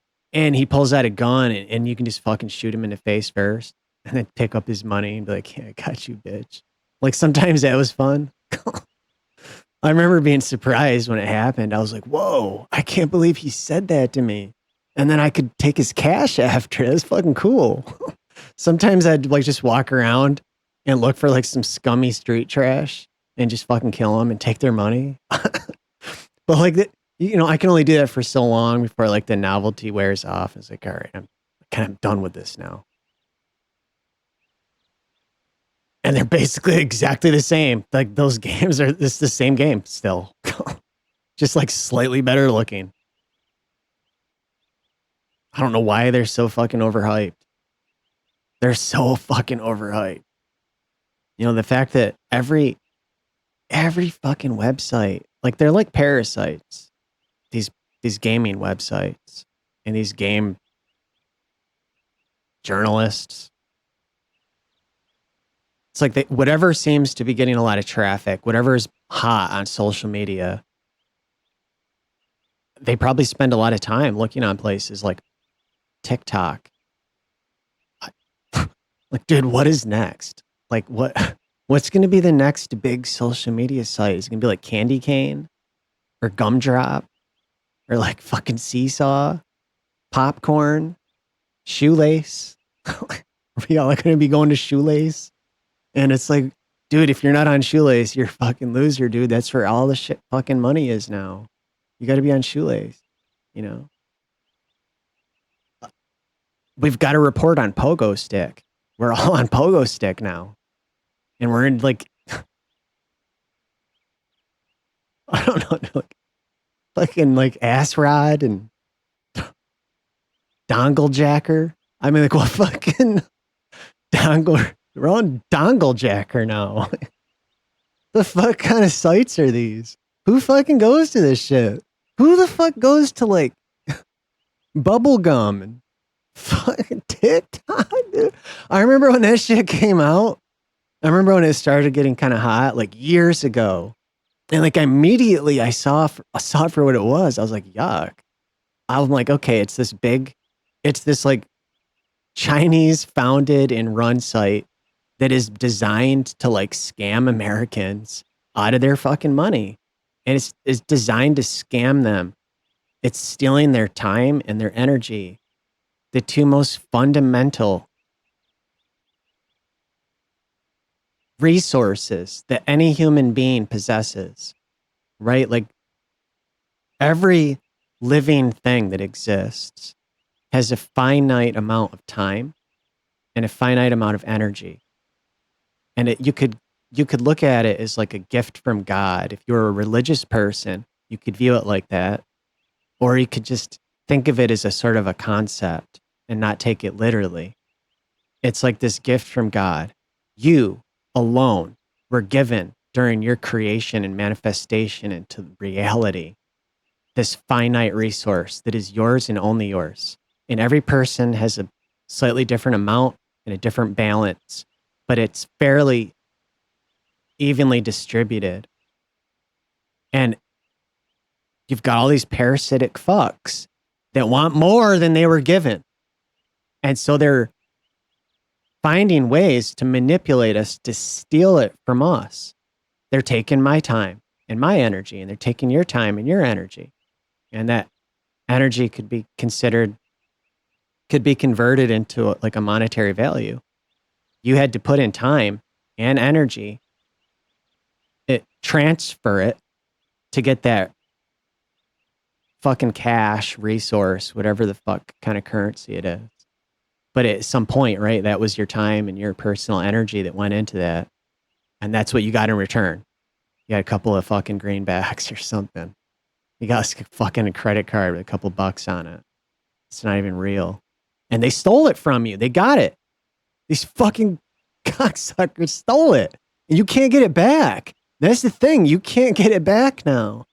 And like I saw like years ago when I started reading about this new fucking social media site, TikTok coming out, I was like, I saw immediately what it was. I'm like, this is disgusting. It's disgusting, predatory filth. And then as I would hear people talk about it more and more, like everybody was using it, I felt so fucking, it was like depressing to think that like, I can't believe all these people are being deceived and scammed by this. And they're actually spending their time there and their energy there, and they're throwing away their gifts from God and giving it to like some fucking, some multi-billionaire. Is most likely it all gets trickled into some fucking rich person's account at some point, or like a team of wealthy people, like some round. It's like it's like Shinji's dad. It's all going to Shinji's dad, and he's throwing it away on fucking like ammunition for fucking Evangelion.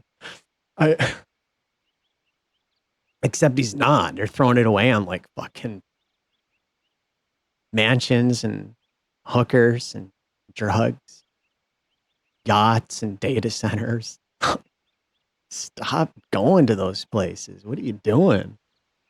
The fuck? But a lot of these gaming journalists, like they use those places to try to like figure out where the trends are so that they can write fucking articles and get more traffic so they can steal some of your time and energy.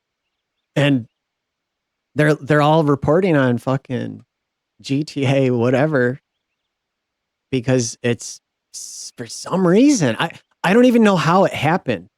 My guess is they had a really clever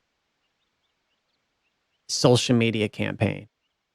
They probably spent a lot of money. Rockstar did. They probably spent a lot of money behind the scenes for years marketing that shit on social media is probably how it happened. And somehow, right, like it was successful. And now you've got all these people that for whatever reason, like they believe that like in this hype, they think this is like super exciting and they're so hyped for it. And like every time I've looked at anything about it, I'm like, dude, it just looks like a PS2, one of their PS2 games with slightly better graphics. It's it, dude. What? Like, why do you want to play as some scumbag drug dealer with like some fucking slutty ass girlfriend? Like, you could go do that in real life. And it's real. I don't understand why it's so fucking popular. And I think it's partially that they had a very clever social media campaign that's been going on for a long time. I think that's how a lot of this shit becomes so popular. It's not that it's actually exciting. You know, it's not. It's that they manipulated a lot of people with some clever tricks. You know, it's like stage magic and circus tricks. And they deceived you. And I think a lot of it's even fake. You know how people get when they get excited when something seems like a big deal. They're not actually interested in it until it has 10 million likes or 10 million follows. And like, oh, this is a big deal. And then they get kind of like pulled into it. It's almost like a magnetic force. It's like, I've heard that saying before that like money attracts money.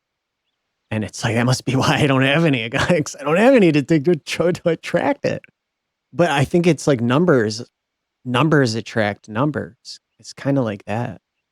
It's almost like numbers have this sort of force, you know, and I think that's just kind of an illusion. It's because the number just represents something. And, it, you know, generally like an accumulation of matter, you know, attracts, you know, like the fucking, an asteroid attracts matter and it gets bigger. And it's like this big dirty ball of filth floating around in space. And like a planet has gravitational force. Like the bigger it gets, the more it attracts to it and it pulls in dust. And it's like this law of nature. If you look at a broad view of the universe, you can see that like at one point, right, it was just dust all over and sparsely spread out. And then it gets attracted and it gets, as it attracts, like it pulls in these like blobs and particles and ice and whatever and dust. And eventually it starts to accumulate and then it attracts more and it attracts more. And it keeps building and building until you've got like a fucking moon or a planet or a fucking star. And then eventually, you know, like the star fucking turns into a black hole or something sometimes. And those things attract shit and they suck shit in. It's like a law of nature. So like the number is just like this sort of concept I think that people use to try to understand it in a rudimentary sort of way. But like quantities, as they increase, they attract. So when you see something has like 10 billion fucking follows or likes, you feel attracted to it. People get attracted to like mass. And I think it's kind of it's like a trick. They were able to like manipulate systems so that you see this is a big deal and you feel attracted to it and now everybody's into it. Everybody thinks it's a big deal and it's like, it's not. They probably fucking put a bunch of money into some piece of software to make the number roll up. And then you saw that number and you thought it was a big deal, you dumb fuck. Fuck is wrong with you? I don't know. It's just like shit I think about, you know, because like anytime I see it, I don't think it looks that great. Like it's like a visually attractive open world game. There's a lot of those out there. But it's also the hype from websites talking about it because they want to get traffic, so they hype it up. They write an article and that spreads. That shit spreads. Just like when I bought the fucking PS2. thinking it was going to be CGI in real time, you know? The hype from the magazines, they kind of tricked me. Just food for thought, shit to keep in mind, you know? Like, have your own fucking will, be observant, and like pay attention and like make up your own mind about shit. And also be willing to change your mind and adapt. That's important too. You know, change your mind and adapt. That's important. You don't want to just have one way of thinking and stick to it stubbornly forever. You have to be willing to change time to time and maybe rethink like, oh, maybe that was the wrong way to go about it. Maybe that was a bad idea. Maybe I'm wrong about this or that. And then you change and then you might realize later, like, actually, I was right the first time. And then you go back. I don't know. It's okay to do that. That's what we do here on this channel is we talk about shit sometimes. It's not just playing a game and then ending the video.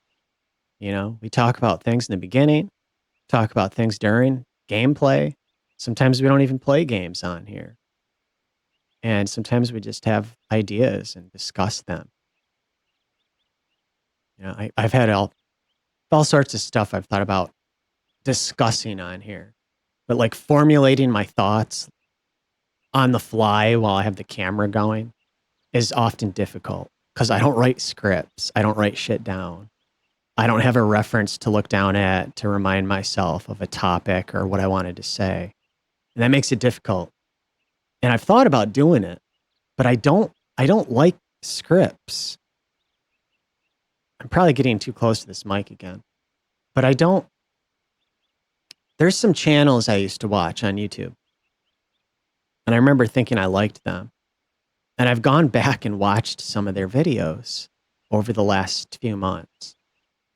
And I see it is so obvious that they're all reading a script. I mean, you can see them reading it with their eyes, but you can just tell by what they're saying that it's a script. You can tell that this is something they wrote. And I don't like it. I don't like it. It's off-putting. It sounds fucking lame and it's fucking dumb. Because it's so recognizable to me, something about it stands out and it becomes irritating to hear. And I thought in the past, like I've had people say to me in the past, years ago, like, hey, you should do like a YouTube channel because of this or that reason. And I would think, you don't just turn on a camera and have a fucking channel. Most of these people that do that, especially the successful ones, they're writers. I'm not a writer.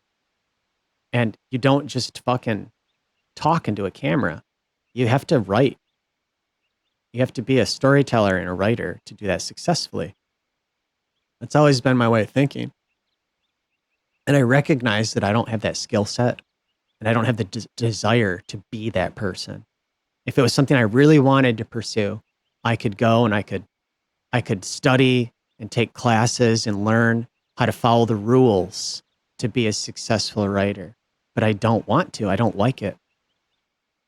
I recognize enough about those rules and those concepts that when I read something that was written by a professional writer, like it stands out. Something in my mind recognizes certain patterns and ways of writing that are obviously like following a set of rules and instructions that they learned that is off-putting to me and is irritating for me to read. And it pisses me off. And oftentimes it's like, it sounds like they're trying to impress somebody. And it's so off-putting that I don't want to fucking engage with it. And I'm like, all right, enough of this, fuck off. And I stop reading it. And like, I don't want to be like that. So I don't go out of my way to try to learn those rules and play that sort of character. It's like, I don't like rules. Oftentimes is really, I think what it is I think it's something I've discovered about myself. There's something inside of me that resists rules and like following instructions, taking orders. I resist it. I rebel against it.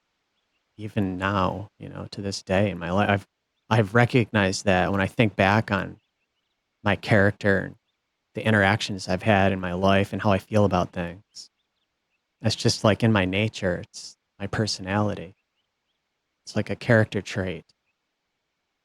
And I think if I think about it and I want to feel like I'm like I'm special or something, I feel like I consider myself kind of an artist.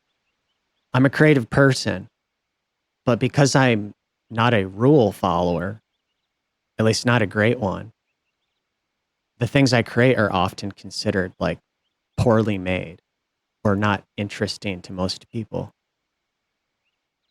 But I consider myself an artist nonetheless.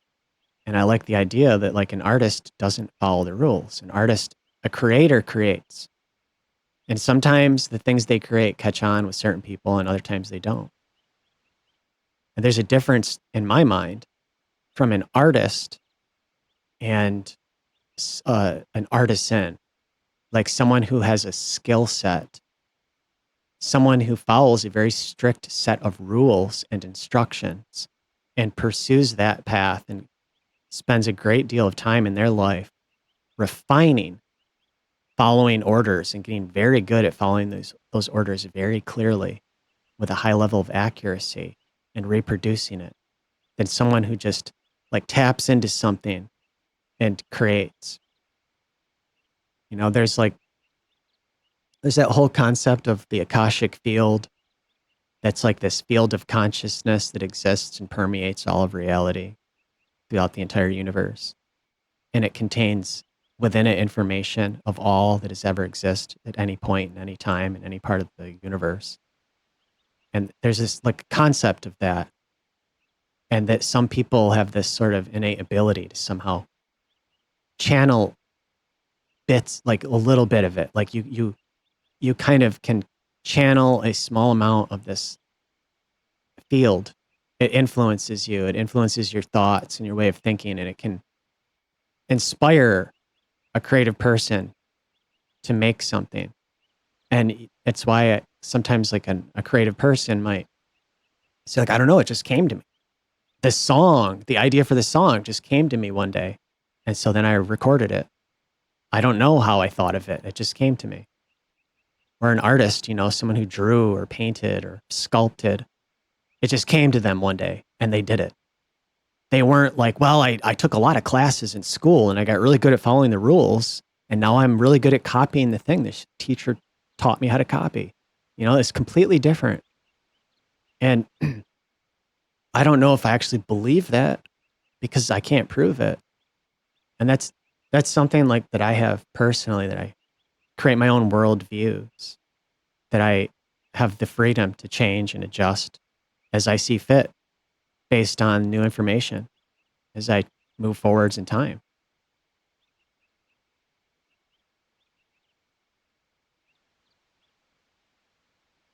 I lost my train of thought.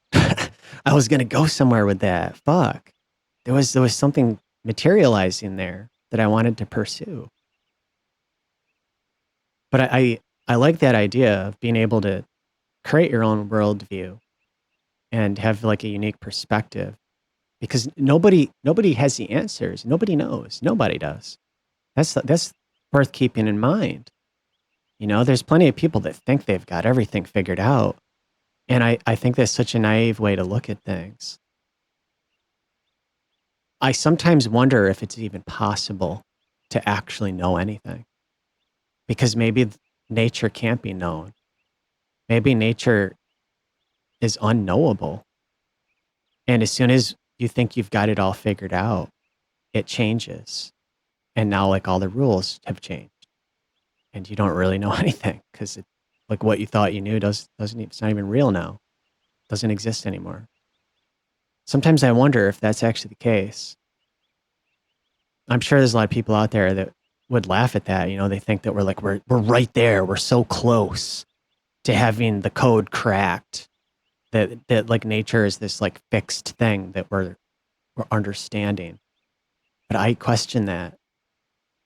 Every time I have pursued some knowledge in any sort of field, my personal observation is that oftentimes, every time, actually, each like high level intellectual that has studied something their entire lives, and like they used to be a professor, or they're a scholar or something, they all have different ideas of what's real and what isn't, what's true and what's false. They all have theories. Nobody has truths. Many of them think they know, or they're very close to knowing, but ultimately, like, none of them do. And there's so many unique ideas and theories. It's like nobody actually fucking knows. They've all pursued this lifelong, they've had this lifelong pursuit in every field, and none of them have the fucking answers. And I start to wonder, like, is it just because it's unknowable? Is that why? I really do wonder that sometimes. There's so many different it's conflicting too. And it's like, you can't believe anything. It's ridiculous. It gets so out of hand. And I know sometimes it's like fucking shitheads, like on social media, on YouTube, which is kind of like social media, just trying to get likes and follows and trying to make their content stand out. But how many fucking times have you seen something where, like, just as an example, because I've seen this so many times, you'll follow somebody, like, you want to start to get into shape. So you'll follow some fucking guy on YouTube that's like a bodybuilder or like a fitness expert. And you're learning about like some techniques to improve your own health. And they'll tell you something like certain foods that are the best options, or certain types of exercises that are the best options for like your goals, or just like really solid choices for being healthy. And then like a year later, they'll say why it's not. They'll say suddenly it's not now. And it's like, so it is or it isn't, dude. What are you fucking even talking about then? Like, it's like, well, I mean, maybe it's not. It's like nobody fucking knows anything. There'll be like a study on like a supplement, like vitamin C, some basic ass shit, right? And there'll be like a study, and at the end it'll be like, we don't really know. It might be healthy, it might not. And it's like, how the fuck do we not know? How is something that fucking, you think to yourself, like, how is something that basic still unknowable? And it's because it's not basic. That's the reality. That like nothing's simple. People want you to think shit's simple. It's not. Nothing is simple. The most simple concept isn't simple. Everything is more complex than you could ever imagine. Like the deeper you dig into anything, it's like opening up a can of worms. As soon as you got like a round sphere and you think it's just, I've got it. It's this round sphere. This is as simple as it gets. And then you break it open and there's all this shit inside. And inside of that shit, there's more shit. And you just keep going and going and going. It's like everything is like that. And it makes it so difficult to engage with anything ever. That it's like, why even try? That's what it feels like. And so I think basically what you have to do is you have to create an artificial limit. And you have to basically like lie to yourself, lie to the world, lie to everybody else into thinking something simple so that you don't fucking go insane. And so that you can actually try to make sense of this like artificial like barrier that you created, and try to make sense of like what's in that little window of reality that I can consciously like tolerate, and then try to make sense of that. But then as soon as you like open that up or remove that barrier, like where am I even going with this now? It's like, I'm just trying to say that like,